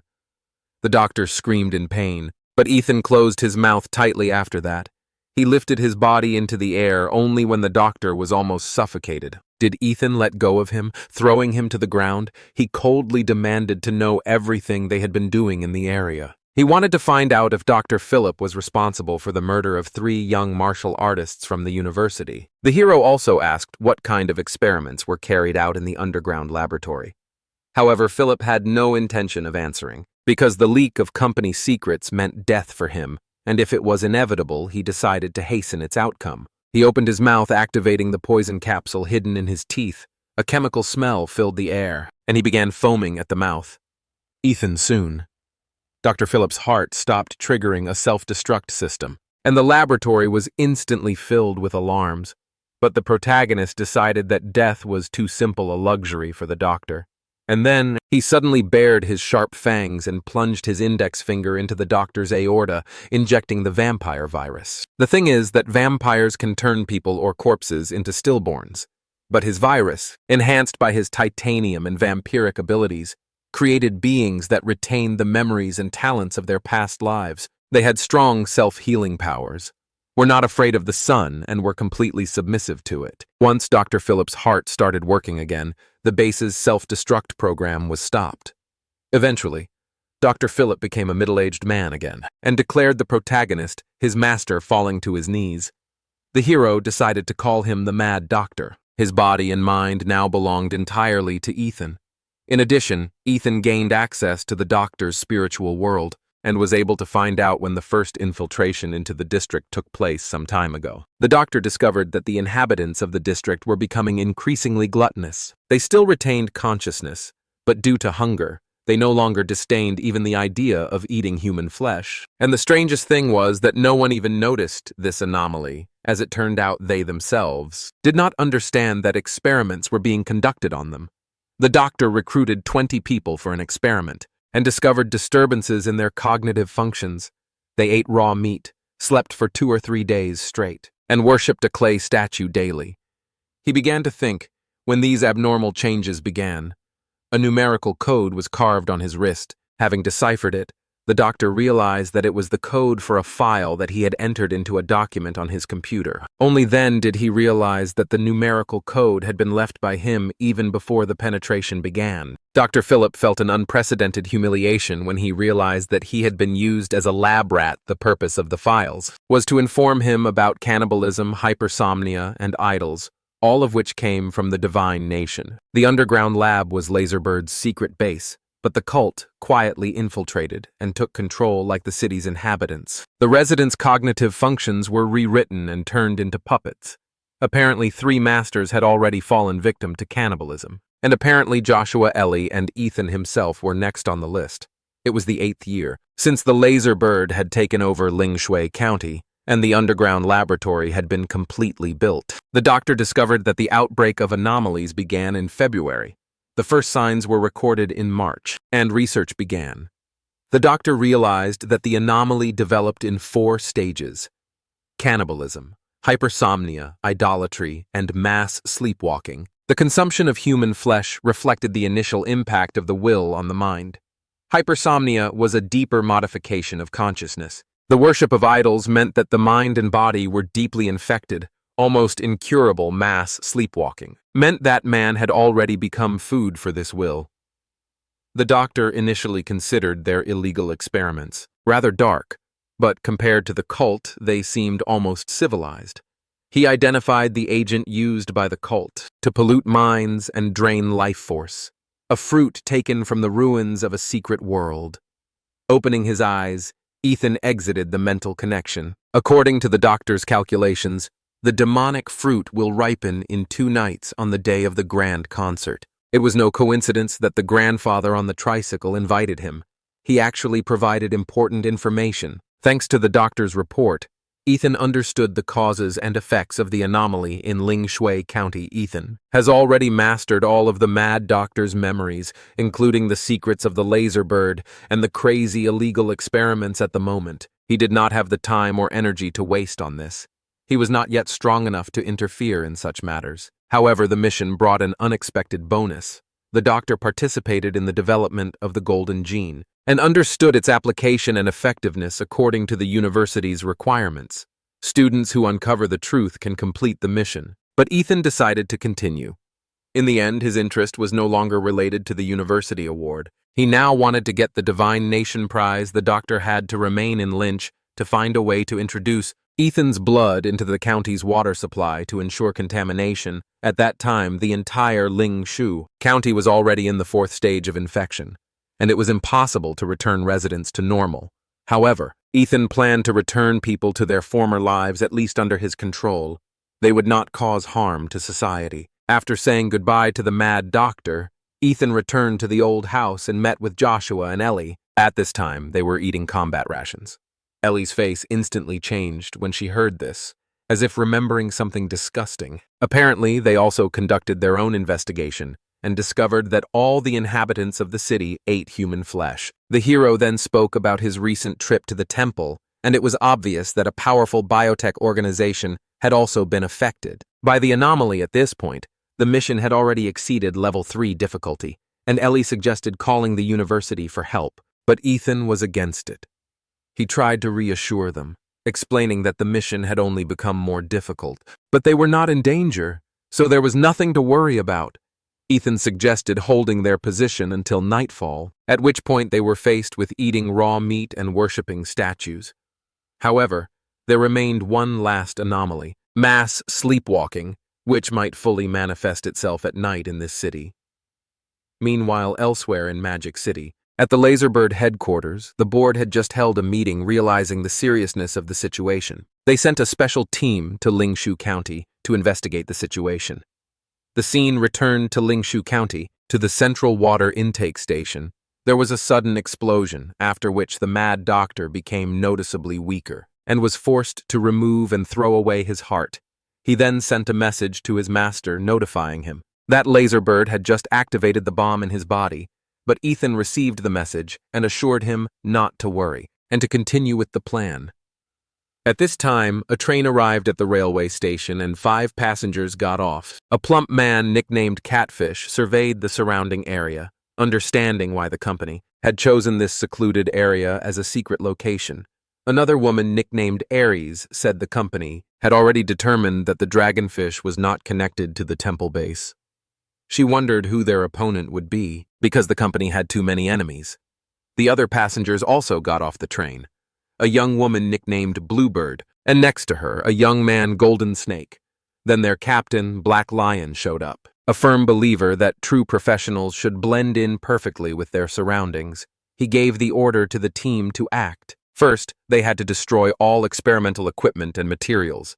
Golden Serpent and Bluebird, posing as a young couple, were responsible for reconnaissance while Sam and Aries were investigating in the underground laboratory. Soon, the Golden Serpent and the Bluebird hid in the shadows of the city to quickly gather all the available information. However, during reconnaissance, they sensed that something was wrong with the city's inhabitants. The Bluebird checked the living room but found nothing unusual. However, upon entering the bedroom, she came across an altar built into the wall and could not contain her curiosity.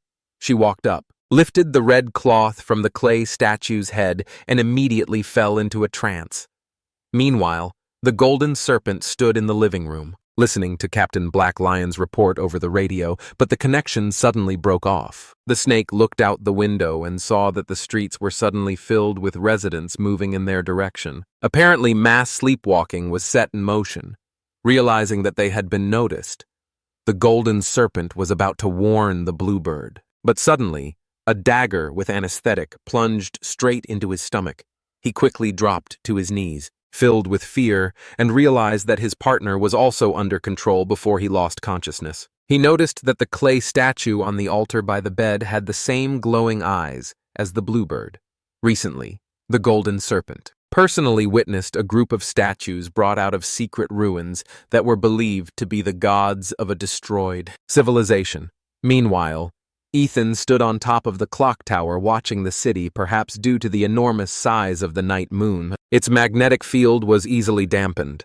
However, he could smell the pungent blood of the people gathered to the southeast of his position. Since mass sleepwalking was a form of will-eating, he was interested in how the process of eating would take place. When the anesthetic wore off, the Golden Serpent opened his eyes and discovered that he was tied to a column. Next to him was Bluebird, also tied up, still unconscious.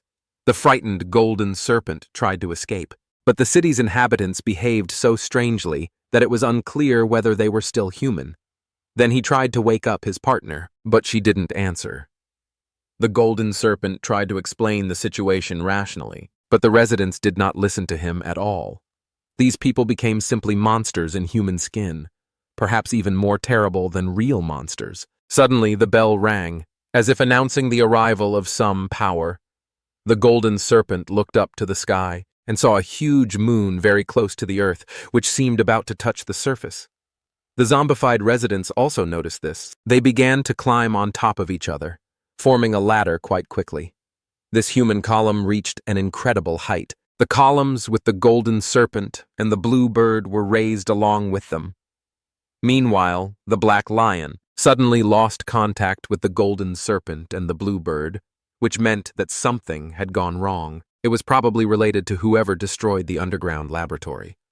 Whatever the reason, there was a good chance something serious had happened in the city, so they had to act quickly and leave as soon as the 3 team members left the temple. They felt something strange. They looked up at the sky, noticing that a huge full moon had appeared there. The next moment, Ares asked the others to look down.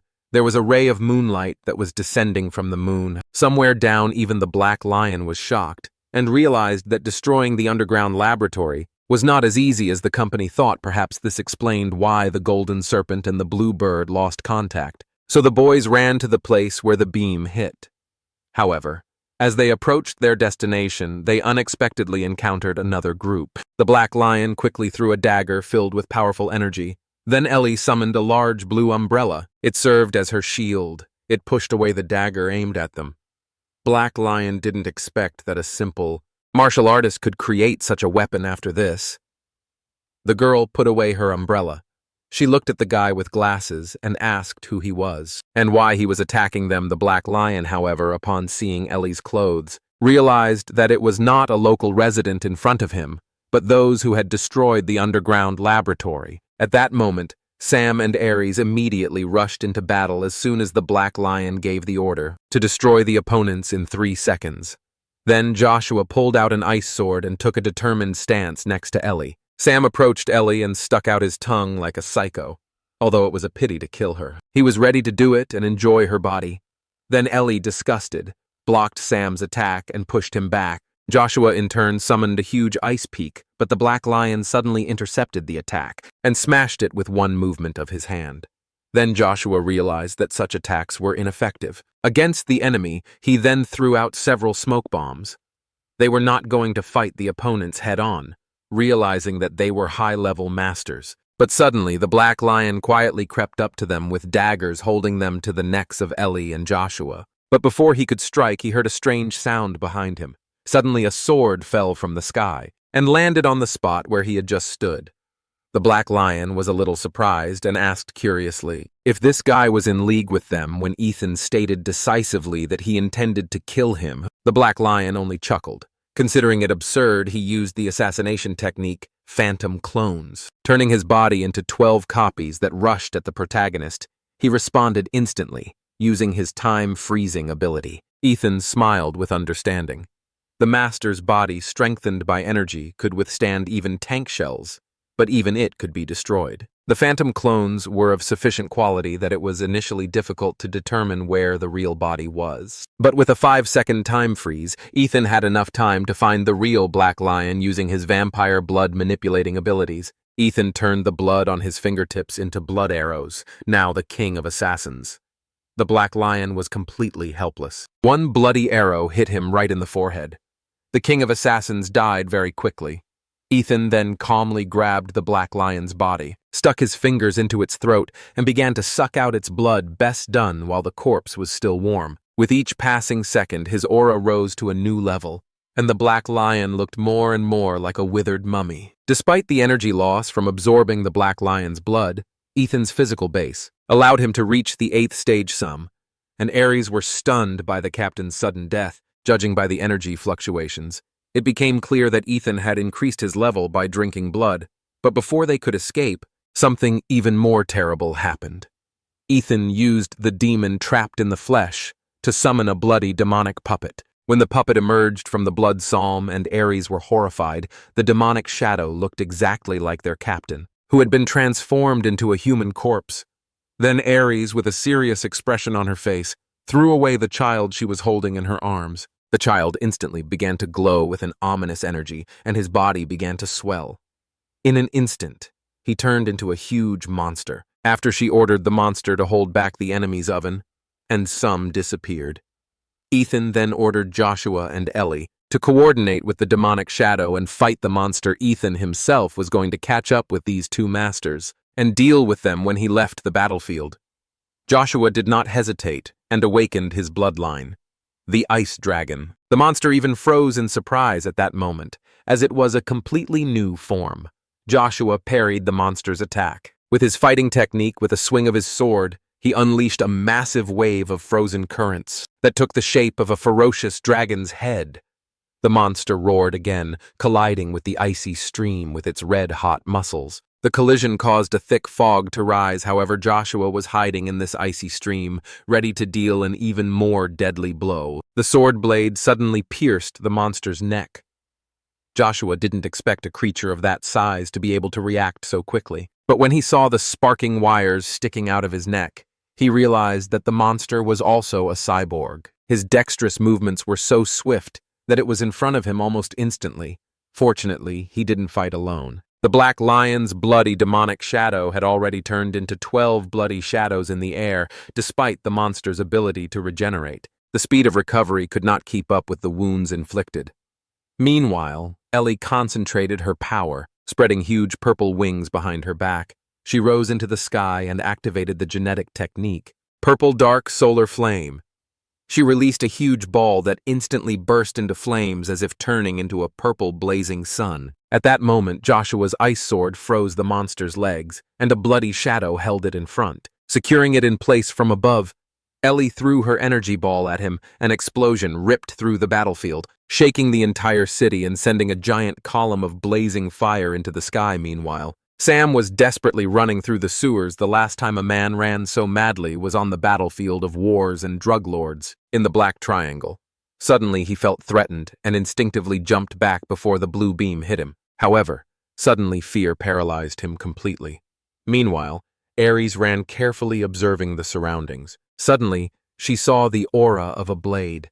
In the distance, she understood that the shining aura of the blade was directed at Soma, with Golden Serpent and Bluebird likely dead, followed by their captain, and now Some Oven was the only one left. She didn't want to die and tried to choose the path where her chances of survival were greatest. But at that moment, an idea came into the girl's head. Ares' gaze fell on a strange beam emanating from the moon. Her only thought was to use this ladder to escape the protagonist's pursuit. She took a deep breath and hurried towards the moonlit staircase. But fear gripped her, and she stopped ahead. She saw the bodies of naked old men forming a bridge between the earth and the sky, their life force seemingly drained by the moonlight. Suddenly a voice came from behind, asking if she wanted to get up. Ares turned around and saw Ethan holding Sam's head. At that moment she no longer thought about anything, and madly began to climb the moonlit staircase. Ares grabbed onto people's bodies and crawled upward with all her might. This staircase seemed endless to her. Despite the fact that it was moving at an incredible speed, however, the girl was soon amazed to see what was on the other end. The ram saw a door with exquisite reliefs the moment the door suddenly opened. Emitting a bright purple light, she fell into a trance and saw her parents inviting her inside. She walked inside, happily admitting how much she missed him. Meanwhile, Ethan, who had appeared in the bottom of the stairs, smiled strangely when he saw Ares enter. Then he suddenly vanished into thin air. Obviously not Ethan, but a phantom created to force her up the stairs. The real Ethan simply watched from afar, surprised that he used Erie's fear to create an illusion and force her to act now that 2 assassins were dead and 3 were doomed. The Divine Kingdom representatives were scheduled to arrive the next day after all the work that had been done. The big show was finally about to begin. At dawn, the huge moon finally began to slowly move. Away from the surface of the earth, and the beam of light emanating from it gradually dissipated. The people who formed the human ladder to the moon also returned to Earth. Ellie was a little worried. The strangeness of this mission exceeded their expectations, and she wanted to know if Ethan really wanted to continue. But the hero reassured them. He was confident that he would see this matter through to the end. Besides, it wasn't just the 3 of them. They had a powerful ally, Joshua thought. In his opinion, Ethan could not have come from an ordinary family, as stated in his file. Meanwhile, Ethan assigned Ellie and Joshua an important task when countless demonic shadows burst out from his body. He wanted them along with the demonic shadows. Destroy the clay statues in every apartment in the city. Joshua left immediately, without saying a word, holding the sword in his hands and leading the demonic shadows behind him. Ellie looked at the protagonist with concern, but decided to follow his plan. But as soon as she turned away, Ethan suddenly called her. He told her with a smile to believe in him. Ellie smiled back. She replied that she believed him, but Ethan should have trusted his comrades more and not decided everything alone. Soon the hero returned to the underground palace of the temple, where the mad doctor was waiting for him. Time was running out, and he had no desire to listen to his flattering speeches. He stared at the mountain of reptile corpses in the pit of the underground palace. Now he wanted to give them a chance to resurrect. By activating the power of anthropomorphism, Ethan controlled the lightning energy so as not to damage the cyborgs' bodies. The summoned giant raised his arms and tore open his chest, revealing his pulsating heart. Then, a huge stream of his blood poured out like a waterfall, washing over the mountain of corpses at the moment of contact. The reptilian cyborgs, drenched in the giant's blood, suddenly began to tremble, their bodies writhing, gradually regenerating. Ethan wanted to first use the vampire virus to revive the cyborgs and then use anthropomorphism to give them the power of giants. At the right moment, they will turn into an army of immortal giants, completely subordinate to his will.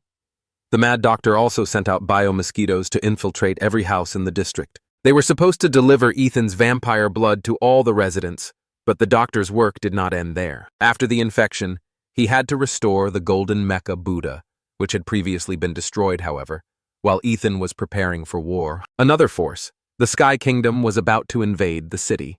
The Heavenly Kingdom originally began as a sect and received powerful support from a mysterious pope. Thus, the small group quickly grew into the Heavenly Kingdom, whose goal was to bring the gods from the secret kingdom to the human world. After years of struggle, the Zia Kingdom, which was the most difficult to penetrate, was finally about to become part of the Heavenly Kingdom.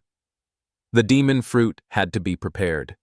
Within a few hours, the bishop looked closely at Lingshu County, where the archbishop had planted the demon fruit 4 years ago.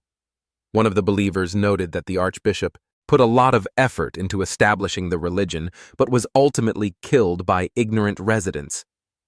At that moment, the bishop's face changed, and he declared that the archbishop's sacrifice could not be allowed to be in vain.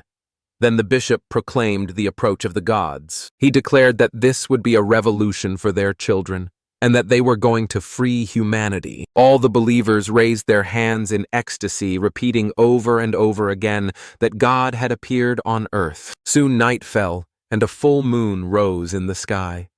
2 huge craters and a long chain of cracks seemed to form, a smile on its surface. By this time, the staircase to the moon had already been built, and was waiting for devoted believers to welcome the birth of the moon god. The bishop was extremely excited in the entire history of their religion. Only 2 divine fruits had been successfully bred. The first of these fruits caused global climate anomalies that resulted in the death, injury, and displacement of hundreds of millions of people. The second fruit was not as catastrophic, but contact with the Australian continent was lost, and the territory completely disappeared. From satellites, the countries of the Blue Planet formed coalitions to study or attack, to understand the intentions of the god, and find out if it could be killed. Now, the bishop was heading to the country of Sia to meet the arrival of the third god. The faithful formed a magic circle of human flesh and recited religious hymns, dripping blood onto a crystal brought from the ruins.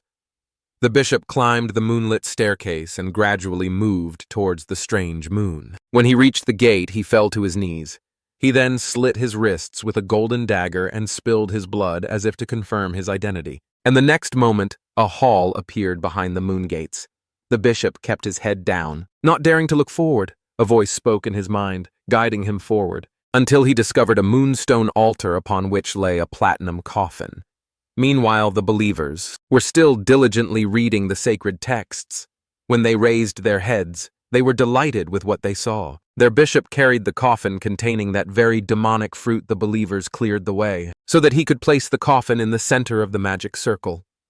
In the center, the bishop raised his hands, calling upon the great moon, the god of nightmare dreams, asking permission to call him Lunar Nightmare.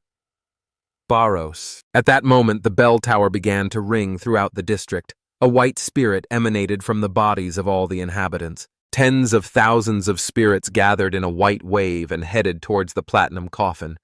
But suddenly, there was a loud roar. The entire stream of spirits suddenly turned blue. This meant that their faith in the moon nightmare Barros was shattered. The bishop could only watch helplessly as the spirits were destroyed by the roar. After this, the blue spirits entered the platinum coffin, where their god was being raised. The believers still could not believe what was happening, because these corrupted spirits could infect the divine fruit. At that moment, Ethan made his move, and instantly appeared behind the bishop, teasing him. At that moment, the bishop felt 3 strange foci in his body. These lines formed the outline of his internal organs before the bishop could do anything. The protagonist's sword passed through the key points. At that moment, Ethan became the devil incarnate. The sound of the church bell rang suddenly as the bishop fell to the ground. He, already dying, turned to the lunar nightmare Barrows, who now had a bloody hue, but this pathetic scene aroused contempt in the protagonist, even with 3 artifacts. The bishop could not withstand a single blow. Then suddenly someone praised the protagonist for his incredible hit and invited him to join the church. He turned his head slightly and saw another bishop in a crimson robe nearby. It was the current supreme leader of the Sia cult, Ling Chi. The person he had just killed was an archbishop. Ethan must understand that being a member of a religion is an extremely risky business. He realized that his subordinate was simply pretending to be his boss. The hero's eyes narrowed, realizing that the dead fool was just a setup, so he decided to immediately attack the real leader of the cult. However, seeing this reaction, Lynchie noted that since the place was sacred for the meeting of the gods, Ethan could not come and go as he wished. Suddenly, Ethan felt his body suddenly stop, his attempt to fly, thwarted by an invisible force that bound him tightly. Ethan, who possessed powerful mental powers, felt that it was telekinetic energy. And then from behind the main character, a humanoid demon appeared, tearing apart Lynchie's massive telekinetic arm. Lynchie's pupils narrowed and shock flashed across his face when he saw the figure behind Ethan. It is obvious that Ethan was also trained in the divine arts. The hero cursed under his breath. The only reason he wanted to move away was to avoid fighting next to that damned coffin. Suddenly, a roaring dragon of flesh burst out of it and flew straight at Lin Chi. He only told Ethan that such creatures could not harm him. The explosion from their collision shook the ground, and Lin Chi was thrown away. The dragon rushed forward with unstoppable force, pulling Lin Chi through countless buildings at blinding speed. When the monk came to, his crimson robes were in tatters, and blood was gushing from his numerous wounds. However, the very next second the wounds began to heal. Lynchie chuckled, believing that Ethan could not harm him since he was blessed by the gods as expected. These cultists were almost impossible to kill, which presented a serious problem. Suddenly, the rest of the fanatical cultists began to gather around him, chanting incantations in chorus. Lynchie just chuckled, having almost forgotten about them for a moment. As a final test of loyalty to the church, each sectarian took up a dagger. Then they instantly plunged it into their throats without hesitation, cutting their own throats. Ethan only watched them mockingly, believing that this was the only thing these madmen were capable of. The logic of the cultists was incomprehensible. However, he waited patiently to see what trick they would try next. In the blink of an eye, a cold wave of spiritual energy reached Ethan's face, and he felt it immediately. Suddenly, a bloody hand burst from the chest of one believer when the creature had completely crawled out. The hero saw its true form. It was a monster, a 3-eyed goat. It looked like the very embodiment of Satan. But the hero only grinned. For him, this was an ordinary foreign demon. He laughed, noting that the fanatics used their entire bodies as conduits to summon demons. 50 of them in total. It seemed they wanted to clutter the battlefield with mass conscription. But Ethan had his own mass army too. As he threw his head back, a roar echoed throughout the area, lightning from his skill exploding throughout the city. The demons screeched in rage, their cries echoing throughout the city. The clash was brutal, but the demons were no match for the protagonist's gigantic spirits. They instantly tore them to pieces. The other archbishop was shocked as he watched the battle. The archbishop was instantly killed, and now an army of giants suddenly appeared on the battlefield. Moreover, Ethan had disappeared from his sight, so the archbishop quickly used his spirit vision to find him. However, his expression twisted in horror when he noticed Ethan heading towards the divine coffin, realizing that Ethan's target was the divine fruit. He rushed over to try and stop it, but was immediately intercepted by Joshua and Ellie. The archbishop frowned, realizing that his opponents had clearly prepared, and he wondered if they had known the church's entire plan. In advance, meanwhile, the hero reached the divine coffin even from a distance. He felt the icy cold that could freeze the soul. This presence radiated an unbearable hostility. He understood it. He had actually entered the presence of a so-called god. The system panel flashed in front of Ethan, announcing the receipt of special energy. The hero realized that he had never considered the Sky Kingdom worthy of attention. These fanatics were weaklings, cannon fodder at best. He decided to open the lid himself if God did not appear on his own. But the next moment his eyes widened in surprise. The coffin was empty. There was nothing inside this being declared itself a god, but still lurked in the shadows. Ethan noted that the roars of the giants and demons had disappeared, and it seemed as if the entire world had suddenly become silent, leaving only the main character. Then a voice came from the void. He turned and saw the bishop he had recently defeated, who told him not to forget his true nature. Ethan narrowed his eyes. The familiar sensation meant he was hypnotized, but he didn't know when it happened.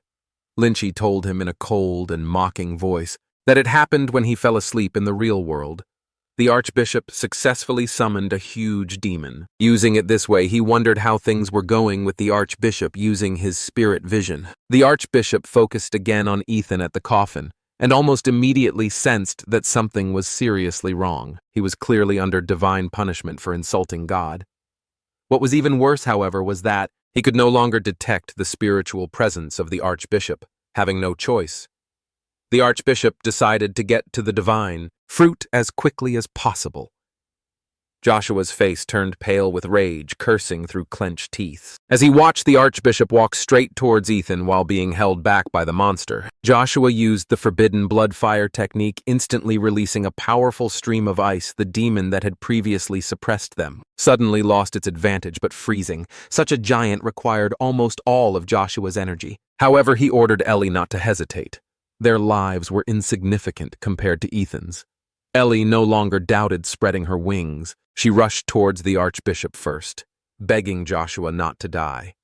However, the situation soon changed. Joshua could not hold the monster indefinitely. With a loud roar, the flames evaporated the ice.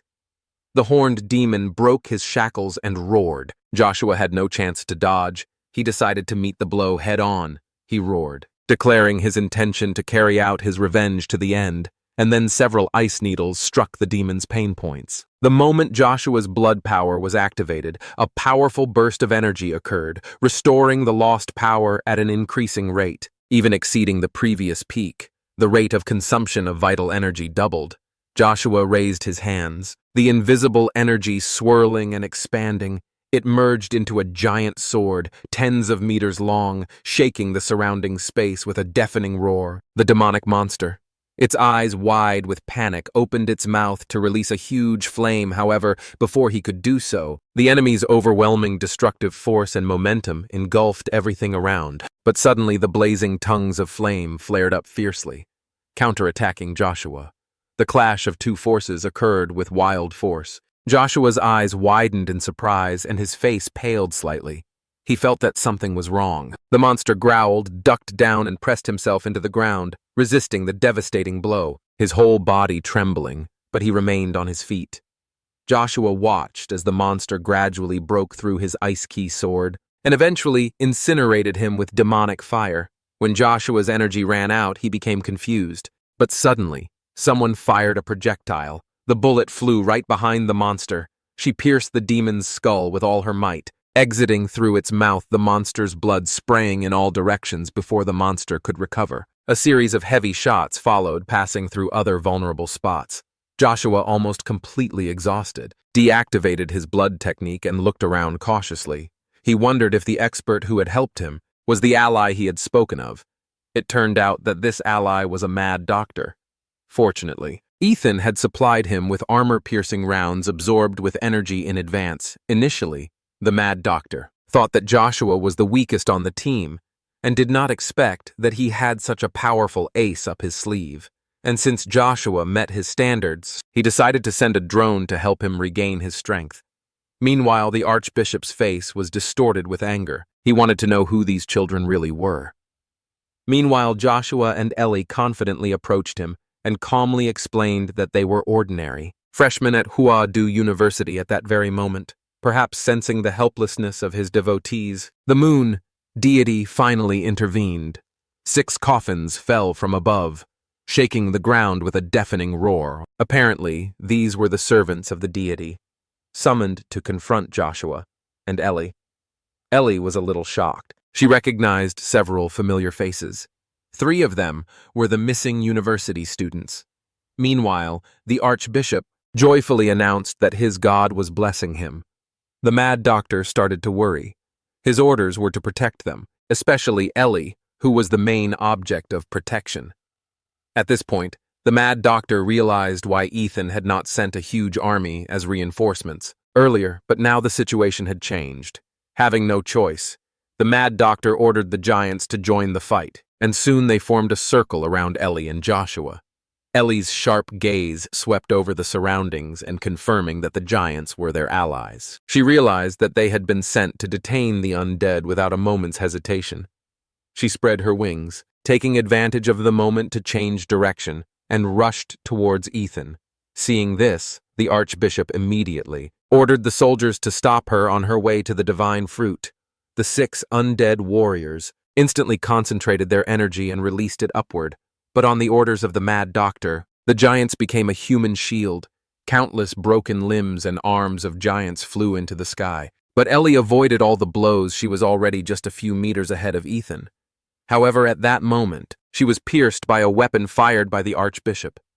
Ellie's strength began to gradually fade, and she almost collapsed to the ground. However, as soon as her body was a few meters away from the impact, her wings spread again, and she soared into the air again. She was so close to her goal that she simply couldn't give up. The archbishop froze in horror. All his efforts to stop Ellie were in vain. Eventually, Ellie reached the protagonist and hugged him tightly, pressing her head against his shoulder without wasting any time. She spread her wings and rose into the sky, holding Ethan in her uninjured arm. However, her injured arm, wrapped in bloody thorns, throbbed painfully as blood was sucked out of it. At that moment, she also noticed that the ground was covered with the bodies of giants. All of them were killed, but none of the 6 warriors were injured. Ellie decided not to stay any longer and was preparing to run away. And then suddenly a voice came into her head, advising her to leave Ethan behind. She had already done all she could, but it was not enough. And the voice assured her that he would not blame her. For a moment, Ellie wondered who this mysterious voice belonged to, but then replied that she would never leave it, taking a deep breath after ordering the moon deity to stand back. At that moment, a sudden psychic attack fell upon her. Her head ached from the suffering of the souls consumed by the moon deity, which was unbearable. But Ellie still did not let go of Ethan even as her consciousness began to fade. She cared only about protecting him. Soon completely exhausted, she collapsed along with Ethan. 6 divine warriors were already waiting for her on Earth. Then their necks began to lengthen at an alarming speed, turning into lunar spears aimed at Ellie in the air. She held the protagonist in her arms and closed her eyes slightly. However, her fall and the moon spears were stopped. Everything seemed to freeze in the moment. Ellie opened her eyes slightly, hearing the protagonist's voice. He apologized for waking up a little later than he should have. However, looking at the protagonist, completely exhausted. Ellie finally closed her eyes in relief. She whispered that it was not too late. Ethan then advised her to have a good rest, while he dealt with the remaining problems. Meanwhile, on the ground, the archbishop cursed in rage, seeing that Ethan had broken free from the god's illusion. But he reassured himself that it didn't matter, as Ethan wouldn't be able to handle 6 of the moon deity's apostles at once soon. Ellie suddenly disappeared in the protagonist's arms, sent to a safe space to rest, and then suddenly a giant leg appeared from the sky. In an instant, the archbishop and his warriors were crushed. Ethan chuckled, looking at the scattered bodies at his feet as if they were trash, not worth his attention. At this time, Ling Chi was in agony. Trembling after many deaths, he didn't know how many times he was killed each time. He felt a different but equally unbearable pain. and although his will was much stronger than that of an ordinary person, he was on the verge of a mental breakdown due to the endless murders of the main character after endless torture and murder. Ling Chi could no longer bear it, and broke out of the illusion. He apologized to the moon deity, explaining that he had no choice, and then the lunar deity only told him to lie down in the coffin. Time was running out, and he could only complete the vessel with the help of Ling Chi's weak, mortal body in the distance. Ethan destroyed all remaining moon god power on the battlefield in a matter of moments, including the 6 apostles now. All the cultists were destroyed. Only one remained at that moment. Ethan suddenly felt something and looked up at the moon. A figure in a silvery white robe stood in the sky, the moonlight falling on him, enveloping him in a silvery glow. Although Ethan couldn't directly sense the being in the sky, he could tell from its aura that it was incredibly powerful. This was the source of all the anomalies. In Lingshui County, the moon god, or rather moon demon Barossa, invisible steps appeared beneath Barossa's feet. As he stepped into the void and made his way toward Ethan, the cityscape around him vanished, and was replaced by an endless void, judging by the grayish-white ground beneath his feet. It was the moon, however. It could not have been the real moon because he did not feel the extreme cold of space or the lack of oxygen. Ethan assumed that this whole space was similar to Grace's space. It was different from the illusion, in that it affected the soul, but the damage caused was real. So inside the space, the protagonist's invincible golden body without the system panel was useless. Barros then admitted that he actually admired the prankster very much. Ethan was the most outstanding person he had ever seen. Moreover, his compatibility with Barros was over 96%, making him the perfect half to complete the human vessel. Ethan looked at Barros skeptically because his plan to steal Barros's vessel had already been completed. All that remained was to buy a little time. Barros continued stating that he was willing to grant Ethan the right to retain consciousness after using his body for his own completion. He invited the protagonist to join him, promising that he would rise on the moon and soar above the heavens there. Might not have been many people on the blue planet who could refuse an invitation from God, but Ethan did. He initially found these mysterious gods impressive, but in the end, they turned out to be just a group of highly advanced, intelligent beings. However, Barros did not take this to heart because once his vessel was completed, Ethan would not be able to resist. Eventually, he too became food ready to eat. Barros asked the protagonist's opinion, simply out of admiration, but in reality, it didn't matter. The end result wouldn't change anyway. He stretched out his hand, and under this terrifying pressure, flesh, blood, and bones merged into one distorted mess. Then Barros, with a powerful movement, tore apart the protagonist's gigantic body. The protagonist was simply thrown out of his humanoid body and found himself face to face with a deity. The next moment, Ethan found his limbs frozen in place. Barros's hand approached the protagonist's forehead. He looked at it like food ready to be consumed for the first time. Surprise flashed across the moon. God's face. He didn't understand why he couldn't sense Ethan's consciousness, puzzled.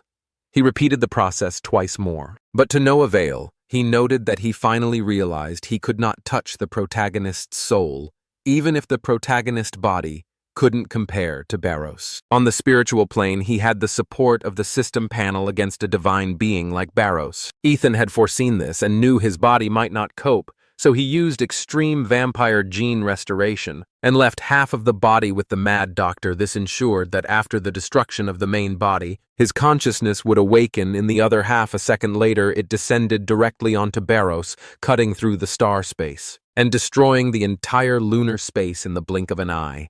An unknown man with turquoise, tousled hair looked down at Barros. It was the head of the Xia main division, the Azure Dragon, Azure, who had come to duel. Ethan's smile widened. Having already reported on the cursed Lingshui County, he hadn't planned to defeat Barros from the start, but only to capture the vessel. Barros was somewhat puzzled by the fact that his body was indeed human, meaning that human potential clearly needed to be enhanced. However, Azure only wondered if Barros was truly an abomination, since the purity of his body was low and mixed. When the first humanoid monster spawned descended to Earth, Azure was already a grandmaster and participated in the battle with the creature Barros, who had shown no emotion, became angry for the first time. In any case, Ethan, whose body he recognized as his own, should not have suffered so with one easy movement. Barros threw the main character's body aside, throwing him out of the battlefield. Azur was a little puzzled, as it seemed like the monster actually valued the young man's life. He decided that once he had suppressed Barros, he would find Ethan and interrogate him.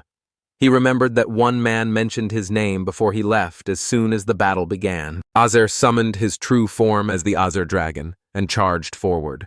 Meanwhile, the hero found himself in a remote mountain forest, far from the battlefield.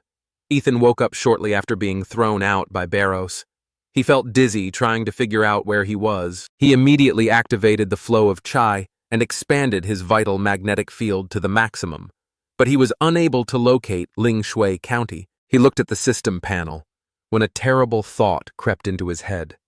It seemed that someone was following him. In any case, now that he was away from the battle, Ethan could finally study this so-called divinity after so much effort spent on stealing this treasure. He hoped that it would not disappoint him. He read a post titled Divinity and got a general idea of what it was. It turns out that it can arise in two ways, either through constant cultivation or by birthright. The system even hinted that the moon and illusion gene is best compatible with the Rakudam vampire gene. Therefore, Ethan decided to develop the vampire gene. After absorbing all 5 divinity points, evolution was launched. The upgraded version of the vampire gene was strong, but Ethan didn't expect it to be so incredibly powerful. Essentially, it was a top-tier functional support gene, which according to the university's evaluation system, meant a maximum-level reward in one swift movement. Ethan climbed to the top of the tree. Encouraged by the improvement, Ethan felt a surge of strength as the moonlight-induced vampire gene enhancement began to take effect. With a loud whistle, he punched several times in a row and, relying solely on ordinary physical strength, caused the air to crack. The waves caused by the distortion of the air were visible to the naked eye. After a simple warm-up of his muscles and getting used to the physical parameters enhanced by the moonlight, he straightened his arms and moved through the forest as a key figure in the incident. The Federation would certainly interrogate him, but he had too many secrets that could not be revealed. Realizing that lies are easily exposed under professional interrogation, he decided to re-establish contact with his old patron. The university, after all such connections and patronage were used, precisely in such situations. Meanwhile, the fighter with 3 important passengers returned to the Imperial University. Ethan and his 2 comrades were in the fighter as the fighter's hatch opened. The ramp lowered to the ground, and Ethan stepped out a little dazed before he noticed the old man in the suit. The old man introduced himself as Ivan, the president of Huadu University, and shook Ethan's hand, adding that it was a great honor to finally meet him. Ivan told Ethan to relax and not worry about formalities, so he immediately dropped all formalities and began to stretch his tired muscles. Ethan was slightly puzzled, and then asked directly if he had come for questioning about the events in Lingshui County. However, this turned out not to be the case. The old man simply reported that his team had successfully completed the mission, and Ethan did not need to worry about the consequences. The hero found this strange, since usually such serious incidents as sectarian sacrifices and the descent of a god did not go unchecked. But Ivan reassured him, saying that he should trust the university and that the consequences of the anomaly would be dealt with by higher authorities. The old man also showed respect for the protagonist's personal secrets. In the upcoming report, the university mission will be mentioned anonymously. Ethan noticed that this treatment seemed unreal, almost like a dream, and he wondered if perhaps this old fox knew about his fraud with the system the next day. In the president's reception room, the mad doctor finally sent his report. Although the terrain of Lingshui County was mountainous, what remains is now a huge crater. Ethan let out a nervous breath. Even with his current strength, he still didn't feel safe. The problem was that the moonlight Barros's mark still remained on his soul. At that moment, the door opened quietly, and looking up, he saw the long-awaited person. It was his savior, Azur, but something about him seemed strange. His face was pale, and there seemed to be a coldness coming from his mouth. He was dressed in several layers of warm clothing. Azur admitted that he did indeed catch a bit of a cold due to the treacherous moon demon, but he still won that battle. If Barros hadn't had so many ways to save himself, he would have killed him long ago, and wouldn't have waited here to help seal Barros's gaze. Mark. Ethan found this a little funny. He didn't expect Azure to actually explain anything to him, however, before starting. Azure took off his mink coat and other warm clothes.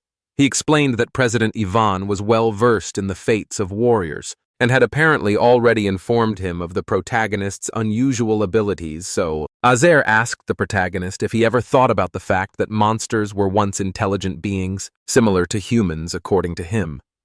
When he was still a master, he accompanied his teacher and 5 senior disciples to explore the ruins in the secret Atir world. He ended up being the only survivor, but was infected with a terrible curse. In the ruins, his body gradually began to transform into a beast, and his mind faded as the transformation progressed. Even the best doctors were powerless, and so Azure decided to exile himself. He did not want to turn into a monster and harm his fellow citizens or be killed by them, so he went alone to the secret S-tier world, ready to die there. But a huge sea storm washed him onto the island, and then Azure stopped abruptly and explained that further details were top secret, and Ethan was genuinely upset by this as he spoke. Azure removed the bandages from his body, revealing areas of skin covered with mysterious black runes. One look at them was enough to make Ethan feel pain. In his eyes, it felt like they were pierced by needles, and a few drops of blood even trickled down his fingers, although his eyes quickly recovered. He did not dare to look at them again, because he felt as if his soul was being sucked into the void. But Azure watched Ethan with curiosity. Even the great master would lose consciousness after just one glance at these runes. But Ethan only bled to death. Therefore, Azure instructed Ethan not to resist. He was going to place 2 runes on his consciousness. The moment Azure touched his forehead, runes slowly flowed from his fingertips onto his forehead. At that very moment, the moon demon's gaze. Mark suddenly disappeared under the influence of a mysterious force after the seal was completed. Azure asked the protagonist if Grace was his teacher.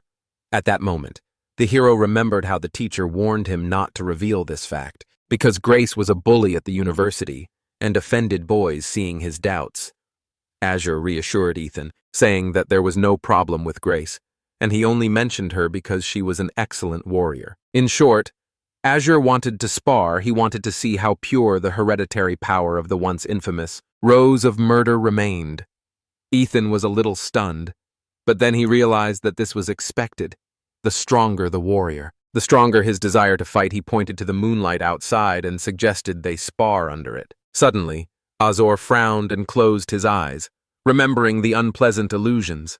However, they eventually headed to the university arena. Azure suggested that Ethan use all his strength while he defended himself with only one hand.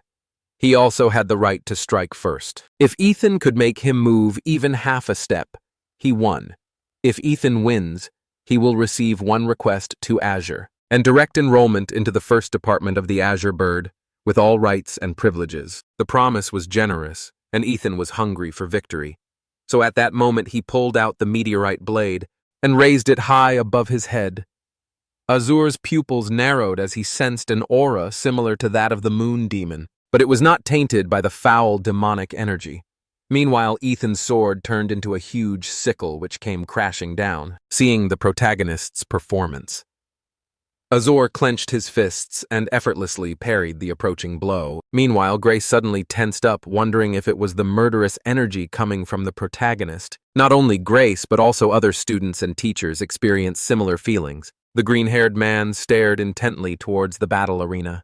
He felt an incredibly terrifying killing intent. He assumed that most of the university campus could feel it too, so he decided it was just bragging. The story moves again to the panoramic dueling arena. At the university, Azure met the protagonist head-on, directly confronting pure rage. The moment his sword and Azure's fist collided, a strong wind cut through the entire duel arena, but Azure himself remained motionless. This was completely in keeping with the level of one of the best masters. In the country, however, the battle was not over yet. His eyes widened as the man clenched his fist and went on the attack, activating his martial arts fist. A sudden, powerful explosion struck the hero as he struck, ruining his attack and covering the arena in a layer of bloody mist. Ethan fell back, barely able to stop himself from using too much energy. Seeing this, Azure was amazed. Ethan actually used such a serious forbidden technique for the sake of victory. He was afraid that the future pillar of the kingdom would damage its fighting base, so he instantly supported the hero who was about to fall to the ground. However, he realized he had been tricked. Ethan pointed out that Azure had moved more than half a step, meaning he had won. Then, Azure humbly praised the protagonist not only for his outstanding fighting skills, but also for his cunning. Then the climax came. Azure decided to accept the protagonist as a student initially. He wanted to wait until the little rascal lost, but since that didn't happen, he decided to express his intention directly. Ethan nodded with a smile, although he secretly found the offer funny since he hadn't shown his Demola body yet. Azor added that the key is the teacher, and since his physical base seems solid, there is no way to go wrong with a mentor. Ethan fully agreed with this, and informed Azor that he would contact the dean the next day to get guidance on physical training. This left Azor in shock. He didn't understand why the young man was so stubborn after he managed to pull off his trick, but he offered a compromise before leaving Azor. Left Ethan a powerful but extremely complex technique. A martial art from one of the Western countries excited Ethan. Thanked him, oblivious to Azor's hidden intentions, as the technique was very difficult to master on his own after saying goodbye to Azor. The hero returned to his bedroom, realizing that he had already been at the Imperial University. For more than 6 months looking at the martial arts badge, he wondered if he should use the sleep training method to learn and practice the technique. At that moment, the doorbell rang. Ethan placed the badge in his spatial ring and headed for the door. Opening it, he was surprised to see Owen, who asked permission to come in for a chat. Ethan wondered to himself why he had come. However, he still invited him inside, assuming that he wanted to persuade him to join the club for a while. The pink-haired boy simply followed, preparing to voice his request. However, before they even reached the living room, Owen dropped to his knees and began begging the hero to become the president of the Dragon Blood Society. Ethan was momentarily at a loss as he watched Owen's desperate attempts to cling to his leg. Owen explained that there was a person in the society who saw the protagonist return, and informed the others. Ethan quickly realized that he was being secretly watched through a security camera. Although Owen said the camera was only in the hallway, Ethan didn't waste any time. 20 minutes later, Owen was lying, exhausted on the floor of the training room, and then the hero asked him the reason for his request. Owen, his face swollen, said something unintelligible. Then Ethan gave him some hemostatic pills to heal the wounds. Owen explained that at the university students were free to form clubs, but if they did not demonstrate merit, the school would not provide financial support under Owen's leadership. The society established links with businesses, which attracted new members and increased the club's commercial value. However, as the club grew in power, it was suppressed by the student union, which consisted of local students from Huadu City. As a result, under Simon's leadership, the Dragon Blood Society suffered a series of failures and its commercial value continued to decline. Ethan realized that Owen's strength was not enough, and he was defeated by Simon. Owen admitted this, but added that the club wanted to suppress Simon. Then they can turn to senior students for help. But there is an unspoken rule that conflicts within a course, are resolved within the course. Thus, Ethan was the only freshman who met the requirements to save the club. At that moment, Ethan unexpectedly agreed to help, but before Ethan then had to explain that he would not be president, but rather a consultant, protecting the club's assets. He wanted to understand what exactly Owen was planning, and then he revealed to him the plan for Dashi's recovery.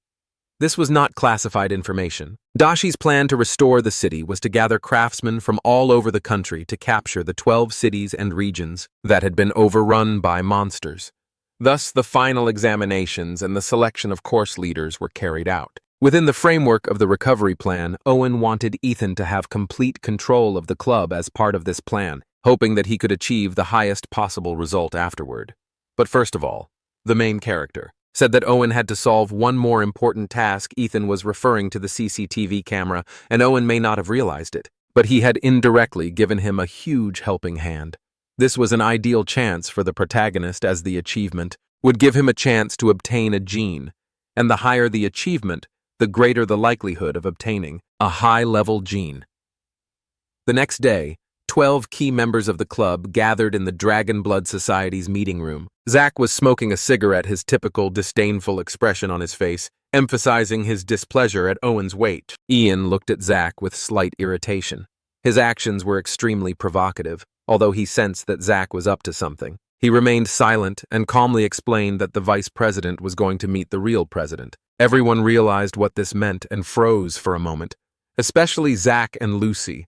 Their expressions changed to horror as they recalled their encounter with that terrifying freshman. Zack then sharply expressed his disagreement with placing hopes on the main character. Ian's eyes narrowed and his face darkened. He realized that the two were up to no good. Zack stated that the eldest son of the Zhao family, the real martial dynasty of Dashi named Kai, promised to give them a prominent place. Under his banner, then several participants agreed with his words. They wanted to side with Kai, who clearly had a bright future. Ian could barely contain his rage, not believing that 8 whole members had chosen to betray, leaving only him and 3 other members just as Ian was about to stop them. The door to the conference room was thrown open, and a man with an afro hairstyle walked in confidently. Zack and Lucy's faces instantly changed to smiles and obsequiousness. The guy turned to his brother Kai and said that everything was already settled. It was time to leave. Ian felt a surge of fighting energy and asked how Kai had infiltrated the Dragon Blood Society headquarters in response. Kai laughed arrogantly and said that he had forced his way in, but he assured that he would compensate the victims with money and training resources. Ian couldn't stand this provocation and attacked this impudent Kai, but the woman in black, quietly accompanying her master, blocked the attack. Ian was struck by the realization that he had truly been overwhelmed. This woman was no ordinary woman. Kai then turned to Zack, Lucy, and anyone else who wanted to join him, demanding that they beat up Ian. Obviously, the guys didn't want to carry out this order, but Kai warned them that if they refused, they should not even think about leaving in one piece the next moment. An explosive pressure hit his head and the head of his bodyguard, causing them to double over in pain. Ethan stood outside the conference room door, his hand pressed to Kai's head, asking Owen what kind of mess he had left for him. Kai was furious that someone dared to grab his hair, but before he could object, he and his bodyguard were thrown straight out the window. Fine. After he had thrown out all the traitors, Ethan turned to the remaining ones and asked if they had anything to say. At that very moment, they realized that the rumors about the protagonist's outstanding achievement in the exams were true and not Owen's exaggeration. Owen said they would not be expelled, but their positions would be reviewed, and if they did not meet the requirements, they would be removed from their positions. Then Ethan asked if they accepted the punishment. In the end, the boys agreed in unison, very afraid of punishment. Ethan said that since returning to university, he kept hearing one name and wanted to challenge the man to a fight. The hero was sure that if he won, it would put an end to all their problems. However, the group looked at him with distrust. Unfortunately, on the same day, that person announced that he would enter seclusion to break through to the master level. Ethan was a little sorry that he hadn't managed to arrange a fight with him. But then he came up with another way. He suddenly asked the group what they knew about the Azure Dragon Division 1. When Ian heard this, his eyes lit up and he explained that this was Dasha's most powerful fighting organization each year. It is likely that fewer than 3 university graduates are eligible for Division 1 admission. Ethan nodded, already forming a plan in his head. But first, they needed to launch the club's media team to spread the word now. The hero was going to challenge all the warriors of the university, whose cultivation level was lower than that of the great master. He then asked the others what they thought of his idea, but the conference room fell silent. Ian was completely unaware of this, and had no idea that such exams even existed. Owen then asked if Ethan was joking, as this was something that should not be taken lightly. But he replied that he was not joking, according to the protagonist. He can defeat ordinary warriors directly, but some talented ones will require a little more time. Unfortunately, if he wants to fight stronger warriors, he will most likely have to use his time, freezing ability. Owen looked at the hero carefully, and although it seemed a little illogical, since the participant was Ethan, he believed him. Within hours, the news was plastered all over the Imperial University campus. Ethan, a top freshman who disappeared for 6 months, has become a Division 1 ace. and is about to take on the entire university. This caught the attention of all the students on campus who decided that Ethan was being too cocky. Challenging the entire school, meanwhile, at the university hospital, Joshua and Ellie also saw the news, and were initially surprised why he couldn't just sit quietly. Owen helped Ethan create a buzz, and the news quickly spread beyond the university and was published online. People also debated the veracity of the protagonist's claim that he was a first division master of the Azure Dragon at this point. The audience was divided into different factions. There were those who believed in Ethan, those who criticized him and expected him to fail, and neutral viewers. Now the story moves to the university hospital. In one of the rooms, Kai, lying on a hospital bed, read the news about Ethan and laughed with anger. He recalled how his energy was sealed, and a hidden power was cast on him that left him severely injured. Kai couldn't forget this humiliating event, but he didn't expect the boy to organize a competition to challenge the entire school.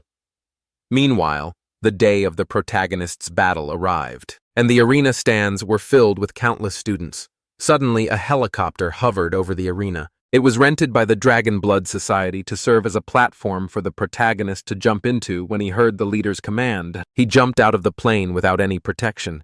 The atomic energy in his body flared, doubling his speed in the air, and he shot through the clouds before landing with a thud. The flow of comments on the live broadcast instantly increased tenfold. The protagonist's entrance into the arena was immediately hailed as the most epic introductory scene of the year. Meanwhile, Tao, a second-year student, watched him from afar and felt slightly irritated. His friend noticed this and asked if he was going to fight Ethan, and Tao replied that he had to show himself due to the huge amount of attention. He was a minor internet celebrity, so he planned to appear at the competition to increase his fan base. Tao hurriedly entered the arena, introduced himself as a second-level fighter, and expressed his desire to challenge Ethan. Millions of viewers on the live broadcast held their breath, eager to see the main character's reaction. However, Tao could not have imagined that he would be defeated before he could even understand what had happened. Ethan didn't give him a second to breathe and demanded the next opponent. The main character's next opponent was Lin, who single-handedly defeated 3 level 7 fighters. As soon as the match began, Lin struck from above, releasing aura from her sword to suppress her opponent. However, her sword was completely destroyed by one powerful blow from the protagonist. Then Ethan decided to speed up the process. Since the previous fights were becoming boring, he ordered the remaining ones to come out to him at the same time. The remaining 9 warriors rushed at the protagonist with contempt because he clearly underestimated them. However, their desire to teach the younger one a lesson instantly evaporated when they all fell from one blow from Ethan. The crowd was in complete delight. Watching this display of power, meanwhile, Kai watched as Ethan quickly dispatched his opponents. On live television at that moment, a name came to his mind. There was perhaps only one person who was capable of defeating him, his brother Tyler. But then Kai suddenly grinned as an idea came into his head. Meanwhile, Ethan stood proudly in the center of the arena, surrounded by defeated enemies. The students gritted their teeth, but they couldn't help it. They simply couldn't compete with Ethan. Meanwhile, an unexpected opponent appeared in the arena. Tyler, who had achieved perfection in his level, was not an ordinary 9th level master. Many viewers believed that Ethan would finally pay for his overconfidence. However, Tyler took an unexpected step. He apologized on behalf of his brother and promised to compensate for all losses of the Dragon Blood Society. But Ethan instead wanted to know the reason why he challenged him. Tyler explained that he was acting for the sake of the Shao family's reputation. Although his brother was guilty, he should not have insulted the family's honor. However, Ethan noticed that Kai had told his brother a lie, or at least embellished the story. When Tyler suggested that Ethan kneel down and apologize to the Jiao family in front of all the faculty and students, Ethan rudely refused. Then they glared at each other and the match officially began. The boys immediately closed the distance between themselves, and their lightning-fast fists struck simultaneously. With a deafening roar, they collided, creating a massive shockwave of combat energy. It seemed that the blows from both sides were equal in strength and speed, and then Ethan noticed that the nano armor on Tyler's hands was gradually disappearing. Moreover, the temperature of the whole body rose by several degrees. Hot air currents enveloped his hands and his veins turned red like molten lava. It was the blood of the solar flame, The audience was amazed. These two were monsters on a whole other level. In the arena, the audience could only dimly discern blue lightning and crimson flames. Tyler was momentarily distracted by the protagonist, transformation into a monster. He felt the energy of a demonic creature. Then Ethan noticed the distraction and punched him with his right fist, causing him to spit out a stream of fresh blood in the audience. A small boy holding the figurine tightly in his hands loudly encouraged Tyler, urging him to defeat the great demon king. Tyler, wiping blood from his left cheek, was amazed that Dashi would take a fighter like Ethan into her ranks.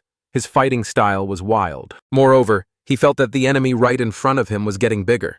It turned out to be no illusion. Ethan was actually increasing his size using the vampire's control, gradually unleashing the power of a giant. In this way, he could develop agility and nervous system reaction while simultaneously increasing his physical strength. Several times every second with just one punch, Tyler's knees gradually buckled and his feet barely remained on the ground. At that moment, he understood why Ethan dared to challenge the entire school, but it was unclear how a person could possess such terrifying physical strength.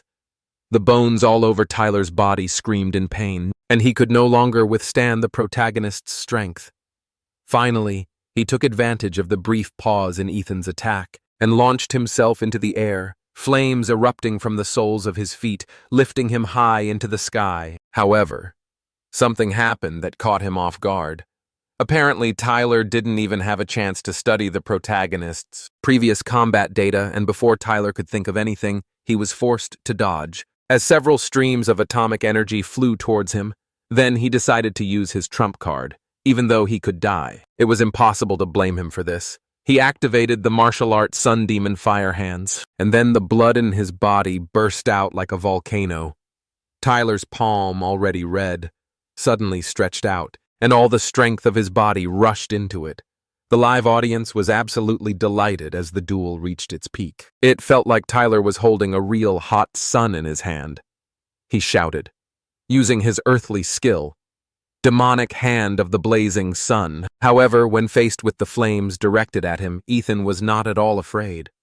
On the contrary, he was even glad that Tyler had finally shown at least something decent. But if he believed that he was the only one who could fire energy beams, Ethan decided to use him as a test for new skills. He focused his atomic energy and activated the new dragon cannon. He fired a powerful beam of energy towards Tyler, the spherical atomic energy turning into a huge blue pillar with a diameter of... Against the blinding blue beam, Tyler's blazing sun looked rather weak at that moment. Tyler instinctively felt death approaching with a deafening roar. A white-blue beam engulfed his figure, and the blazing sun piercing the night sky. Suddenly, a familiar voice caught everyone's attention, causing Ethan to be reprimanded for being overconfident. Meanwhile, Ivan, dressed in his usual suit, flew up to Ethan holding a stunned Tyler in his arms. The director sighed, explaining that he had come to watch the popular tournament, but had not expected the boy to drag him out on display. Apparently, luring him outside was the main character's original plan. Ivan then carefully placed the unconscious Tyler in the arena. However, since he was already there, Ivan decided to continue the tournament. He invited the next participant to speak if someone else won the fight. If no one dared, the director would declare the victory of the main character. The seniors hesitated, wondering who would dare challenge Ethan next. But in the end, no one did. Ivan, seeing this, was forced to admit that first-year student Ethan, with the martial arts level of an ordinary student, had single-handedly challenged all the masters of the school. It was unprecedented. And now the name of the main character will forever be celebrated at the university as legendary. This story of incredible transformation begins in one of the school classrooms. The young man there suddenly woke up and realized that he had gone back in time to before his college entrance exams. The guy suddenly screamed and jumped up from his seat. He grabbed his hair in horror. He didn't understand that if fate had decided to throw him back in time, then why it hadn't happened after he entered college. Since ancient times, humanity on the blue planet has suffered from a catastrophe, known as the invasion of the secret kingdoms. Sometimes these creatures invaded the human world. Some of them possessed such power that they could wipe out all of humanity from the face of the earth. To survive, humans developed the monster gene system, a special technology that allowed them to implant monster genes into themselves. awakening their fighting talents. Only such warriors could protect humanity. And thanks to this, they received a much higher status and privileges than ordinary people. The blue planet has entered an era where power decides everything, and everything else becomes secondary. But Ethan grabbed his head trying to comprehend what was happening and could not believe that he was a high school student. Again, his classmates began to laugh at him, claiming that a loser like him should not even dream of getting into college. One of the students, Vanessa, asked him dismissively why a loser like him hadn't dropped out of school yet. Ethan looked at her with irritation, realizing that it seemed like any story about the main character being bullied couldn't be complete without a lead witch judging by the surroundings. The previous owner of this body really did not have a good reputation. Ethan was stunned. Everything that was happening seemed like a misunderstanding to him, and now he had to pay for the mistakes of the body's previous owner. Suddenly, the teacher announced that the students should get ready. The injection of genetic modification would begin soon. Now they needed to believe in their own strengths. However, there was a hint of irritation in his tone as he glanced at Ethan, implying that he was not a diligent student. Ethan just smiled tensely, deciding that everything that was happening was some kind of joke, because it wasn't he who was lazy, but the previous owner of the body. So now that he had this life, he was going to correct his mistakes and do everything right. After some time, the students gathered in the genetic injection hall, where the solemn awakening ceremony was taking place. There were numerous test tubes of awakening serum containing the primary genes of all known magical creatures after the drug was administered. Each student had to absorb one of the genes at random and awaken the power within themselves.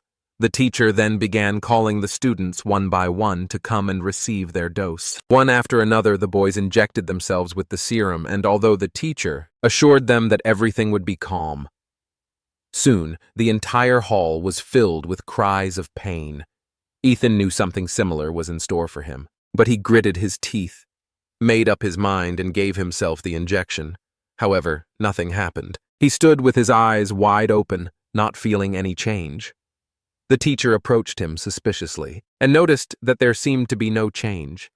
Ethan thought that perhaps he had received the wrong serum. Then Vanessa laughed loudly, came closer, and mockingly noted that he obviously had not awakened anything in himself. She poked him in the face with her finger, adding that a warrior without awakening was like a bird without wings, which meant he was finally doomed. However, the system suddenly reacted and announced that the protagonist had activated the unique gene of the infinite monster. When Vanessa noticed the hero's sudden movement, she asked with irritation what this loser was doing. Ethan tried to warn her to move away, but Vanessa, as usual, didn't listen, and the next second, the protagonist's body began to tremble, turning into a furious, monstrous beast. The flow of energy was so powerful that Vanessa, who was standing closest, was thrown across the room, and then the wave of power washed over the rest of the students. The sudden surge of energy immediately attracted the attention of the best awakened. Among them, Ellie Joshua also drew attention to this. At that moment, the system informed Ethan that he had awakened a rank gene called Demola's Mad Flame. Ethan was stunned, trying to comprehend what was happening, wondering if he had hit the jackpot in this system. Until recently, everyone considered him a failure. But now the students realized that he may have awakened something monstrously powerful. His aura literally swept away everyone around him, especially Vanessa, who, by the way, only had a second-rank monster awaken. Ethan apologized for causing a fuss, but he had warned everyone to stay away. But no one paid attention. Soon, the loudspeaker announced that all third-year students who had completed the awakening were to report to the testing building. There, they will be able to determine the type of their magical beast and the level of their combat skill. Holographic screens displayed each student's data as they were being tested now. Joshua, the recognized best disciple of the year, was being tested. He awakened one of his best bloodlines of the third rank, the Ice Demon Dragon. Then it was Ellie's turn, who ranked first in the entire province, to awaken a rare fourth-rank bloodline, the Netherworld Sparrow. At that moment, Ethan noticed something strange. All the students had third or fourth-rank genes, and his own was simply designated as a class. And then it was his turn to be tested. As he headed towards the capsule, a crowd of classmates watched him with admiring glances, certain that they were looking at a future legend. Ethan understood perfectly well that in this world, strength decides everything.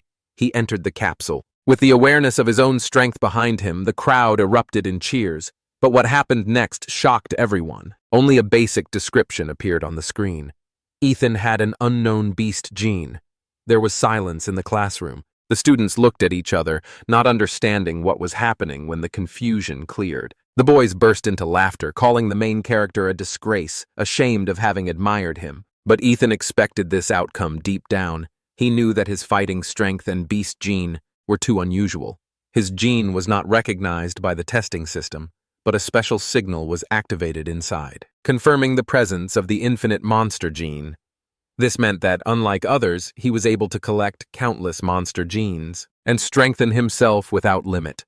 With this thought, he swore that he would become the king of the monsters. Later that day, the awakening ceremony concluded and classes ended, but one conversation took place in the teacher's office. The teacher was surprised when Ethan announced that he wanted to take time off to study independently and prepare for the entrance exams. Ethan firmly said that he wanted to improve because he was too far behind.